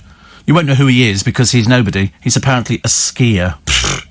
I'm sorry, that's not a celebrity. That's a sportsman. They're not celebrities. They're sports people. They're boring. They can only talk about that one thing that they do. Look at football fans. Oh, they kicked that ball and the goal and they did this and all the rest of it. They're just dull people. Look at sports reporters. What can they talk about? Nothing. Nothing apart from sport. I don't care if you're a football fan or not. If you're a football reporter, you can only talk about people running up and down the pitch, and you can identify them by the number stuck on their back.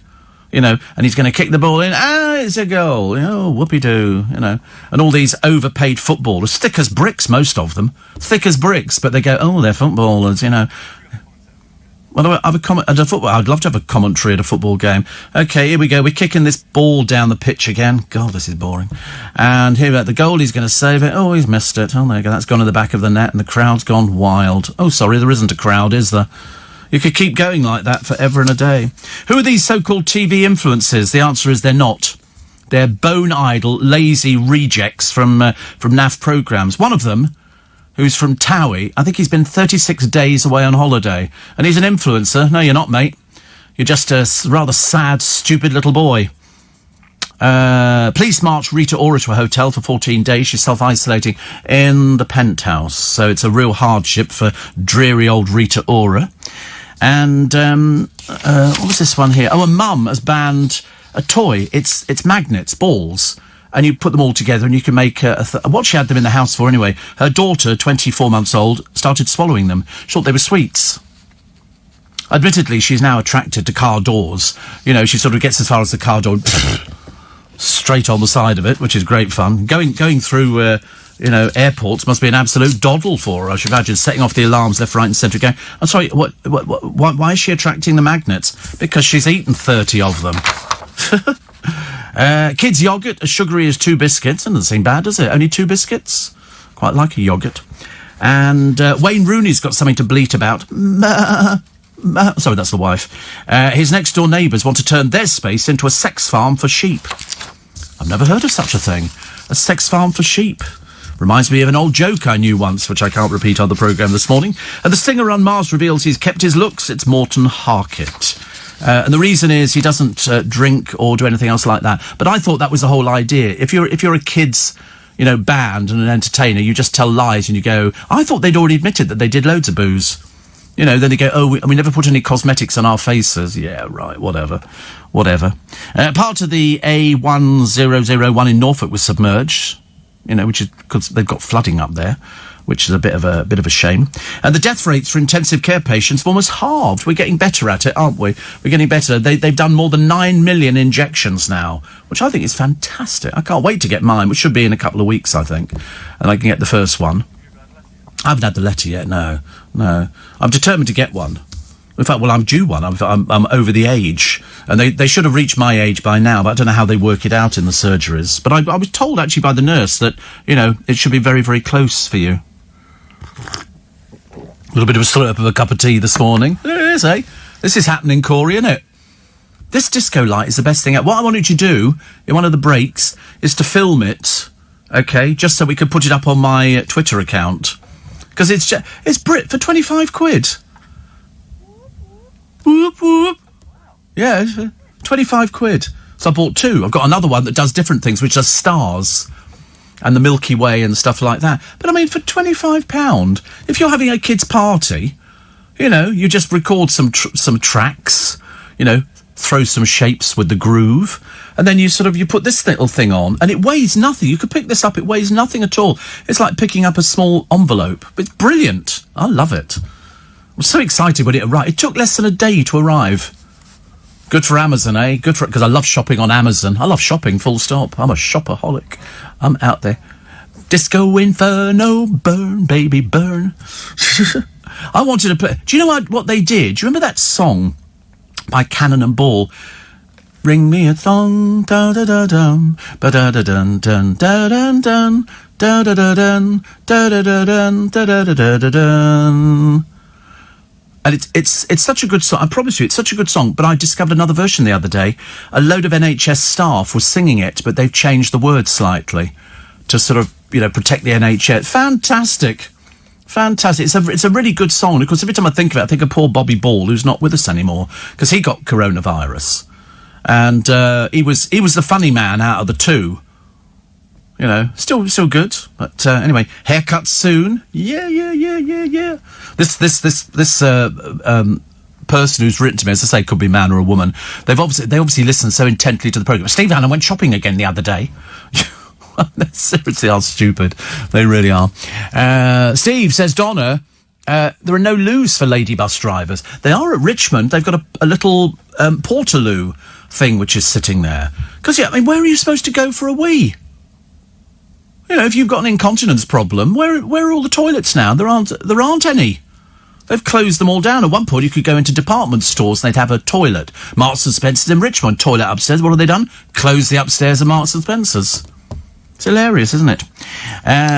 Also, the couple who ordered from online, I think they ordered from Sainsbury's, and they ordered Brussels sprout. They thought they were ordering a bag. They got one sprout. They ordered one sprout. Sainsbury's, whoever does their packing, must be so thick that they seriously thought somebody wanted one Brussels sprout. Goodness sake, how dumb do you have to be? Quite clearly, they were looking for a bag, I think. The Tory MPs blasting the ministers for the cladding fiasco at the moment. All these people who are living in blocks, like the one that went down all those years ago, because they've got this cladding. The problem is they can't get insurance. They can't get it removed. It's a fire hazard. They can't sell their flats. Who's going to buy a flat that's got this cladding on it? And what are the government doing? Nothing at all. There's couples in the paper. I saw them on the television yesterday saying we can't get any insurance. They won't insure us because of Grenfell. Look at that disaster. That was covered in the same cladding as all these other people have got, and we've known about it for ages. It's not like it's new. We've known about it for ages and ages. Also, I've got those words that you hear from your partner, which tells you your relationship is over.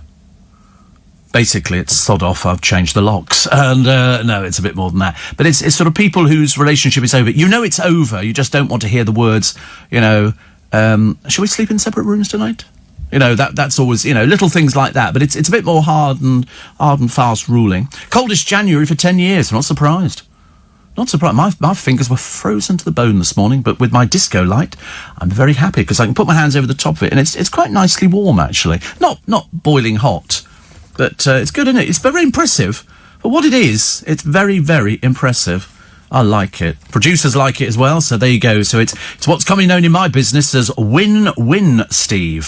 Such a good mood today. Such a good mood. I hate it when I'm in such a good mood on a Tuesday. I mean, normally Monday, you can understand people being in good moods on a Monday, but to be in a good mood on a Tuesday... Look at this. This place is happening, isn't it? The trouble is, are they... The lights that you're getting your side, are they mine reflected out of the mirror, or what are they? I don't know what they are. It's a bit difficult... You think they're coming through the glass? It's very good, though, isn't it? Isn't it fantastic? We love this thing, I tell you. I bet you anything, once you've seen this video we're going to put up, after we sort of take the picture a bit later on, you'll be buying this for kids' parties. No, it doesn't have anything. You just leave it. Does it by itself. All the lights around the base do different things. So at the moment, it's lit up 3 lights. 4, I can't see it now, it's going too fast. And then in a minute, it'll change. And so the base of the light has actually got things going on. And then there's lights. If you take that plastic dome off, it's got little lights in there, and it turns round at the same time. So you get all these different things on the ceiling. Big circles. There you go. Green and red. There's blue and red. Blue and green. It's so clever, isn't it, really, honestly? I wonder who thought of that. I wonder who thought... Now the lights are rotating into themselves. It's cool, isn't it? You watch other studios in this building and be coming up here. Have you seen what Steve Allen's got going in his studio? They'll all be going, I want one of those. Moyles will be going crackers for it. He'll be going, push the budget out. Push the budget out, let's get one of those things. I love it. It's like your own mobile disco ball. You know, but it works. Sing me a song, sing me a right. Steve. Another one here. This is Abby, who says, still harping on about Harry's mansion. Jealous or upset? What, him? I don't know. Probably both, I should imagine. Probably both. And he says, he's not failed and come running back to Britain. How little you know. How little you know. He is coming running back to Britain. Did you not know about it? You must listen more to LBC. It'll fill you in if you're ignorant about things. And, of course, you know, whilst Netflix disses his mother, he's taken the old golden shilling, hasn't he? Yes, have you seen The Crown? Probably not. It's a bit too above you, I should imagine. Joss Stone has given birth to her first child, which is lovely. And, you know, woman has baby. Whoopee-doo. Mike Tyndall. Who?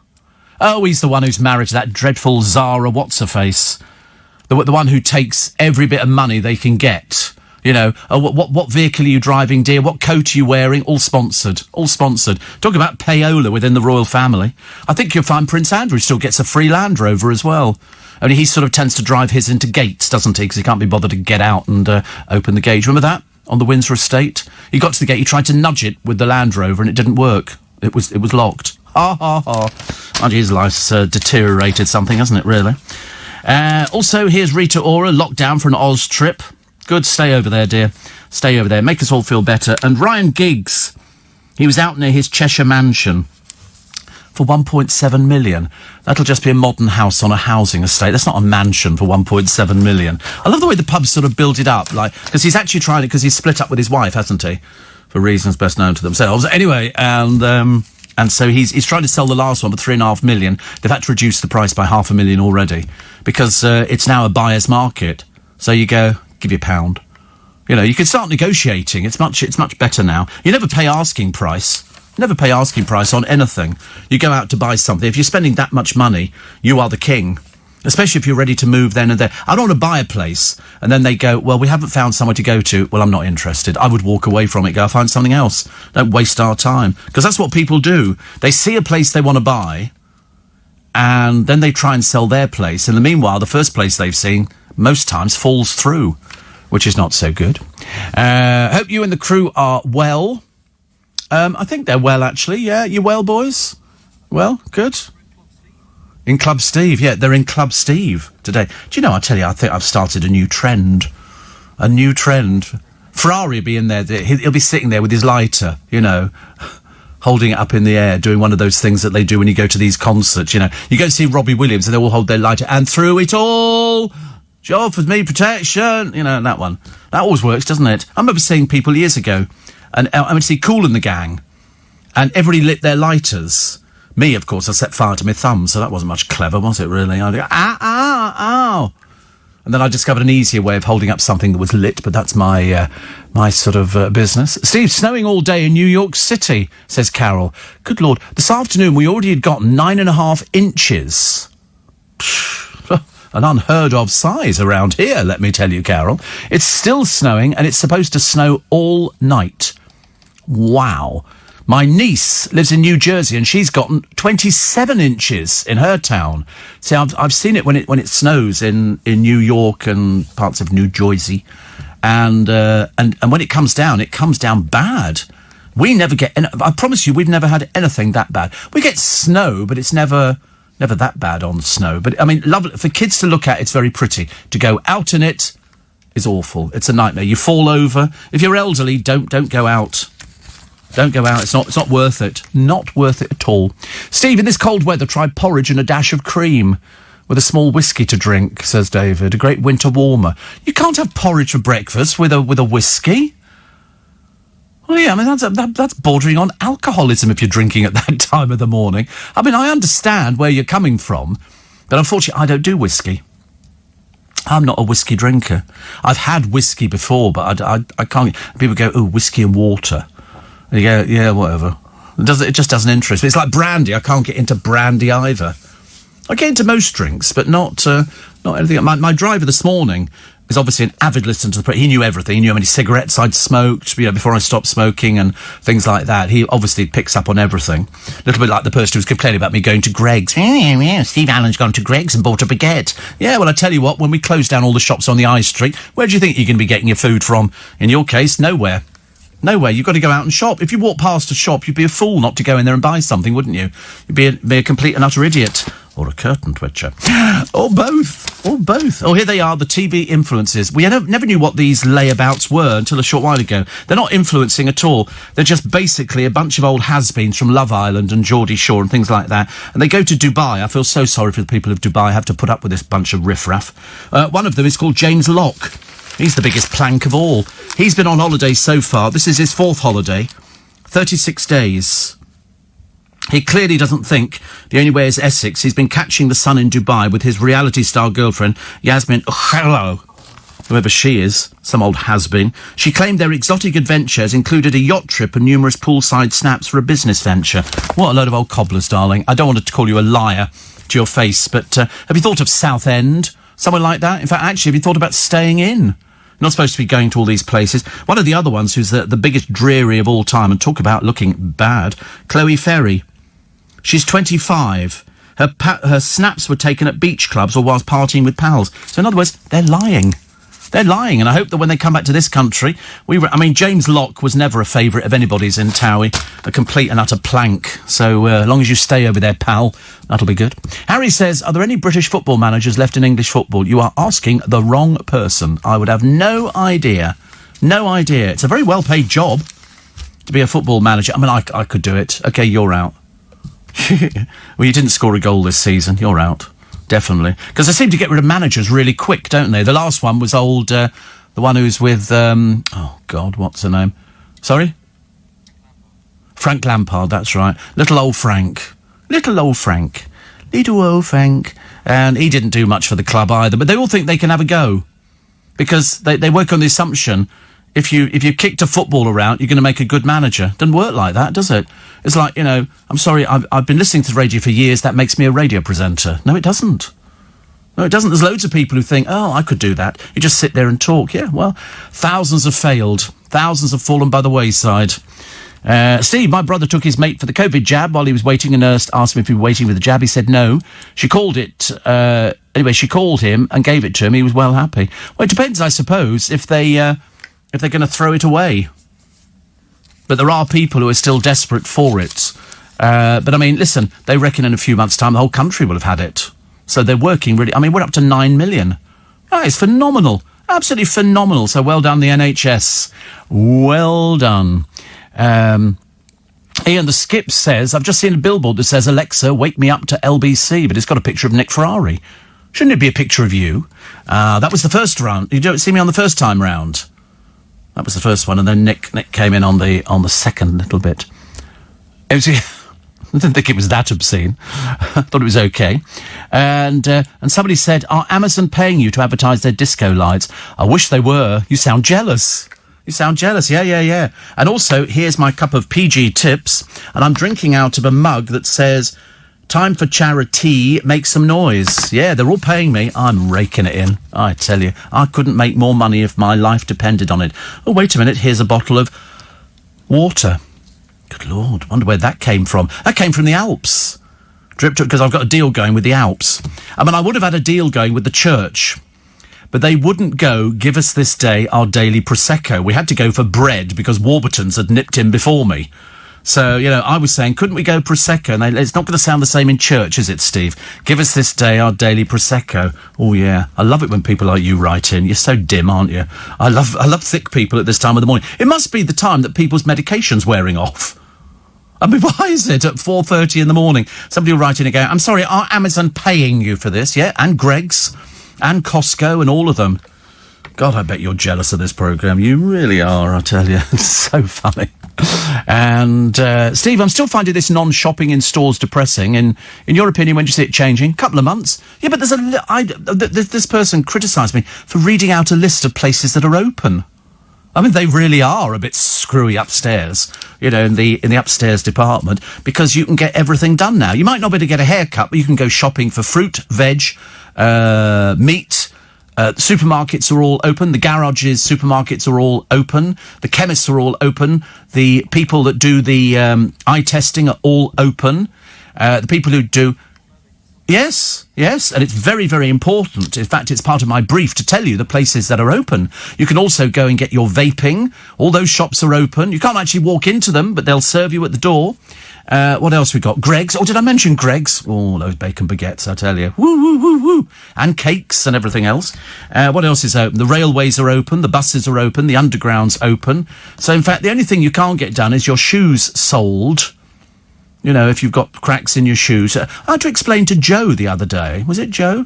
No, it was Luke. He'd never heard of having your shoes sold.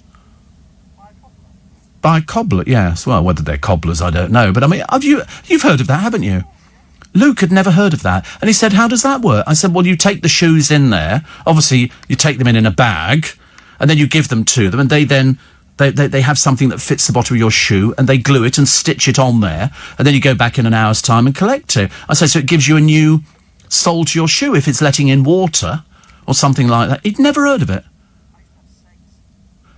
Do we talked about segs the other day. They're called different things in different parts of the country. Apparently so. Somebody wrote to me, because I'd never heard of segs before. These are these, you bang them in, don't you? But I'd... All right. Honestly. Turn the disco lights on for 2 minutes and he becomes like a possessed person in the corner of the disco. Hello, darling, do you want to dance?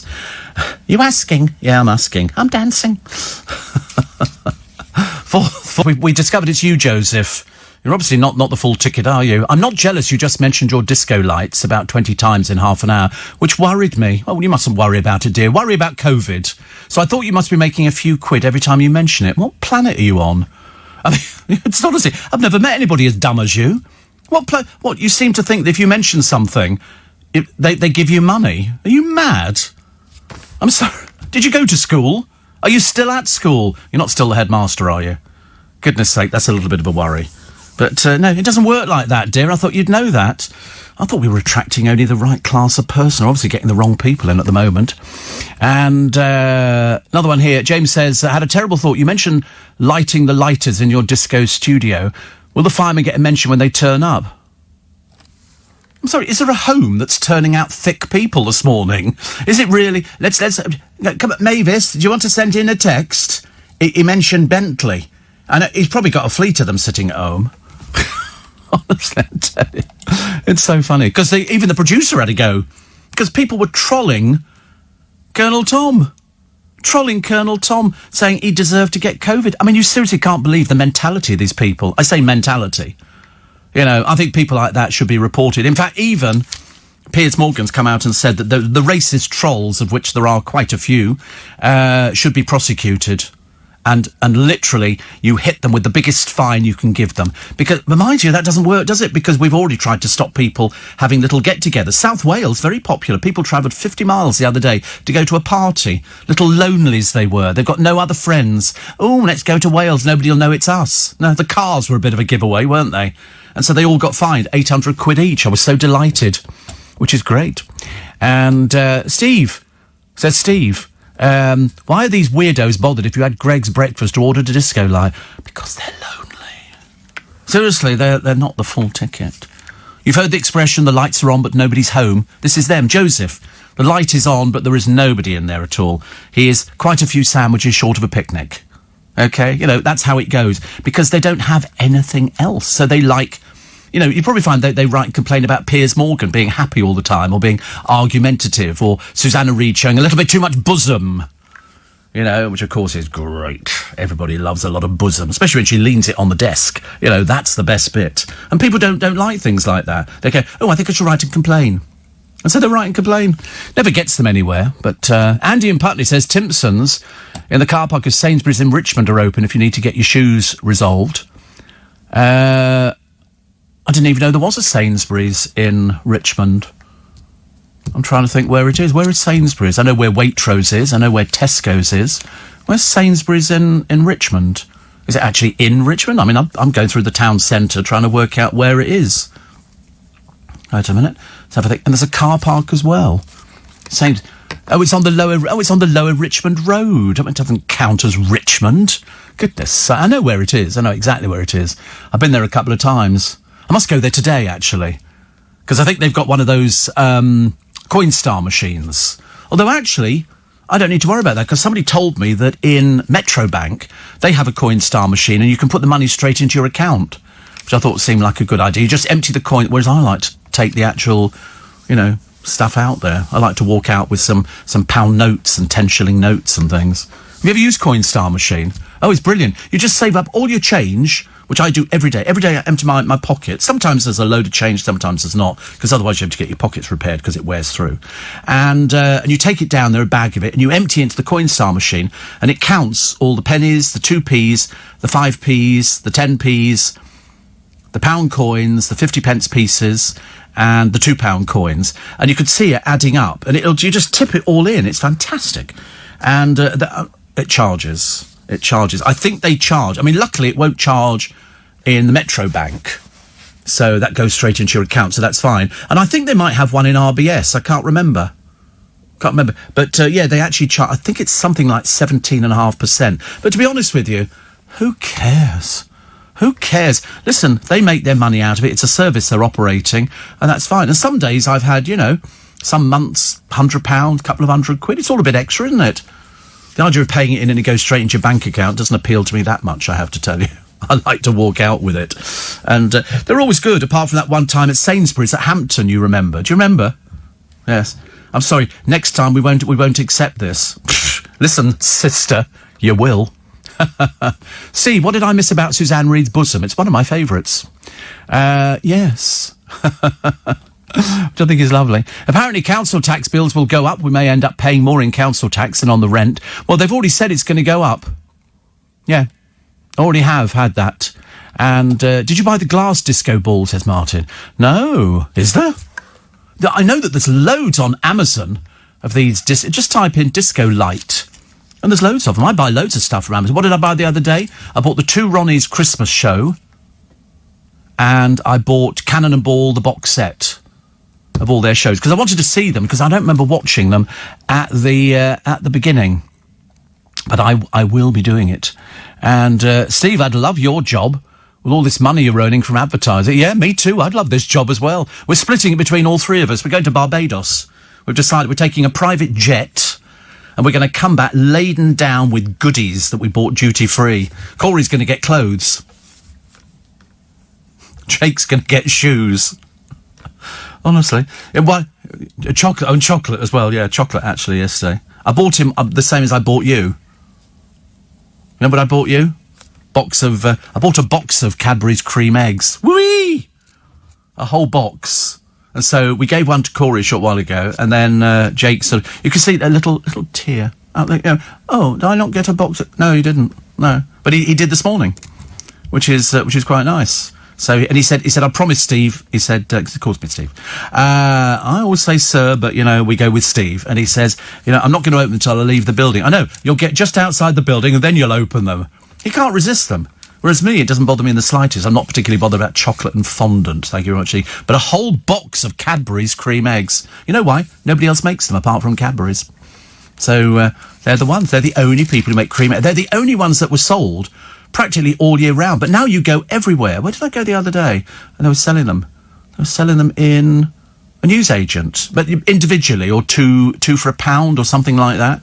But I don't know how many's in the box. 48 or something like that. But, if you like chocolate, you'll love these. They're very, very nice. Very nice. So.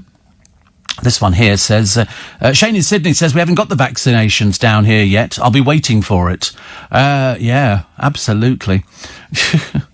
Adrian says, these trolls must love you. Obsessed. Seriously, we laugh like drains. We really do. So funny. And somebody else asked about the football managers. I don't know anything about that, actually. Tudor says snow falling in Leeds. It's settled. It looks very pretty. I know. Just don't go out driving in it. Don't go out driving in it. And Conrad said a friend of mine told me they'd seen and bought a couple of those disco light bulbs. It's not a light bulb. It's like a little... Well, you'll see it because we're going to put it up on online as well, which is very good. Very good. Somebody else asked you if the crew are well this morning. I think they're well. I think they are. And they seem okay, actually. Also, somebody... Who did these... I love it when people write to other people, but for some reason I get it. And I don't know how that works. I get a bit confused, actually. Rona in Higher Denham says, I love the snow, it's prettier. Blow the rain. I've got a disco ball. Good morning to thee. I know Higher Denham very well. Very well indeed. There's Higher Denham, Lower Denham, Denham Village, and it's just down the road that goes to Oxford. It's the one that goes past the Polish War Memorial. That's all I can tell you, actually.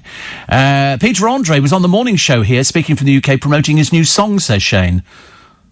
Peter Andre, are you serious? Peter Andre, new songs? What for? I mean, that career dried up years ago. Ages and ages ago. It's very odd. Very, very strange. 84850 steve@lbc.co.uk. And Greg's now sponsored by the Groovy Gang. Yeah. Yep. And Debenhams and Topshop. That's closing down, isn't it, actually? In fact, it's closed, I think, Topshop. Somebody's bought it, ASOS. They're not keeping the buildings, as far as I know, but they're going to keep the stock. So they will sell online, which is probably the best thing that Victoria Beckham could do. Because she's lost 60 million out of that company, and it's just failing almost on a yearly basis. And also with the shop not being open, why she doesn't do... I mean, I know she does mail order, but the stuff's way too expensive. Way too expensive. The sort of people she's supposed to be appealing to...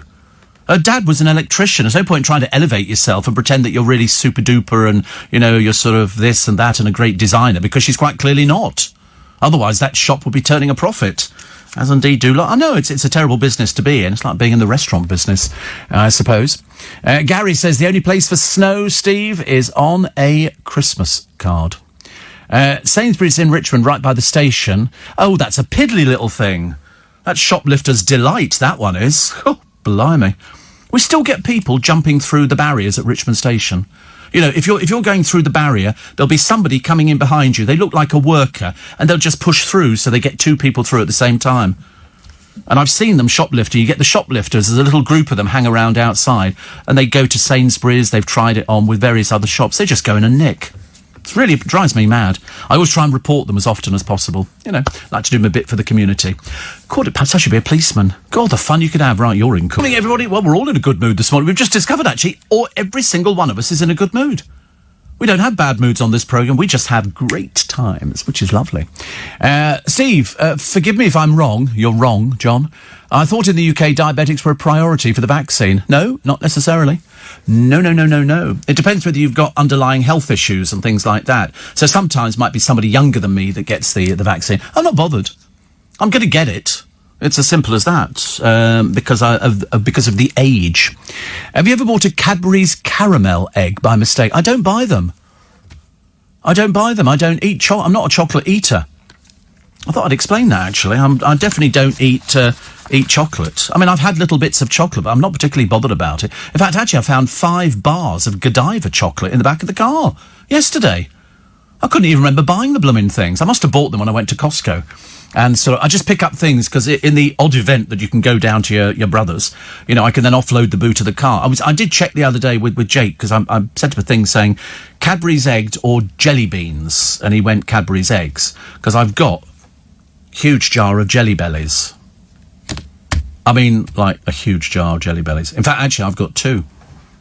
2 in the back of the car. Don't ask me why. Every time I go in there, I think, what shall I buy to fill up the boot of the car? And Jelly Bellies seems to be the thing. But they're addictive. You can't just put one in your mouth. You take a handful. Those things, they're really very addictive. But luckily, I'm not addicted for those either. In fact, if I was going to be addicted to anything, it would be plain crisps. But I'm not even addicted to plain crisps. Or failing that, what are those orange things that sort of like puffer, and you get the all orange all over your fingers? What's-its? They're nice. But again, after a while, they do a version in Marks and Spencer's. They're horrid. They don't taste like them at all. They look the same, but they don't taste the same. And if I was going to have anything, it'd be Twiglets.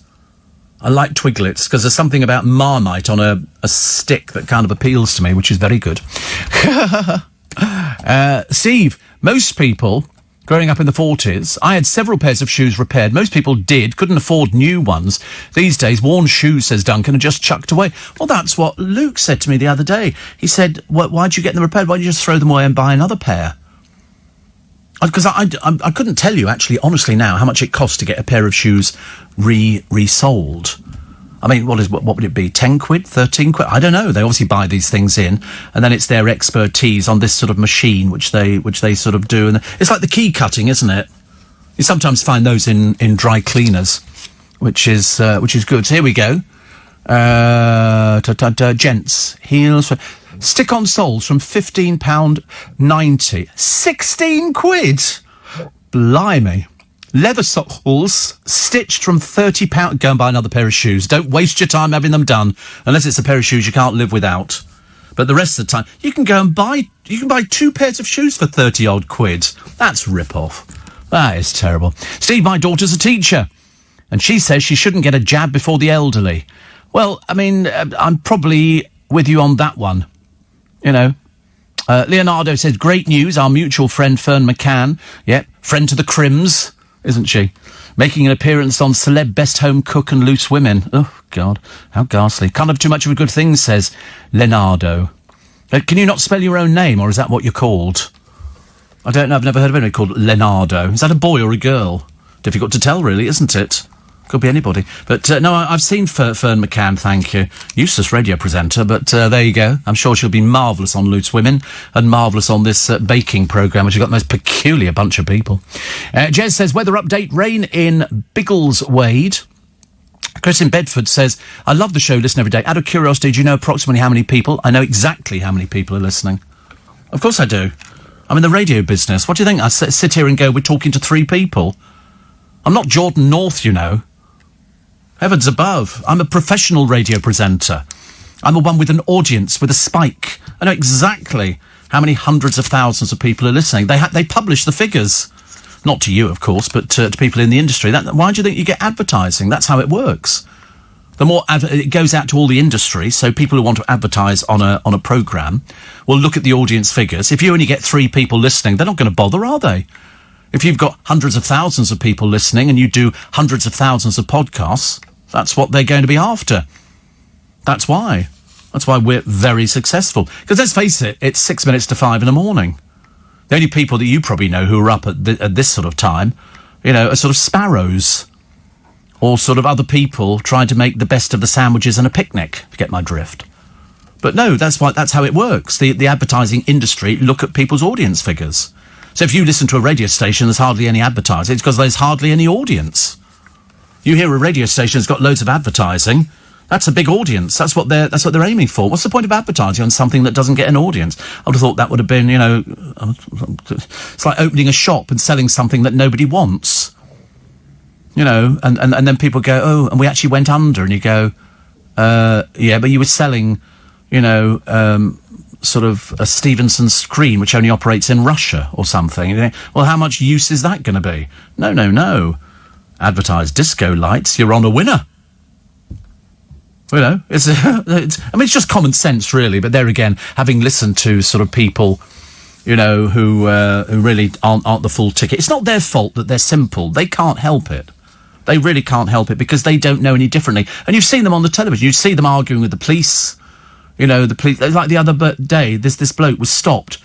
Who was driving his car? A 13-year-old. He said he's a mate. I'm teaching him to drive. That's the mentality you're dealing with. That's the stupidity. It's that or alcohol abuse. And the people who attack the police, you know, and start kicking. And there was a bloke the other day arrested.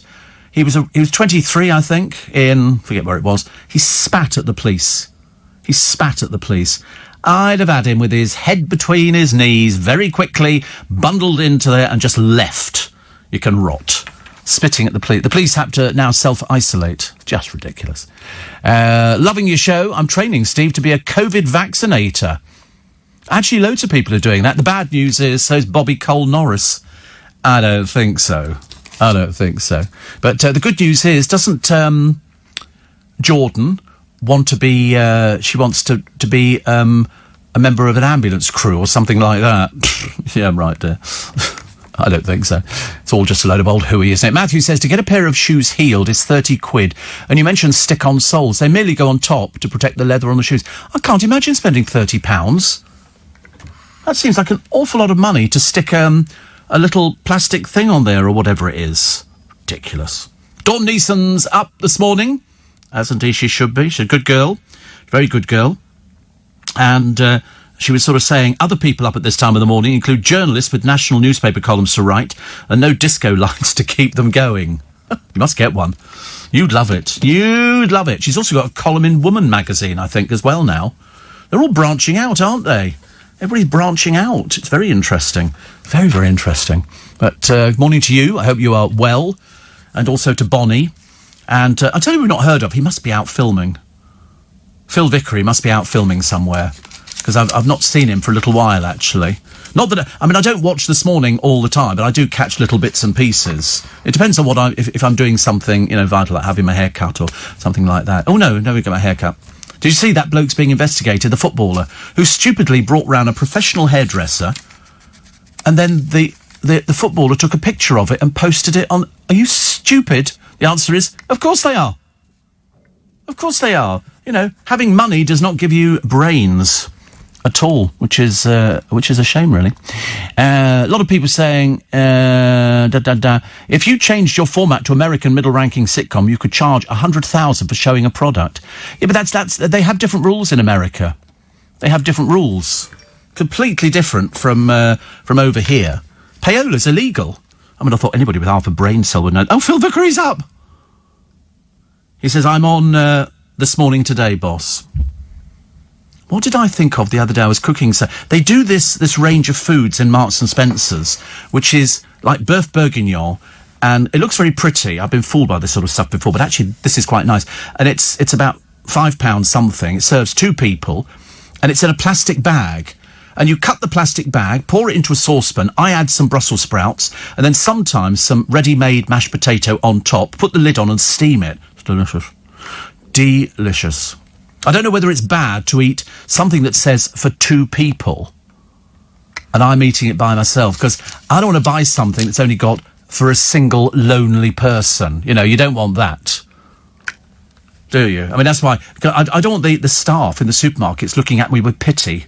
So I now buy cat food, dog food, budgie food. I've got the whole set. I'm practically running a farm. And mashed potato as well. I bought Colcannon the other day. Love that. Have you ever had Colcannon? Must have done. That's mashed potato with cabbage. It's delicious. No, just cabbage. Yeah. And fish. That's a fish pie, dear. You're getting confused. I like a fish pie. Oh, you think of kedgeree? That's haddock, isn't it? I'm sorry, Phil. We always go for these embarrassing things. Every time you sort of are there, they start doing it. And they're talking drivel. Definitely dribble.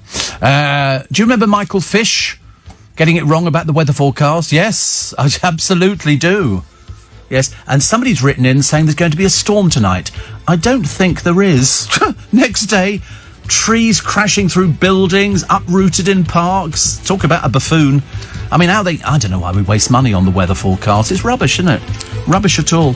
Now, what did I have? I had something for your column, Dawn, and I can't remember what it was. It'd be something. Minutes past 5. Nice to have your company. It's Steve Allen's Early Breakfast on LBC. With you till 7 when Nick Ferrari will be along. Peter says it's never bad to eat something for two people. But you know why?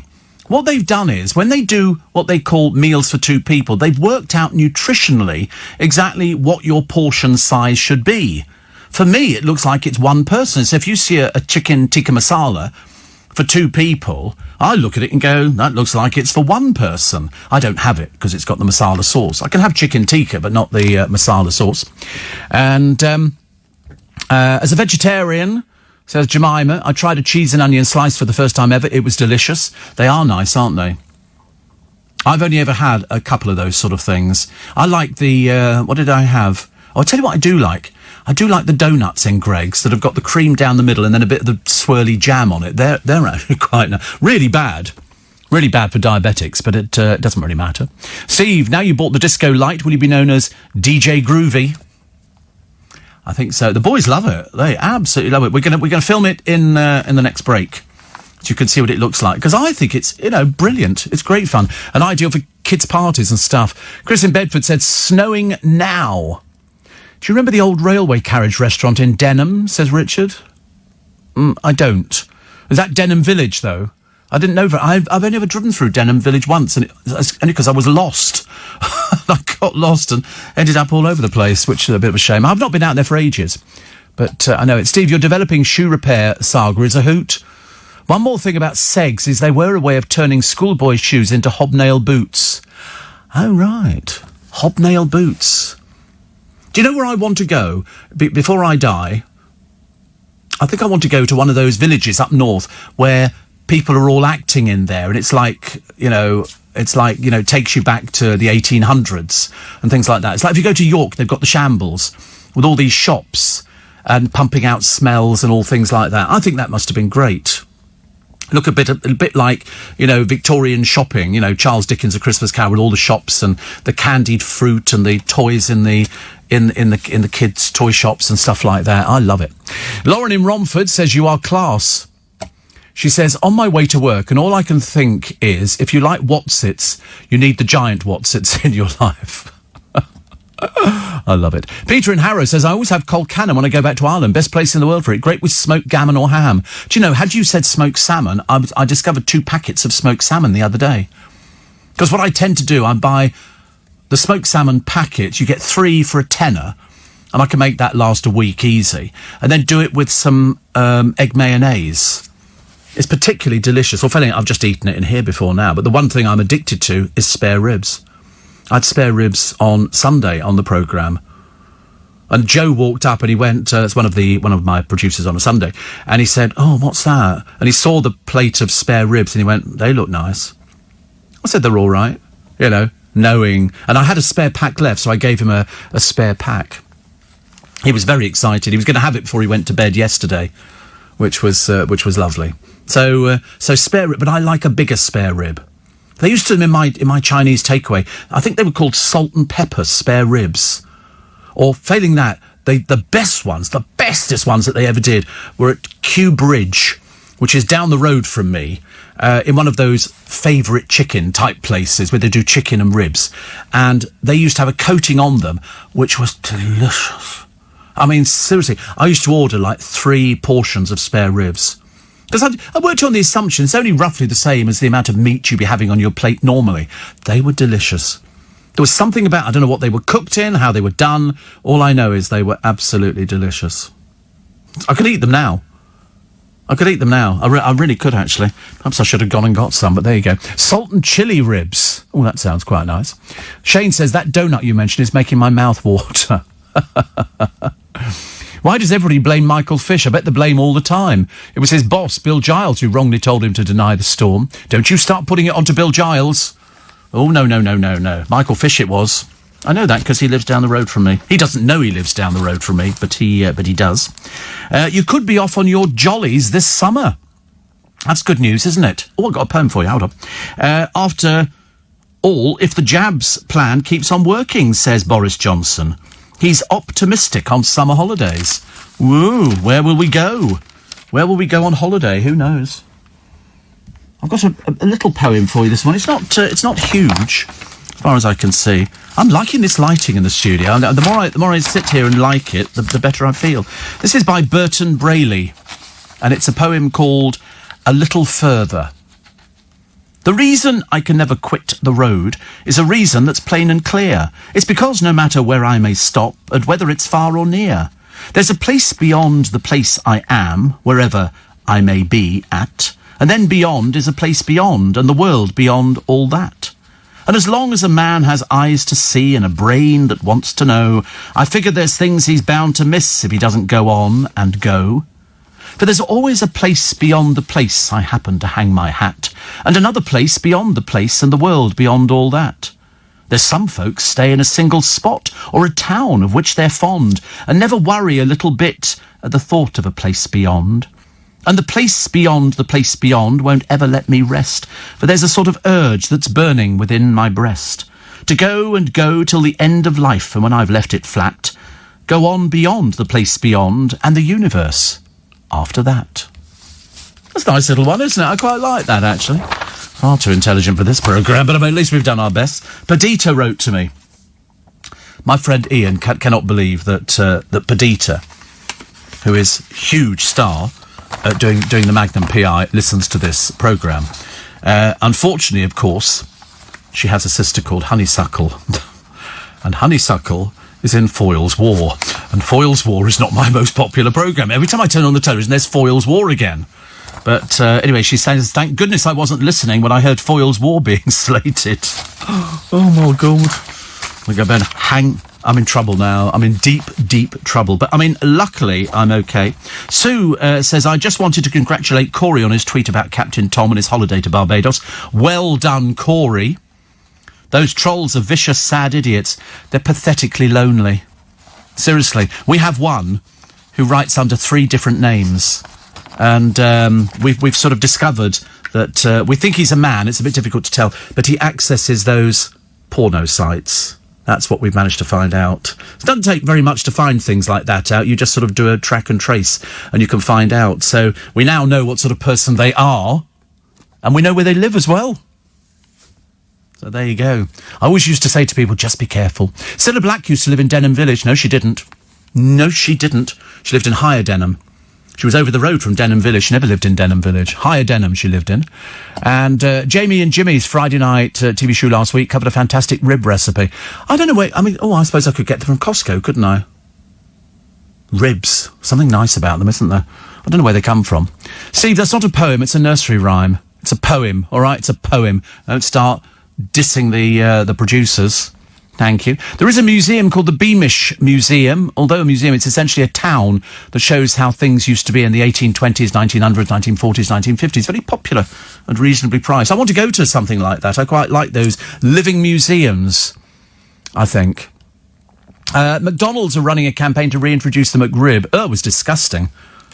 Do you ever have the McRib? It didn't have a bone in it. It was just a piece of reformatted sort of stuff with gunk all over it. It was horrible. Did you like it? Oh, God, peasant. I thought it was horrible. Another one of those messy things that you really can't eat unless you're wearing a bib and sitting on a towel right by the shower. Have you found out how to warm the steering wheel up? No, I haven't, actually. Sorry? No, still I haven't. Does it make a difference? You're going to sort of chide me for that one and sort of go, Steve, why have you not discovered these things? Not my fault. Honestly, I'll do my best. Right. Steve, 1 key for dry ribs. Round the corner from you when it reopens. Round the corner from me when it reopens? When you say round the corner from me here?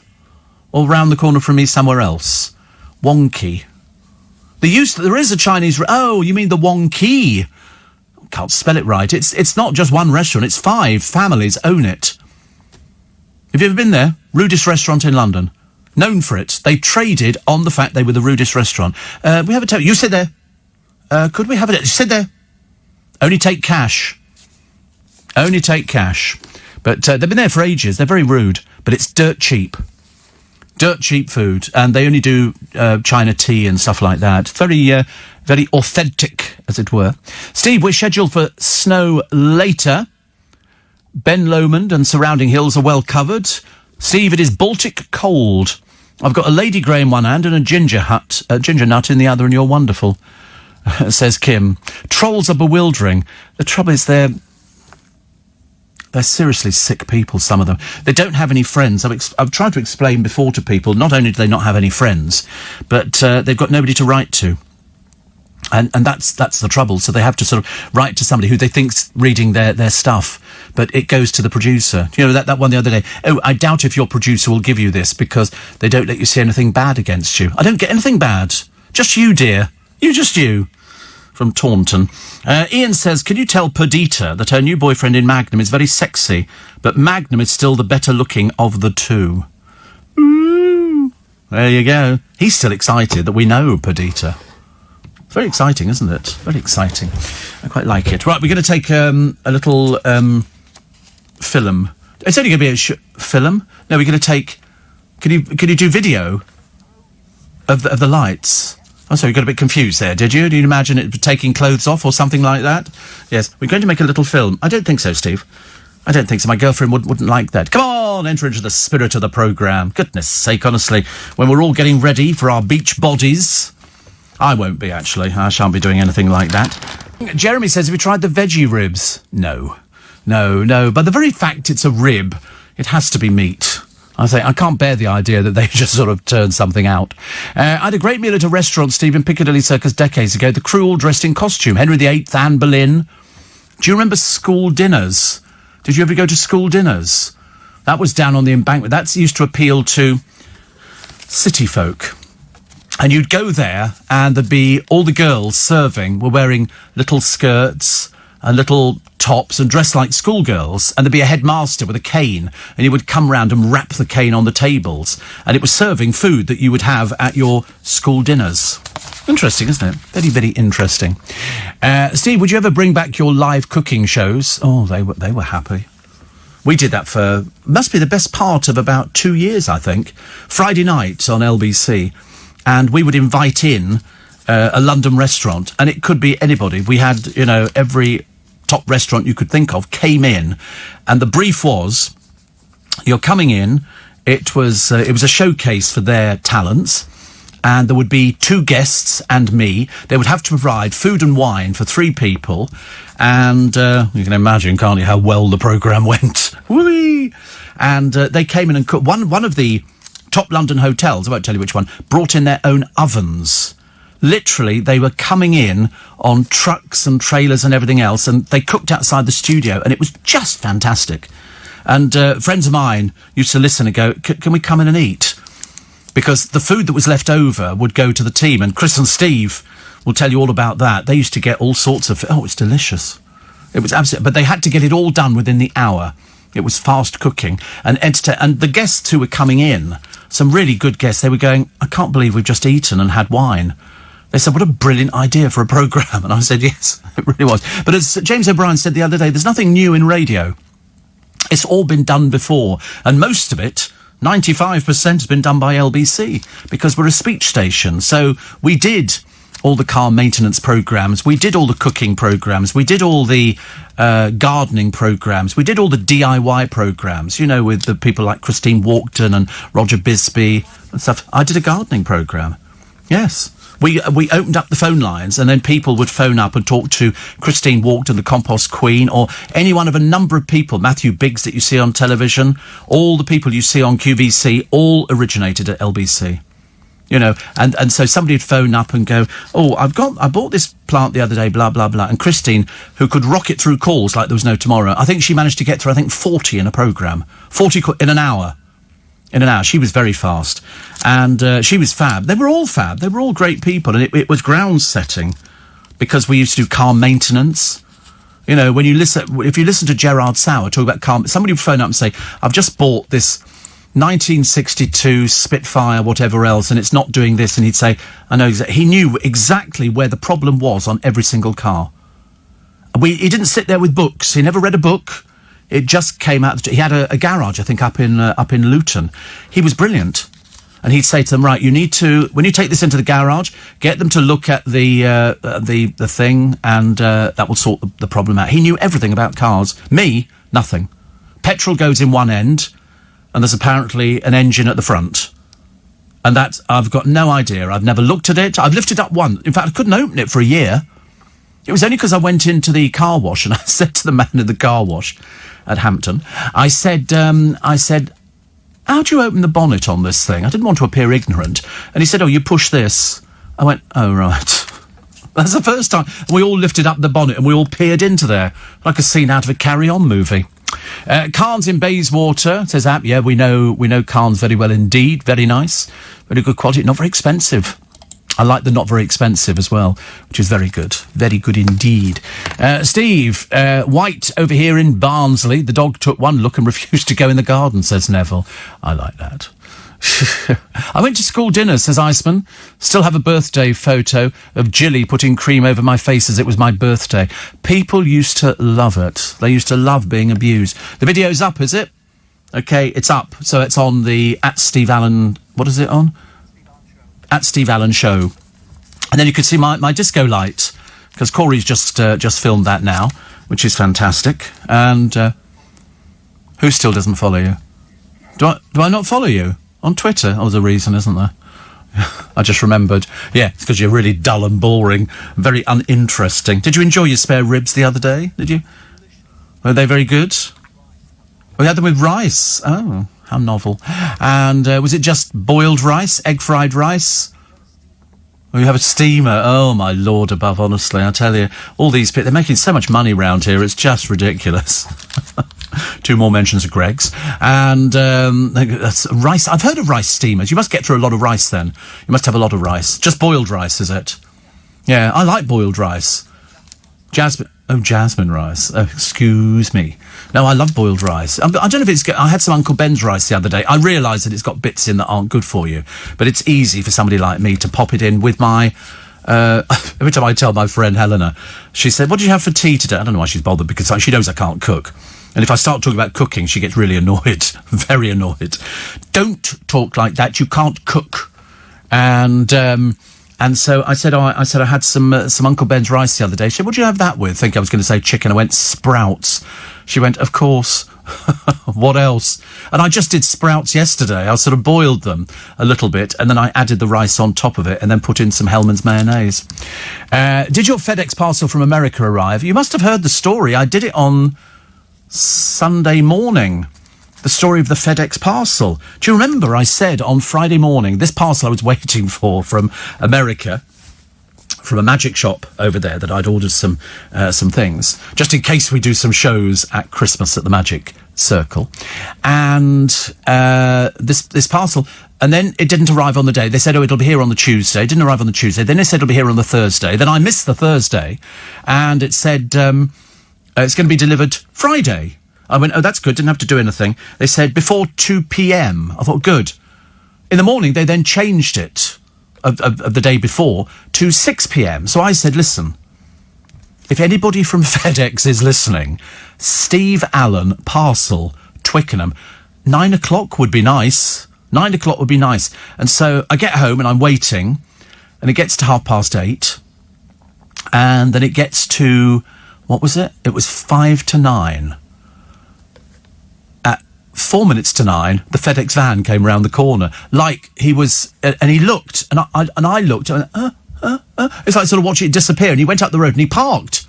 I thought, it can only be mine. We don't get FedEx round our way very often. It's too expensive, but really good. And so he then gets out the back of the van, and he's holding a parcel, and he starts walking towards me, and I'm, Daddy, my daddy, and I'm sort of, it's my parcel. And so I sort of practically break into a trot, and I get near him and I go, Steve? And he goes, Steve? And I go, yes. And he gave me my parcel. And I tucked it under my skirts and ran down the road, and it was fantastic. The parcel arrived. And so by 9 o'clock, somebody obviously was listening at FedEx and went, listen, oh, for God's sake, get the parcel to him. He'll moan about it forever and a day. So I was really pleased, because I'd said to them, listen, 9 o'clock would be great. I don't have to wait all day. I can't. I fall asleep. I'm fairly ancient for things like that. And the parcel arrived. It was so exciting. We did it on Sunday morning. And I said, thank you, FedEx. That's the advantage of having a programme that everybody listens to. You know, that's why we are just so terribly popular. You know, now, sometimes you don't want to be terribly popular, and other days you are popular without even expecting it. Also, Steve, the disco light brought back memories of me at a club in Bondi Junction in the 70s, says Shane. On the dance floor, the drinks were overpriced, but it was a good time. Do you know, I was watching something the other day on the television, and it was... Oh, I tell you what I was watching, actually. It was Saturday Night Fever. And I remember thinking, I used to work in clubs like that for ages and ages and ages, and I never ever got the urge to go to clubs. I really wasn't bothered about clubs at all. And now I'm this age, I can't think of anything worse. I cannot think of anything worse than going to a nightclub and saying... You couldn't hear what anybody was saying. Nothing at all. Very sticky floor. Your feet would be sticking to the floor because people would spilt beer all over it. And, it was great for working in because it was a money-paying... It was a gig. Money-paying gig. But to actually go as a customer, they had to queue up outside. When Dale and I used to go out to clubs, and we didn't used to stay that long, actually. An hour was generally about my maximum because of the noise. And we never paid, and B, we didn't have to queue to go in because we always knew somebody who owned the club, which was always very useful. And so we'd sort of go in, have what I used to call a sort of troll round, and then head off home, either for something to eat or to go and collect the papers. Because sometimes you get a bit tired about going to nightclubs. And yet I can understand the excitement years and years ago. You know, queuing up outside the Castle in Richmond, or, you know, the Gunnersbury Fair, or Boobs in Croydon, which was Boobs, I know. Oh, I tell you, it was run by the most miserable manager under the sun. He used to hate loud music. You know, we're in a discotheque. It was in the Blue Anchor in South Croydon. And I wasn't driving at the time.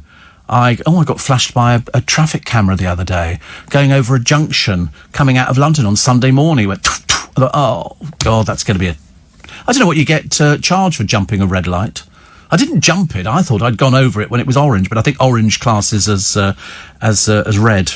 But I don't know what the fine is. I don't know whether it'd be £100 or so. I've got no idea. No idea. Can at least do with that at the moment, which is a bit of a shame. The main penalty you'll hit hard is the 3 points added to the light, as well as an automatic £100 fine if you're caught by either road police or a traffic light camera. All right. Having points added to your licence will raise your insurance prices significantly and make it harder to get an insurance quote. Well, for jumping a traffic light. Seems a bit stupid, doesn't it, really? But I think we'll wait and see, actually. I'll let you know. It was one of those things, I thought I went over, it was just about to change, and I thought I was fine, but there you go. Jill says, is the disco ball mains or battery? Mains. It's been on since the beginning of the programme. It's mains. It plugs in. It's on a plug. But it comes complete with plug and everything. And Iceman says, I'm in trouble now. My partner Jean wants to know who this Jilly was at school dinners, even though it was 30 years ago. Waitress? Only guessing. Cool lights, just right for the groovy gang, says Elaine from the Original Spikers Facebook group. Thank you. Brown rice or white rice? They do white rice. Jasmine-flavoured white rice. And something. I love your show. Plus, you've tried the ribs from M&S. Oh, we've bought more of those than. And I'm single-handedly keeping. I don't know where they come from. I don't know what animal they come from for these ribs, but they are very tasty. But I've never had them with rice. Can barely afford the ribs, let alone the rice at the same time. Right, we'll take a short break. So you can go to my Twitter. And you can see that we've put the lights up. I bet you anything the producers changed the name. Sorry, the voice. You haven't changed the voice. Good. Yeah. No! Don't change the voice. You go through all my photos. Oh, I wonder what Steve's got photos of. Oh, good Lord. And, being nosy. Oh, look, there's some famous people's phone numbers. I'll write those down in my book. Loads of people. You should have done that, actually. I got Princess Anne in there. Princess Anne, Captain Mark Phillips and Dale Winton. OK, you decide which one you're going to call first. Mind you, if the Dale Winton one answers, we're all in trouble. You're loving the lights. You're loving the lights. Thank you very much indeed. I'm very pleased about that. I knew you would be, because I know I loved the lights, and now you love the lights as well. And it's fantastic. It takes on a whole new ambience in the studio. It really does. It really it just seems to sort of absolutely work. So Tony Bennett, bless him, has got Alzheimer's, and I think he's got COVID as well. He's got his third wife called Susan. She's looking after him. I think he's about 90-something. I'm pretty certain Tony Bennett came back as being about 94. He's 94. Good Lord above. It's amazing. And Ian, my friend Ian goes fab. He likes my lights. And also Perdita Weeks, I love it. He says, when Steve Allen Show mentions you've been listening to his show and messaging from Hawaii.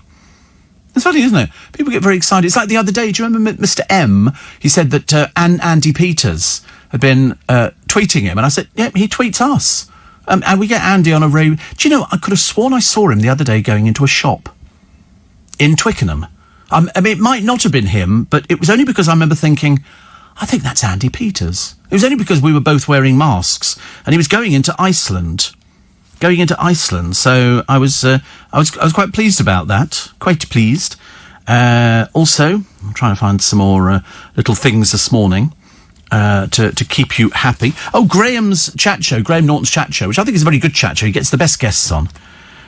Is better than ever thanks to lockdown, despite having no studio audience and stars appearing via screen links. Kids' yogurts contain almost as much sugar as 2 chocolate biscuits. See, I don't think that doesn't sound very much to me, two chocolate biscuits. I don't know.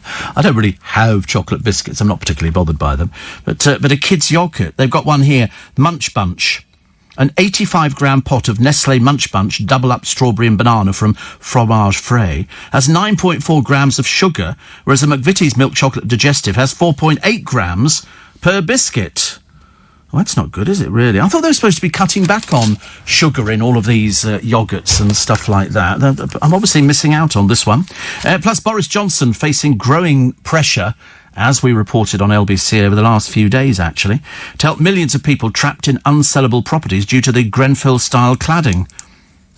I mean, there appear to be loads of these. But the bill is phenomenally high. Rugby League World Cup 1954 winner David Rose has died, aged 89. He was in the Great Britain team that lifted the trophy in the sport's first global tournament. He won 7 Rugby Union international caps for Scotland before switching codes and joining Huddersfield. So there you go, a nice innings for him. Members of a multi-million-pound County Line drugs gang have been jailed for nearly 230 years after the group was infiltrated by undercover officers. They're so dumb, these people. All they see is the money. And so here they are. Awais Osman, Hussein Jamal, Bruno Borgs and Levi Bernard. And they'll be spending probably the rest of their lives in prison. 72 men and women have been convicted between the ages of 18 and 56, now being convicted of crimes connected to the gang. Amazing. But they were...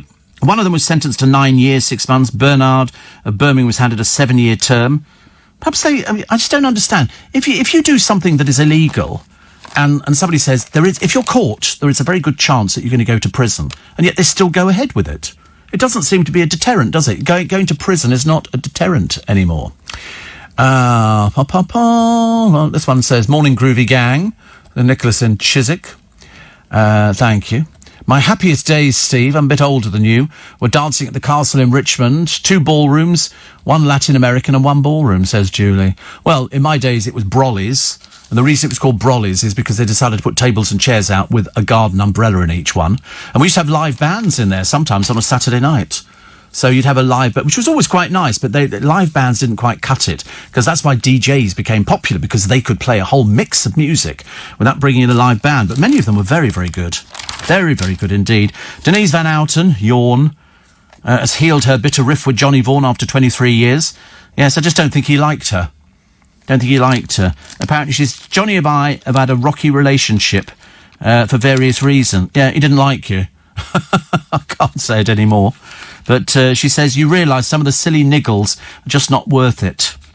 So they used to do the big breakfast, and then she got a bit carried away with it. But that was such a long time ago now, you can't keep going on something that happened.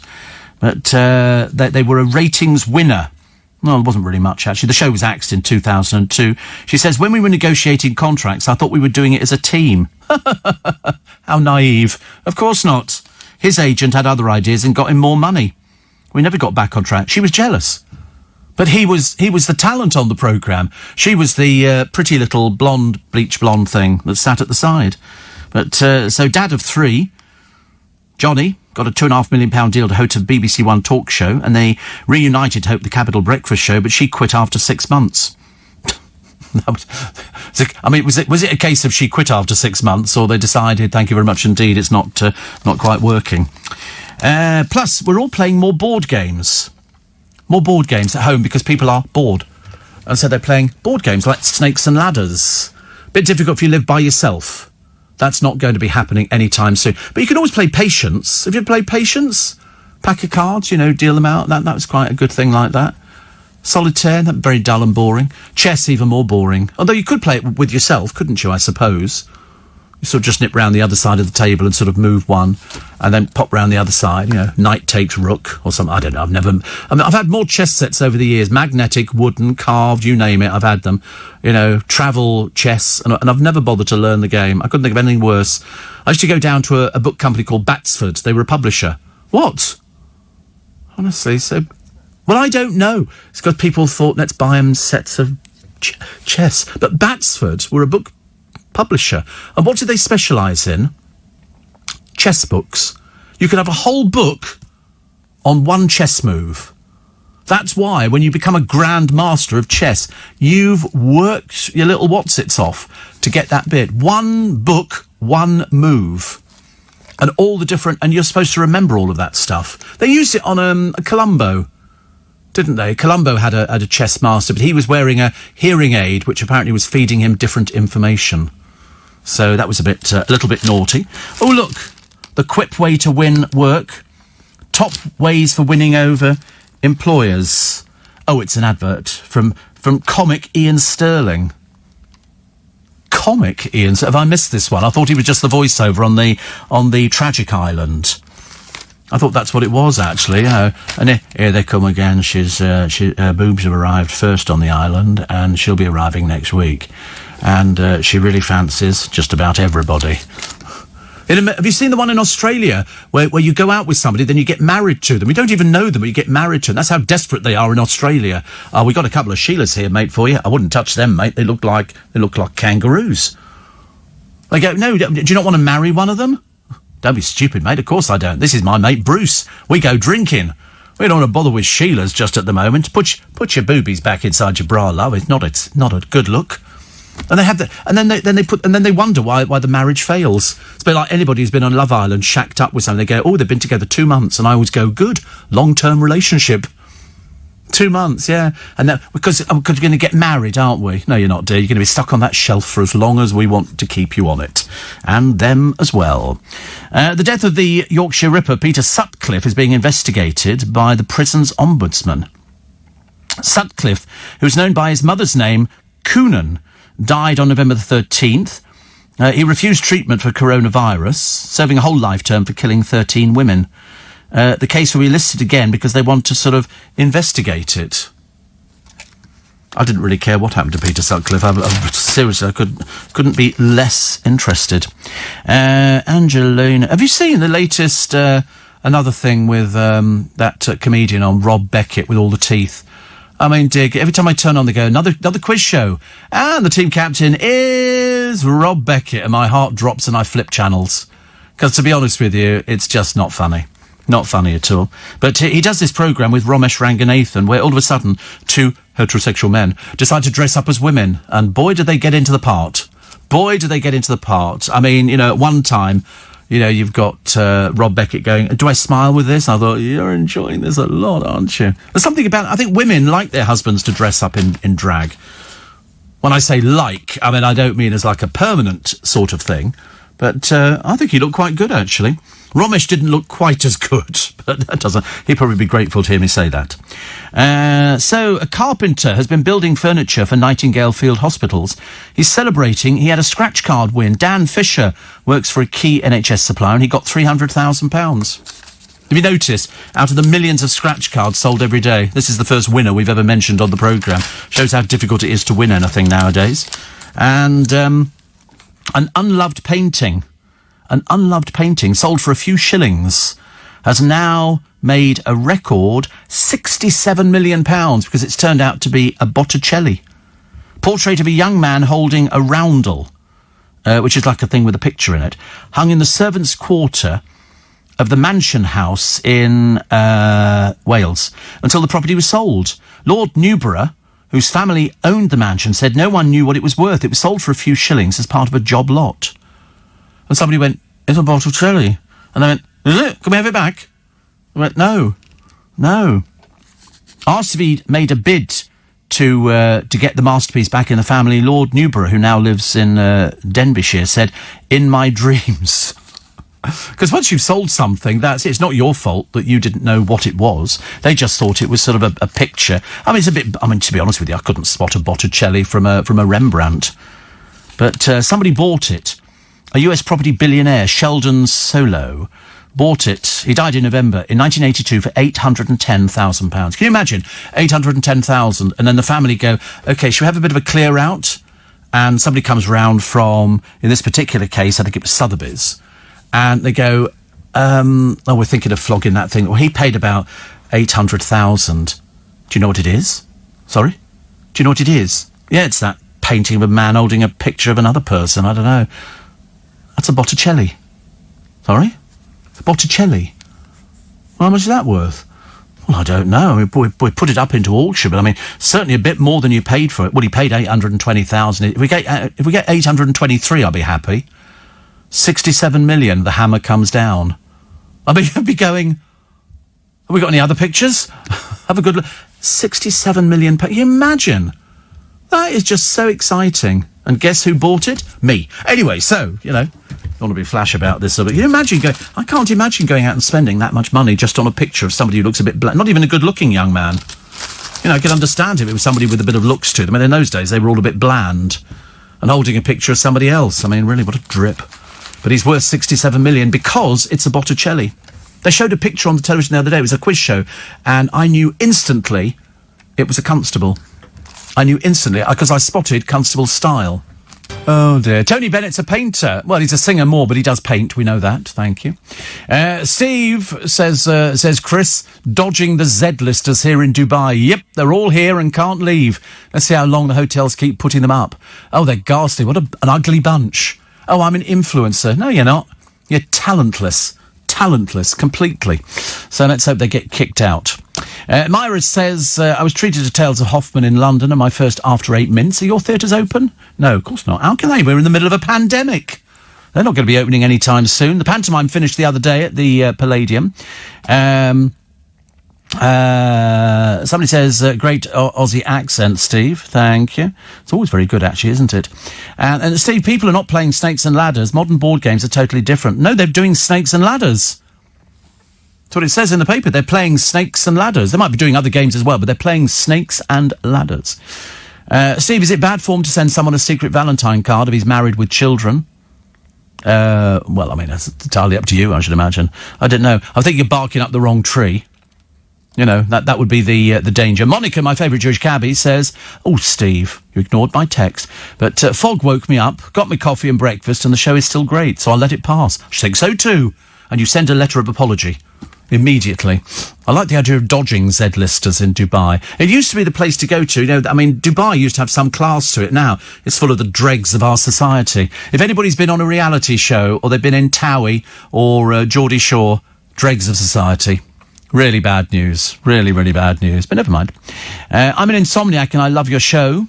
Well, that's okay. Steve, I don't think Andy Peters would entertain Iceland. Well, I swear to God, it looked like him as he was... I should have said Andy, just to see if he'd turn round, but then, of course, it might be anybody else called Andy. Doesn't really help, does it? Great to be up listening live for the last couple of weeks. I've been catching up on podcasts, getting up later than I normally would, says Lindsay. Lots of snow up near Leeds today, and it's still snowing. Make for a nice walk with the kids later. Yeah, get them out walking. Because it crunches if you're wearing your Wellingtons. I saw somebody walking their dog in Twickenham the other day, wearing their Wellingtons. I thought that was a bit sad, as if we were in the countryside or something like that, which of course we're not. And then somebody else says, I hope you're wearing your mask when you picked up your parcel. This is somebody who doesn't know their own name. They think they're either Pete or they think they're Alan. I'd get some help medically. You're obviously a bit simple, aren't you? In fact, you're not even knowing who you are. You're probably really somebody else called sort of Grace or something like that. But, in fact, if you've ever listened to this programme before, we only ever wear a mask all the time. I wear it for walking up and down the high street. I wear it for everywhere. But, as I say, if you don't have a brain cell, we can't help you. Steve, the best discotheque I've ever been in, says Connie, was the Empire in Leicester Square. Why is it gone and replaced by a casino? Well, because I suppose... I used to go to there as well. Not all the time. Not all the time, but on quite a few occasions. I'll be having ribs for dinner tonight, Stevie. Good. I'm very generous. Sorry, very, very jealous. Steve, Mike from Lincolnshire. I can't stand these arty chaps spouting on about Rembrandt and Botticelli. I bet they've never heard of one of their concertos. On the TV show with Paul Sinner, Rob Beckett looks like a laughing chimp. I'm just bored with seeing him now. I'm sure he's perfectly pleasant, but honestly, every time you turn on the television, 8 out of 10 cats, Rob Beckett. You know, he's just... And because he stands out so much more than everybody else, it becomes even more boring. So, you know, it's a shame, really. Shame. Steve, I had to listen to a station yesterday hosted by Jeremy Vine, says Ian in Somerset. Jeremy, I didn't even know he was still on the radio. I thought he just did television. Didn't he just do that television programme? Which, his little programme on channel, whatever channel it is on, 5, where he sort of invites different guests on, was very sweet. But he seems to be now stuck with a co-presenter, the Scottish girl, who seems to think she's funny. But it's his programme, but she muscles in on it like there's no tomorrow. Steve thought I was listening to Hancock's Half Hour when you went Australian, says John. And somebody says I had the Oxford vaccine the other day, gave me a pumping headache and had flu for 3 days. It's very rare that there are side effects. I've heard of a few people who've had them, but really not good. Hannah says Disco Light video is fab. Is it for 25 quid? Well, not 25, 24.99. And it's brilliant. I think it's absolutely well. We've had it on throughout the entire. We've had it on for 2 hours now. Seriously, I begin to think I'm going to be very, very generous actually today. I'm going to give it to you, Corey. I'm going to give you the light. Surely, yes.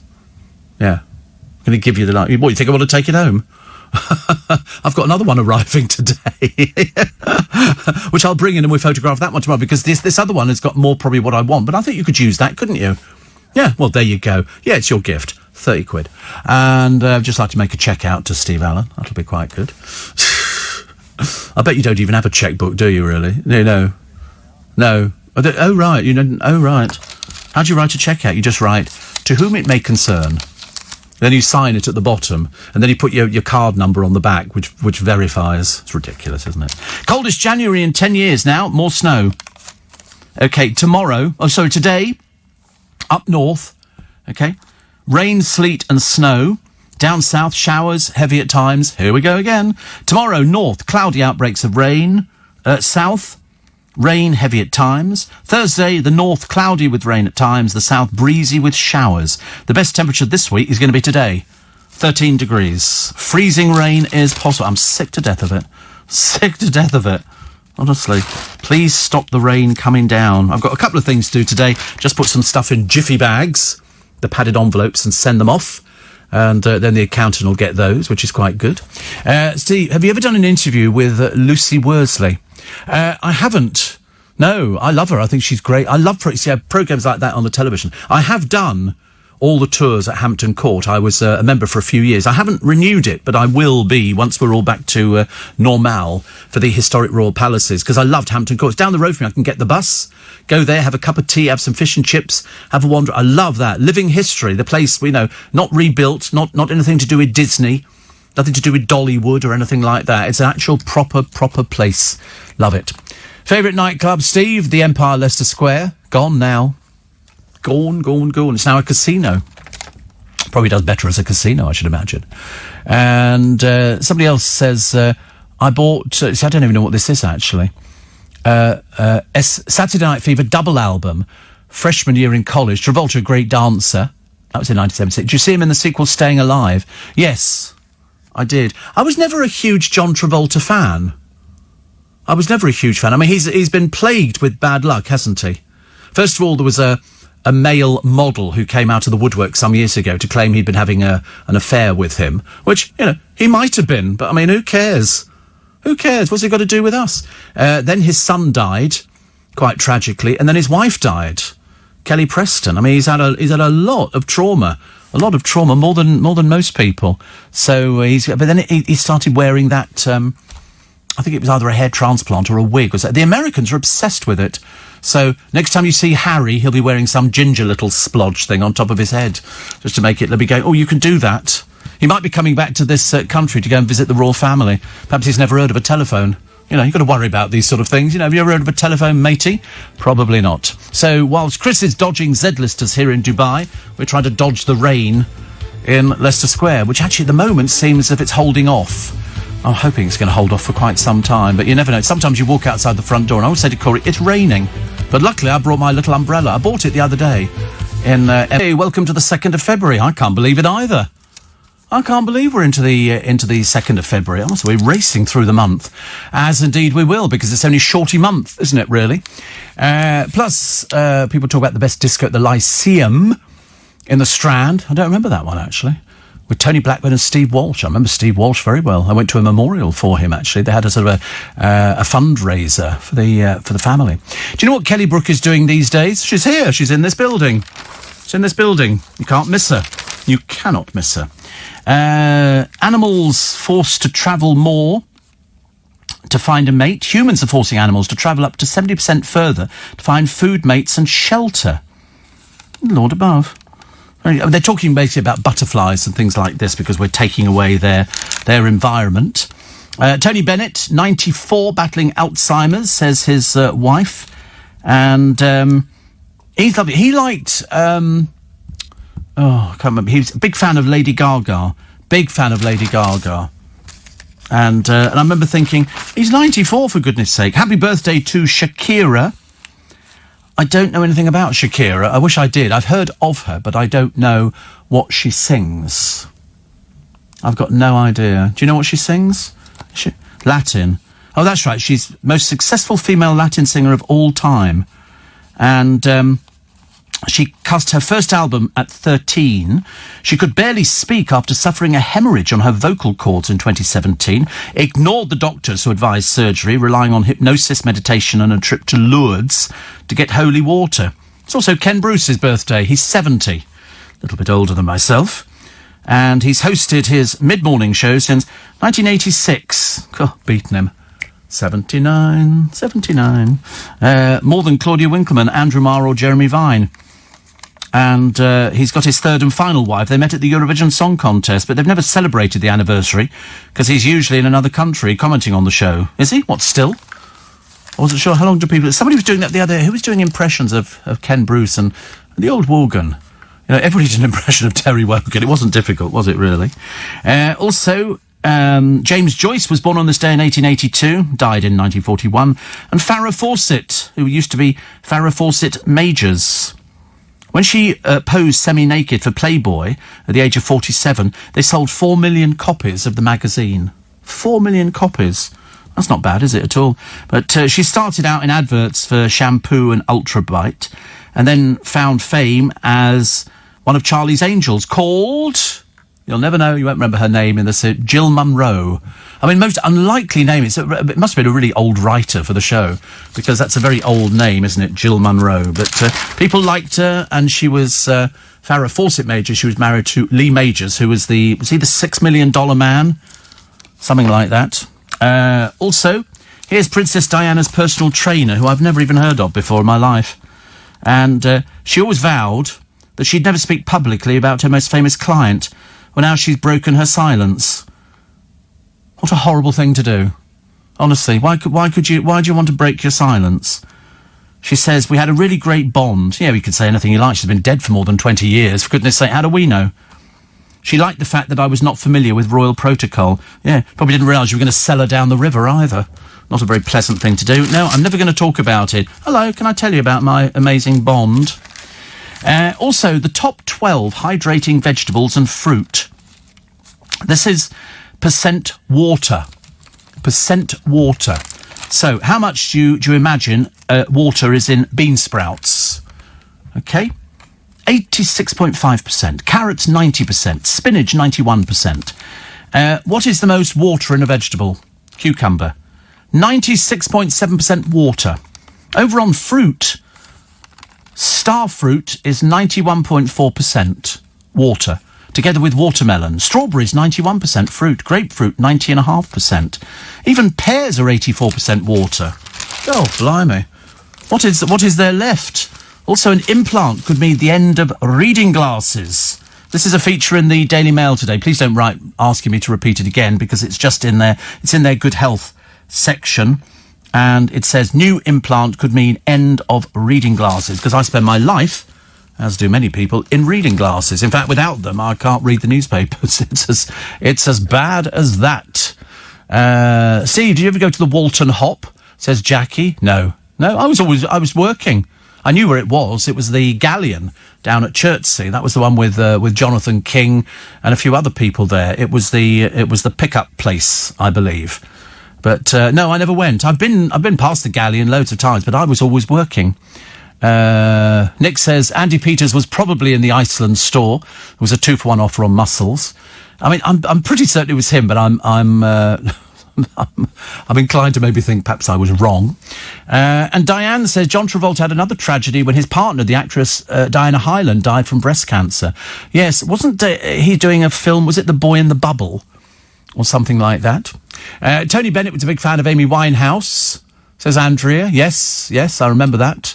Any chance for Terry Wogan impersonation? Oh, absolutely not. The old Wogan. Touch the old knee. Great show. Started listening a few months ago. And now I find myself advertising you to my friends like I'm on commission. Oh, you must be on commission. Advertising the show. Why not? I tell people all the time. You must listen to that Steve Allen. Oh, do you know him? Oh, marvellous person, seriously. Has a disco light, which is you can find on my Twitter page, which is at Steve Allen Show. So even Dawn Neeson loves it. She's going to get one. I'll tell you, she's going to risk the £25. Now she's got this new column in Woman magazine, as well as her other work. Very busy person, very busy. Dallas says, following the name change of the forklift driver to Celine Dion, I want to change mine to Clint Eastwood or John Rambo. Which would you choose? I wouldn't change my name ever, actually. Wouldn't be the right sort of thing to do, would it? You know, that's what you were given. You might as well stay with it. So we could be having holidays this year. Oh, whoopee-doo. I'm not holding my breath for it. It might not happen. And the Spice Girls may have found a Victoria Beckham replacement. Shouldn't be too difficult. Apparently, Emma Bunton has invited Kim Kardashian along to the anniversary plans after she did the famous Baby Spice pigtails. Speaking on her show, Emma told Kim Kardashian, I'm sure the girls wouldn't mind you joining. Let me know, and I'll add you to the WhatsApp group. Does she still have a show? I'm not sure if this is an old story. Perhaps I'm reading an old newspaper or something. Might be an old piece from ages ago. Here we go. This is a COVID hero. I already told you about him. I just realised, actually, they've changed the story around. And also, what was erupting the other day? Was it Mount Etna was erupting? I'm sure I read something about Mount Etna had started spewing forth again. Honestly, it never stops. Never stops. I'm pretty certain that it was I was right. Thank you. I'm pretty certain it started erupting the other day, and I thought, honestly, we're so fascinated by those volcanoes. You've got no idea. I know they've got all the things in place. You can tell when they're going to start exploding. But sometimes they just sort of do a little and that's it. And then other times they go great guns, don't they? And then sometimes they're under the ocean floor and all of a sudden they start going, and then all of a sudden you've got a new volcano that forms, which goes, above the... It's just fantastic. It really is. There's stranger things in heaven and earth that we know nothing about at all, I'm afraid. Further crackdown fear in Myanmar, and the protesters against the coup here, holding up images of Aung San Suu Kyi. The military action goes on. I've never even heard of Myanmar before. End of an era and up to 2,500 jobs, which is the bad side, as ASOS buys Topshop and Miss Selfridge. They're going to be going out as an online company. Now, whether or not they take people on who've been selling the stuff before, I've got no idea. But it's rather a shame, Postcode lottery, the elderly people cared for at home, missed by the vaccine team. Somebody said to me, you need to check, where they are in the vaccine, because they're going through the ages, and they should be hitting my age in about a week's time, so I shall look forward to it. I don't know how far in advance of the vaccine they actually contact you. I don't know if they sort of write and go, it's, in a week's time, or if it's going to be a little bit quicker than that. Either way, I can't wait to get it. Some people don't want it, and some people do.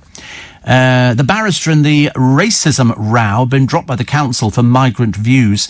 This is the one we told you about the other day, actually, who's at the centre of a race discrimination case, as he described a schoolgirl as a stroppy teenager of colour. So it turns out there is history. And in the dark, the millions of people in the flats, they can't sell, they can't fix up, they can't insure, they can't do anything. And so far, they're not getting anything at all. There appears to be no help there. They should have known about this a long, long time ago, but they appeared not to have done. More of your texts and emails coming up in a moment. How are you posting your Jiffy bags? In a post box. In a post box. Are you queuing at the post office? No, I don't need to. I just put the Jiffy bag, I put all the bits of paper, the receipts in there that I need, seal them, put sellotape round, and put the stamps on. I buy all my stamps in Costco, because they're cheaper than anywhere else. And then I stick them in the post box. Like normal people. Normal people. Somebody says, could you think of a modern name for hearing aids? You automatically sound old when you say you wear them. I don't know what else they actually call them, actually. Andy Peters says, Steve, you should have said hello. I've been to Sandy's Fishmonkers and I'm on a quest for the best frozen croissants. M&S still winning. 24% French butter, says Andy Peters. So were you going into Iceland? Did you go into Iceland? Please tell me, because I thought I must have been going mad, because I walked past you and I remember because when I've got my mask on, nobody knows it's me. Even I don't know it's me. I've got no idea at all. Actually, Tuesday, wait a minute, you're up early. QVC today? Pies? Chocolate? Do tell. Put it this way, I remember thinking that must be him, because he doesn't look like he's put on an ounce of weight, but he's quite tall. Bit like me, I'm not as tall as, I'd like to think I was. 6:15, morning, nice to have you company. So back to Andy Peters. So I thought I saw him. He walked past, and I remember thinking, that's Andy. So I turned round. And I don't like to shout at people. He was outside Iceland, and I remember thinking, I'm sure that's Andy. I should have said, hi, Andy. But then, of course, if it isn't, you look a bit silly. But he says, yes, I did pop in, read the label on the croissants, only 18%, and left. I was looking around in case I spotted you. Up early morning home workout.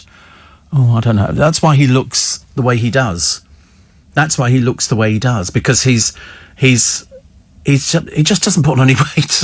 Everybody says that. Whenever they see Andy Peters up on the television, they always go, he looks the same. And you go, I know, he's not aged. He's not aged at all, because he obviously looks after himself and he keeps himself fit, whereas I look after myself and keep myself fat. There's a basic difference, I think. Annabelle, morning. And, oh yes, we're David in Nottinghamshire. You're very late. You need to come to this programme ages ago, because we knew about the figurine believed to be from the crown of Henry VIII. They're not totally convinced at the moment. Sue Ann says, I've still no Wi-Fi, thanks. Post office and water and fruit information, wow. Yeah, I mean, to be honest with you, I have no problem with Wi-Fi.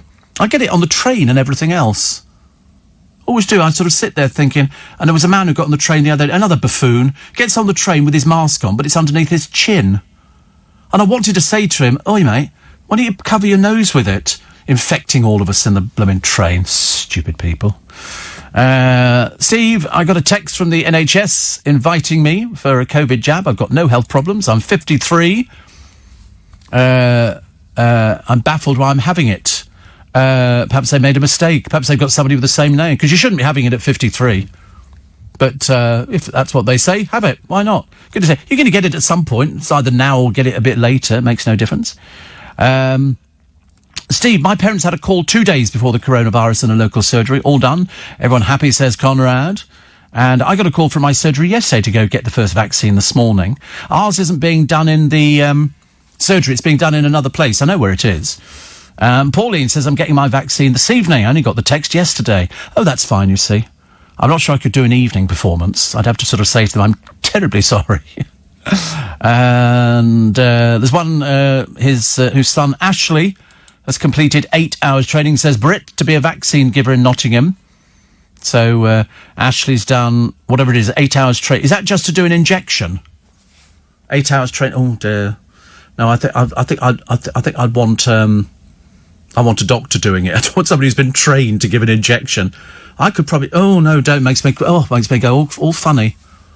If I think about that, somebody going, you could inject yourself. I mean, I probably could, but I'm not. I've seen the size of the needles. God, and they almost go in one side of your arm and come out underneath.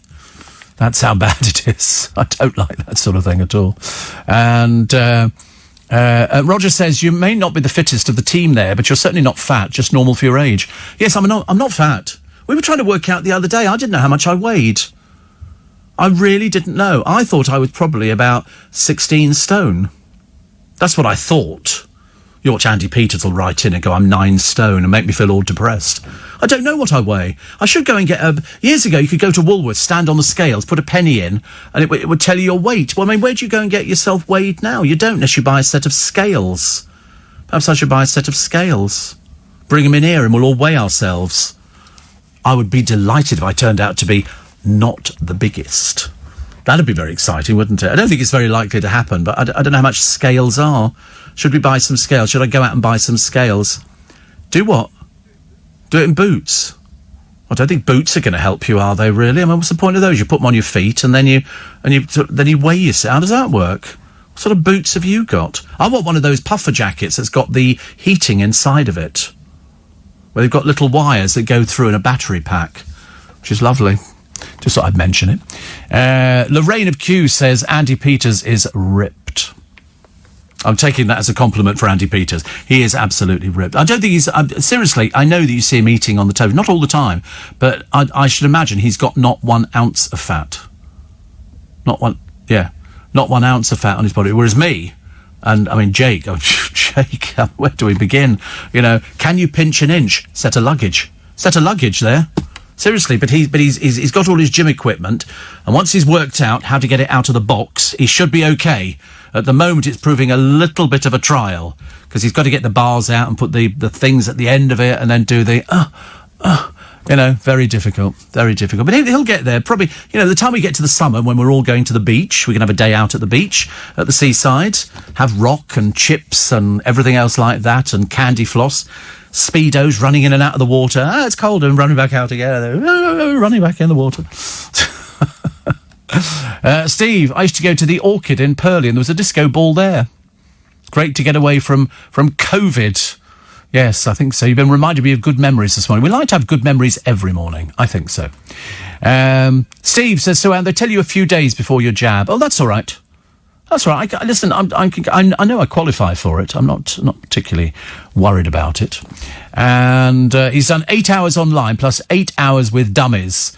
It's through the new vaccine army that St John Ambulance are setting up. So he's just doing the injections. The poor boys next door, they're not going to get it for ages. Seriously, it's going to be a long, long time, isn't it, before you get? You do need it. No, you do need it. You must definitely have... What, the vaccine? If I have to take you down there myself, you're having the vaccine. Honestly, there's 2 things that we don't have on this programme. Short wearing and people who haven't had a vaccine. You will have a vaccine. Yeah, we're all having it. Corey's having it. He doesn't want it, but he's having it. Well, you do want it. You want it now. You can't have it now. Before me. Don't be so ridiculous. You're not iller than I am. I'm pushing Henry in front of me, working on the assumption that he won't even feel the needle going in. I mean, it's. They were doing a thing the other. Oh, it was so sad on the television the other day. What? Honestly, hopeless. And it was a thing about. Is it the Arctic or Antarctic or anyway? Whatever it was penguins who've been abandoned by their mummies, but they have to go and fish for themselves. They have an instinct to go down, but of course, as they go to the corner of the ice, which is rapidly setting, they've only got little passages through. And, of course, they've never swum before. They were born on the land. Then they managed to get inside. They're like a little group of them, like sort of Fagin's gang. And they go swimming, and then they have to head out to sea. But they've got to get through all the ice packs, and it's difficult. And what's waiting for them? Leopard seals. And what do leopard seals eat? Penguins. And leopard seals are about 18 foot long. They've got teeth on them bigger than a lion. They are enormous. So they went underground when they were filming the Attenborough programme, and they filmed the leopard seals waiting and they kept opening their mouth, and you look at it and think, because what they do is they grab a penguin, drown it by dragging it under the water, and then they flail it, which is they throw it up in the air, the idea being to part it from its skin so they can eat. I don't know why there is that. There's some reason why they have to do that. They're enormous. They're absolute. They frighten the life out of me. When you get something that's 18 foot long in front of you, and it's got teeth like this thing has, and they just look aggressive, but they eat penguins. And all these poor little penguins are there trying desperately to get to the sea so they can go and get their fish, because otherwise they're going to starve to death, and they're confronted by these things. And then they found, a crab-eating seal hiding behind a little iceberg. Only a little iceberg, only like that big, little iceberg. And then what did they see? They were in a helicopter. 12 orca whales. And 12 orca whales all together in a long line means one thing: they're hunting. And they were saying, I hope they haven't seen the crab-eating seal. They had. They had seen it. And they then circled it. And they then do exactly the same as they do with the other things. Quite frightening. They call them orcas. Let's call them killer whales. That's what they are. But there was a pod of 12 of them homing in on this one seal, which was trying to hide desperately. And then they were flicking it out of the... it's very clever, but apparently, as we discovered the other day, you're not supposed to interfere with nature, because otherwise it sort of spoils everything. Steve, they tell you a few days before the jab, you get a text with a link to book your choice of appointment, day or time. Oh, how lovely. Do you think they're going to be doing sort of toast or something like that there, and a cup of tea? Would that be nice? Or perhaps some chips? Like chips. Most boot stores have a weighing scale, says Susie. I don't think our one does. Simon says, can you wish my wife Charlotte a happy birthday? She looks 21, feels 18 and acts 16. That makes her 55. That's not nice. Fancy telling people how old the wife is. That's terrible. I had to ask the other day how old one of my producers was. 21. 21. I thought that was Luke. 21, is he? Yeah, 21. Yeah, 21. How depressed was I? A whole programme full of depression, because the producer turned out to be 21. In fact, when he was born, I'd been here for years. It's very embarrassing, really, isn't it? Another one, which says, somebody else told me about the Most Boots store. I'm going to try that, actually, because I want to know. Or failing that, I'll buy a little set of scales, and then we can weigh each other. You know, we get the boys weighed, and then we can find out. Apparently, Mr. M always has team weigh-ins on his programme. Can you imagine having a team weigh? My God, round here, they'd be sort of crying, I think, if we actually weighed people. You can imagine if there was sort of some... It's like Ryanair, the baggage. Does your bag fit in this thing here? And if it doesn't, you can't take it on as baggage. Steve, if the GC did a Playboy centrefold, it would have to be a pull-out supplement. I think it would have to be a complete extra feature. Don't you think so? Watched the new version of Oliver Twist the other day, called Twist with the wonderful Michael Caine and the not-so-wonderful Rita Ora. No, I'm sorry, Sarah, I'm not a fan, as you know. Google leopard seals, they're only 10 feet long, says Tony. Are you stupid or something? Honestly, where do you get your brains from? Are they being borrowed by somebody else in the family? No, leopard seals go up to 18 feet long. 18 feet long. They're huge. They're absolutely enormous. I saw them with the divers. How big do leopard seals go, Corey? Find out. Yep. 10 feet long. Don't be so stupid, honestly. They're nice, harmless little things. Yeah, they rip penguins apart. Perhaps if you went swimming there, you know. Chris says, I'm trying to learn card magic. Do you know of any good books to start with? Yes, The Royal Road to Card Magic by John Hugard. You'll find it on Amazon. It's not difficult. In fact, just type in... Yeah, I mean, that would be... The Royal Road to Card Magic is an accepted thing. 84850 steve@lbc.co.uk. So leopard seals, also referred to as the sea leopard. Its only natural predator is the killer whale. Oh, interesting. Interesting. So it's killer whales that would eat them. I don't like the idea. I mean, it's all sorts of things going on. It's when you see 12 coming towards you in a pod, you start panicking a little bit, don't you? Susie said, the majority of my friends have received a text or phone call from the doctor's surgery the previous day for their jab. Okay. And beware of texts inviting you to have your vaccine, as there are some fake tests that ask you for your bank details. But, I mean, you don't pay for it anyway. You're not paying for these sort of things, so why would you ever have anything? I mean, sure, but the trouble is, I can sit here till the cows come home saying there are lots of scams out there. Why would you ever? I mean, even if you picked up on a text that purported to come from the NHS and it was talking about the vaccine, and you click on it and go, okay, that's fine. Then it goes, click to this page here for downloading your financial bits and pieces. Well, then you would know immediately it was fake. No bank ever asks you to do that online. No lender would ever ask you to do that online. HMRC would never ask you to do that online. Ridiculous. Just tuned in from Queensland, and Sharon says, I got a text yesterday to go for my jab this morning. Wow. That's good, isn't it? I'm very, very pleased when people are getting them. Gary says, did you hear if Joe Allen's is going to be opening again? Well, I'm hoping it. Listen, that and Little Italy. That's what I'm waiting on. That's what I'm waiting on. And if Boris thinks that we're going to be going to the beach this year or going on British holiday, where do you go on a British holiday? See, I'm not one of the... Somebody said to me the other day, you don't do holidays, do you? I said, what for? What for? Every day's a holiday here. At the moment, I'm in a disco, having a bit of a time. I'm doing one of those silent discos. Have you ever been to one of those where people have got headphones on and they're all dancing to the music they can hear in their ears? It's like, whoa, that's cool. And I've got the same thing going on here, which is very nice. Quite like it. My own disco dancing. There was a story about that, wasn't there? Oh, that's right. It was in Blood Brothers, which he was talking about his mind's gone dancing. That's what they called it, because Mickey kind of lost it. Good piece. Good piece. Very good piece. I wish they'd bring it back. Mind you, I wish they'd bring back everything that was to do with theatre. Let's try and get it all back in again so people can start earning some money. Because at the moment, it's just suffering really badly. And it's everybody. It's everybody.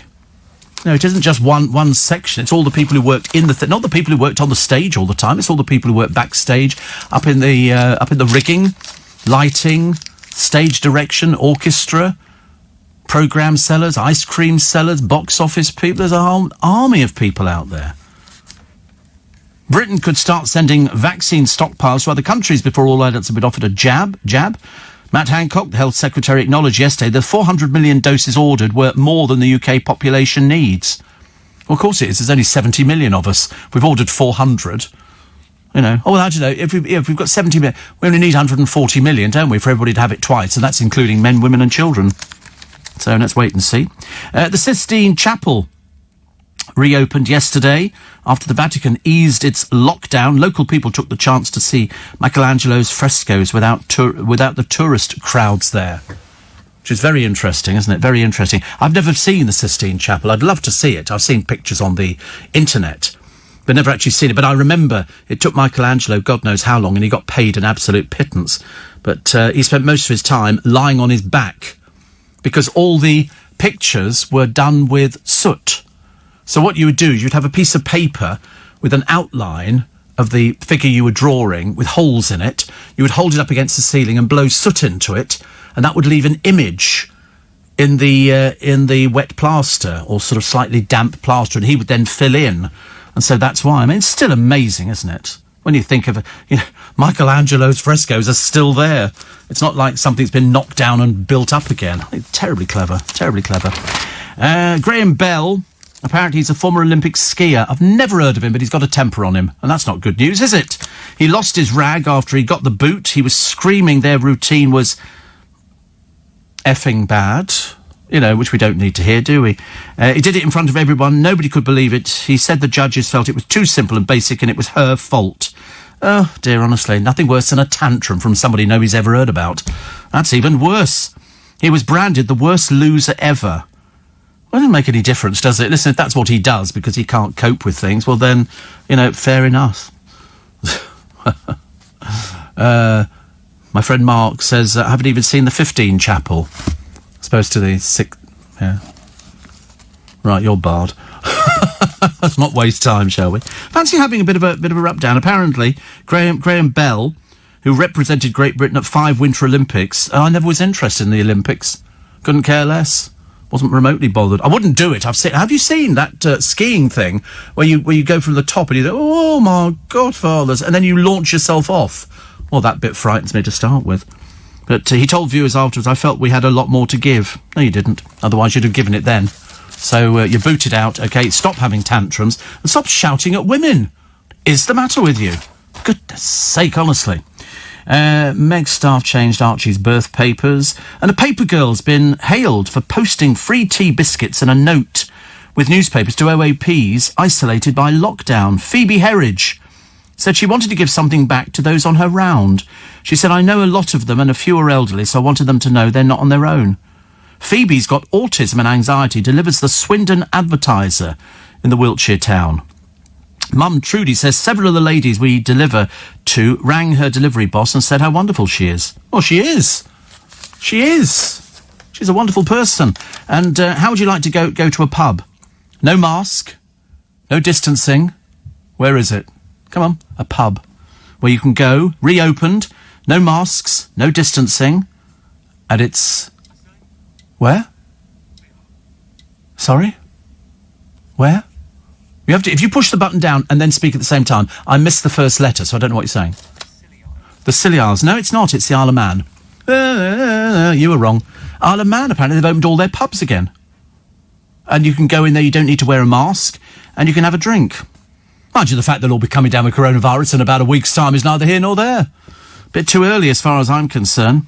Somebody says we're having a massive session right now, the biggest that's ever happened. We open at 11, and a lot of the lads have been here since then. It's one big party. Yeah. I mean, they've had 3 weeks. Is there something different about having drinks in a pub as opposed to sitting at home and having a drink? The answer is no. No difference at all.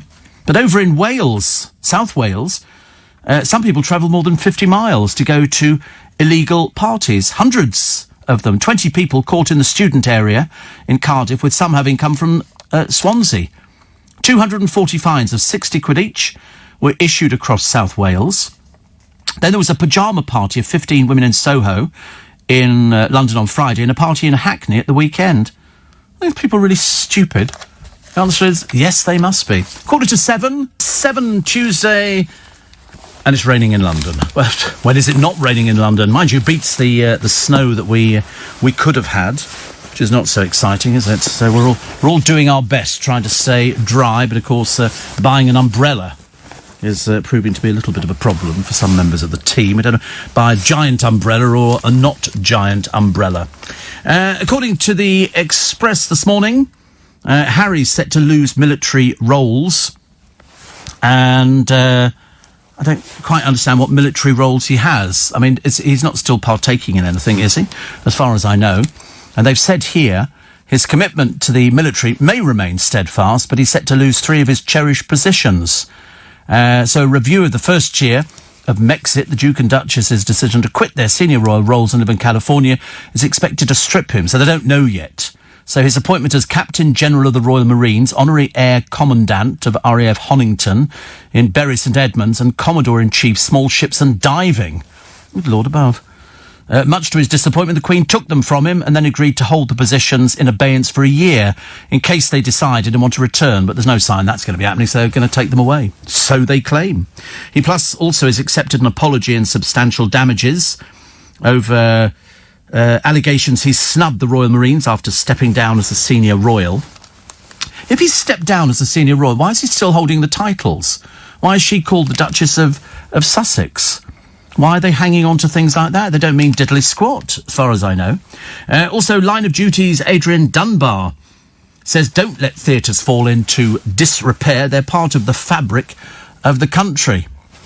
And even here, Oscar winner Vanessa Redgrave says the reopening of theatres will be vital for the soul of the nation.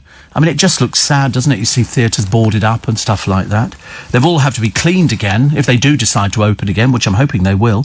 She's 84. She says she's enormously worried about when live performances can return. Well, I just don't think that we can have the the live performances where everybody's socially distancing. It looks ridiculous. I did a show with Ian Dale in Twickenham at our little theatre there, and you know, we could have sold it out easy, you know, 5 times over.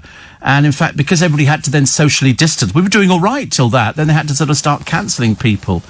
And it was a huge disappointment. But I mean, he loved it, and it went down very well for all the people who were there. But we need to get these places open and as quick as possible, because we need to get paying people back into theatre. And once you get paying people back into the theatre, then you get the restaurants open. I mean, I think Joe Allen's, the reason it's not open, it's because it relies very much so on the theatres opening. Because otherwise they just can't afford to do it. You can't afford to keep a restaurant going with that many staff, because it just isn't viable. So they need the theatres open, so you get the people who go in before they go to the theatre, or they come back after they've been to the theatre. And that's the only way that it's going to work, really. 80,000 told to have the COVID test as South African variant spreads. And this is nothing to do with travel, so explain to me how this one works. 11 cases of the variant were detected over the past week that couldn't be linked to recent travel. The affected areas are Hanwell in West London, Tottenham, North London, Mitcham, South London, Walsall, West Midlands, Broxbourne, Hertfordshire, Maidstone, Kent, Woking, Surrey and Southport, Merseyside. Unbelievable, isn't it? 11 cases of the variant. I mean, how is this possible? You know, and it's 80,000 people have been ordered to have a COVID test, and nobody's got this through travelling. Doesn't make any sense to me at all. Also, Angelina Jolie is to sell a Winston Churchill wartime painting after splitting up the art collection she shared with Brad Pitt. Because when you earn that sort of money, people have obviously said, listen, it's very good to invest in art. So she bought this. Churchill, as you know, created more than 500 works, but painted only one during the Second World War. A Moroccan landscape, especially for President Roosevelt. The actress is in London to auction the painting at Christie's, where it could sell for £2.5 million, which is a record for a Churchill work. So I've seen a picture of it. I mean, look, it looks lovely. I wonder what they paid for it. If they think it could fetch £2.5 million, I would love to know exactly what it's going to be. They're going to be... did you hear that huge iceberg that we had in the world? The biggest one, apparently, has started splitting up. Which doesn't sound very good, does it, really? It started falling apart because, as you know, with icebergs, more under the water than on top of the water. That's why although I was watching a programme on the Titanic the other day, and they were sort of saying it could have been avoided, this could have happened, and that could... I thought, a bit blooming late now, isn't it? I'm terribly sorry. We could have actually saved your lives, but we forgot to do this. I mean, there was one man, wasn't there, the great one, who was drinking on the night, and somebody said, we need to abandon ship, and all right. And he was so drunk, he just staggered up on deck as the ship turned up and stepped off into the water and swam away. He survived. He had so much alcohol in his system. I've had nights like that many, many years ago. Not anymore. Carrie's new job and the man behind it. Sage warned number 10 over the mutant virus weeks ago. 80,000 people tested for this South African variant. Boris Johnson announced limited hotel quarantine measures last week for travellers from 30 high-risk countries in an attempt to stop them from spreading potentially vaccine-busting new strains. I'm amazed at how many new strains we're getting with this coronavirus. I mean, what is it learning how to deal with the vaccine? I mean, what is it? Where's it coming from? Or is it something completely different? And is it still Wuhan? Are we still talking about Wuhan, who've never actually laid claim to anything, as far as I know? But they I mean, it triggers a sprint really to curb the spread in Britain. If they're talking about, we've done 9 million vaccinations. I mean, I think that's absolutely phenomenal. And also millions who've already had the vaccine will get the second jab that will offer protection against the South African variant. 350,000 people in 8 postcodes have been told to stay at home. Oh, Lord. We've actually gone down in our area, which I'm very pleased about. Very, very pleased about. And I still like the idea. And I mean, I only laugh because of the futility of it. With the Daily Mirror, you can win a Haven holiday home. The fact you can't go and stay in it, of course, is absolutely... Look, it's... Nick Ferrari just looked through my door. What's he got going on in there? He's got going on his light show. He's going to be going, He's going to be wanting this. You watch. The word will go out in the business. Nick Ferrari wants one of the Steve Allen disco lights. I think that's so funny. We only bought it just so we could bring it in. I did promise, actually, that, you know, the moment it arrived, we'd bring it in and we could film it. And we could sort of have it. And everybody's been very impressed with it. So we're giving it to Corey. It's his pre-Christmas gift. You know, should he be having a party? He's got to be careful, though, that he doesn't play loud music at the same time, because otherwise one of his neighbours will go. I think you'll find the people in flat 12B are, in fact, having a party. They're not socially distancing. But, of course, he wouldn't do anything like that. Now, looking at this this picture of Churchill's, I mean, it is mixing history with Hollywood. And it's very interesting. £2.5 million. That'd be a good investment, would it not? That's just about it for today, actually. And what's Angelina Jolie doing in London selling a painting when we're all trapped in our houses? Well, the truth of the matter is we're not all trapped in our houses, you know. So that's the way it goes. Little Julie says, loving the disco lights, move over John Travolta, which is good. You have a nice day. Stay warm, stay dry, stay safe. And my little bit extra podcast today, free. Prince Harry says children shouldn't be forgotten during the pandemic. Easy to say from a $14 million mansion, isn't it, really? Emma Bunton asked Kim Kardashian to join the Spice Girls on their next tour. Presumably, that'll be to replace Victoria. And the nation's celebrities come together to wish Captain Sir Tom Moore a speedy recovery from COVID-19.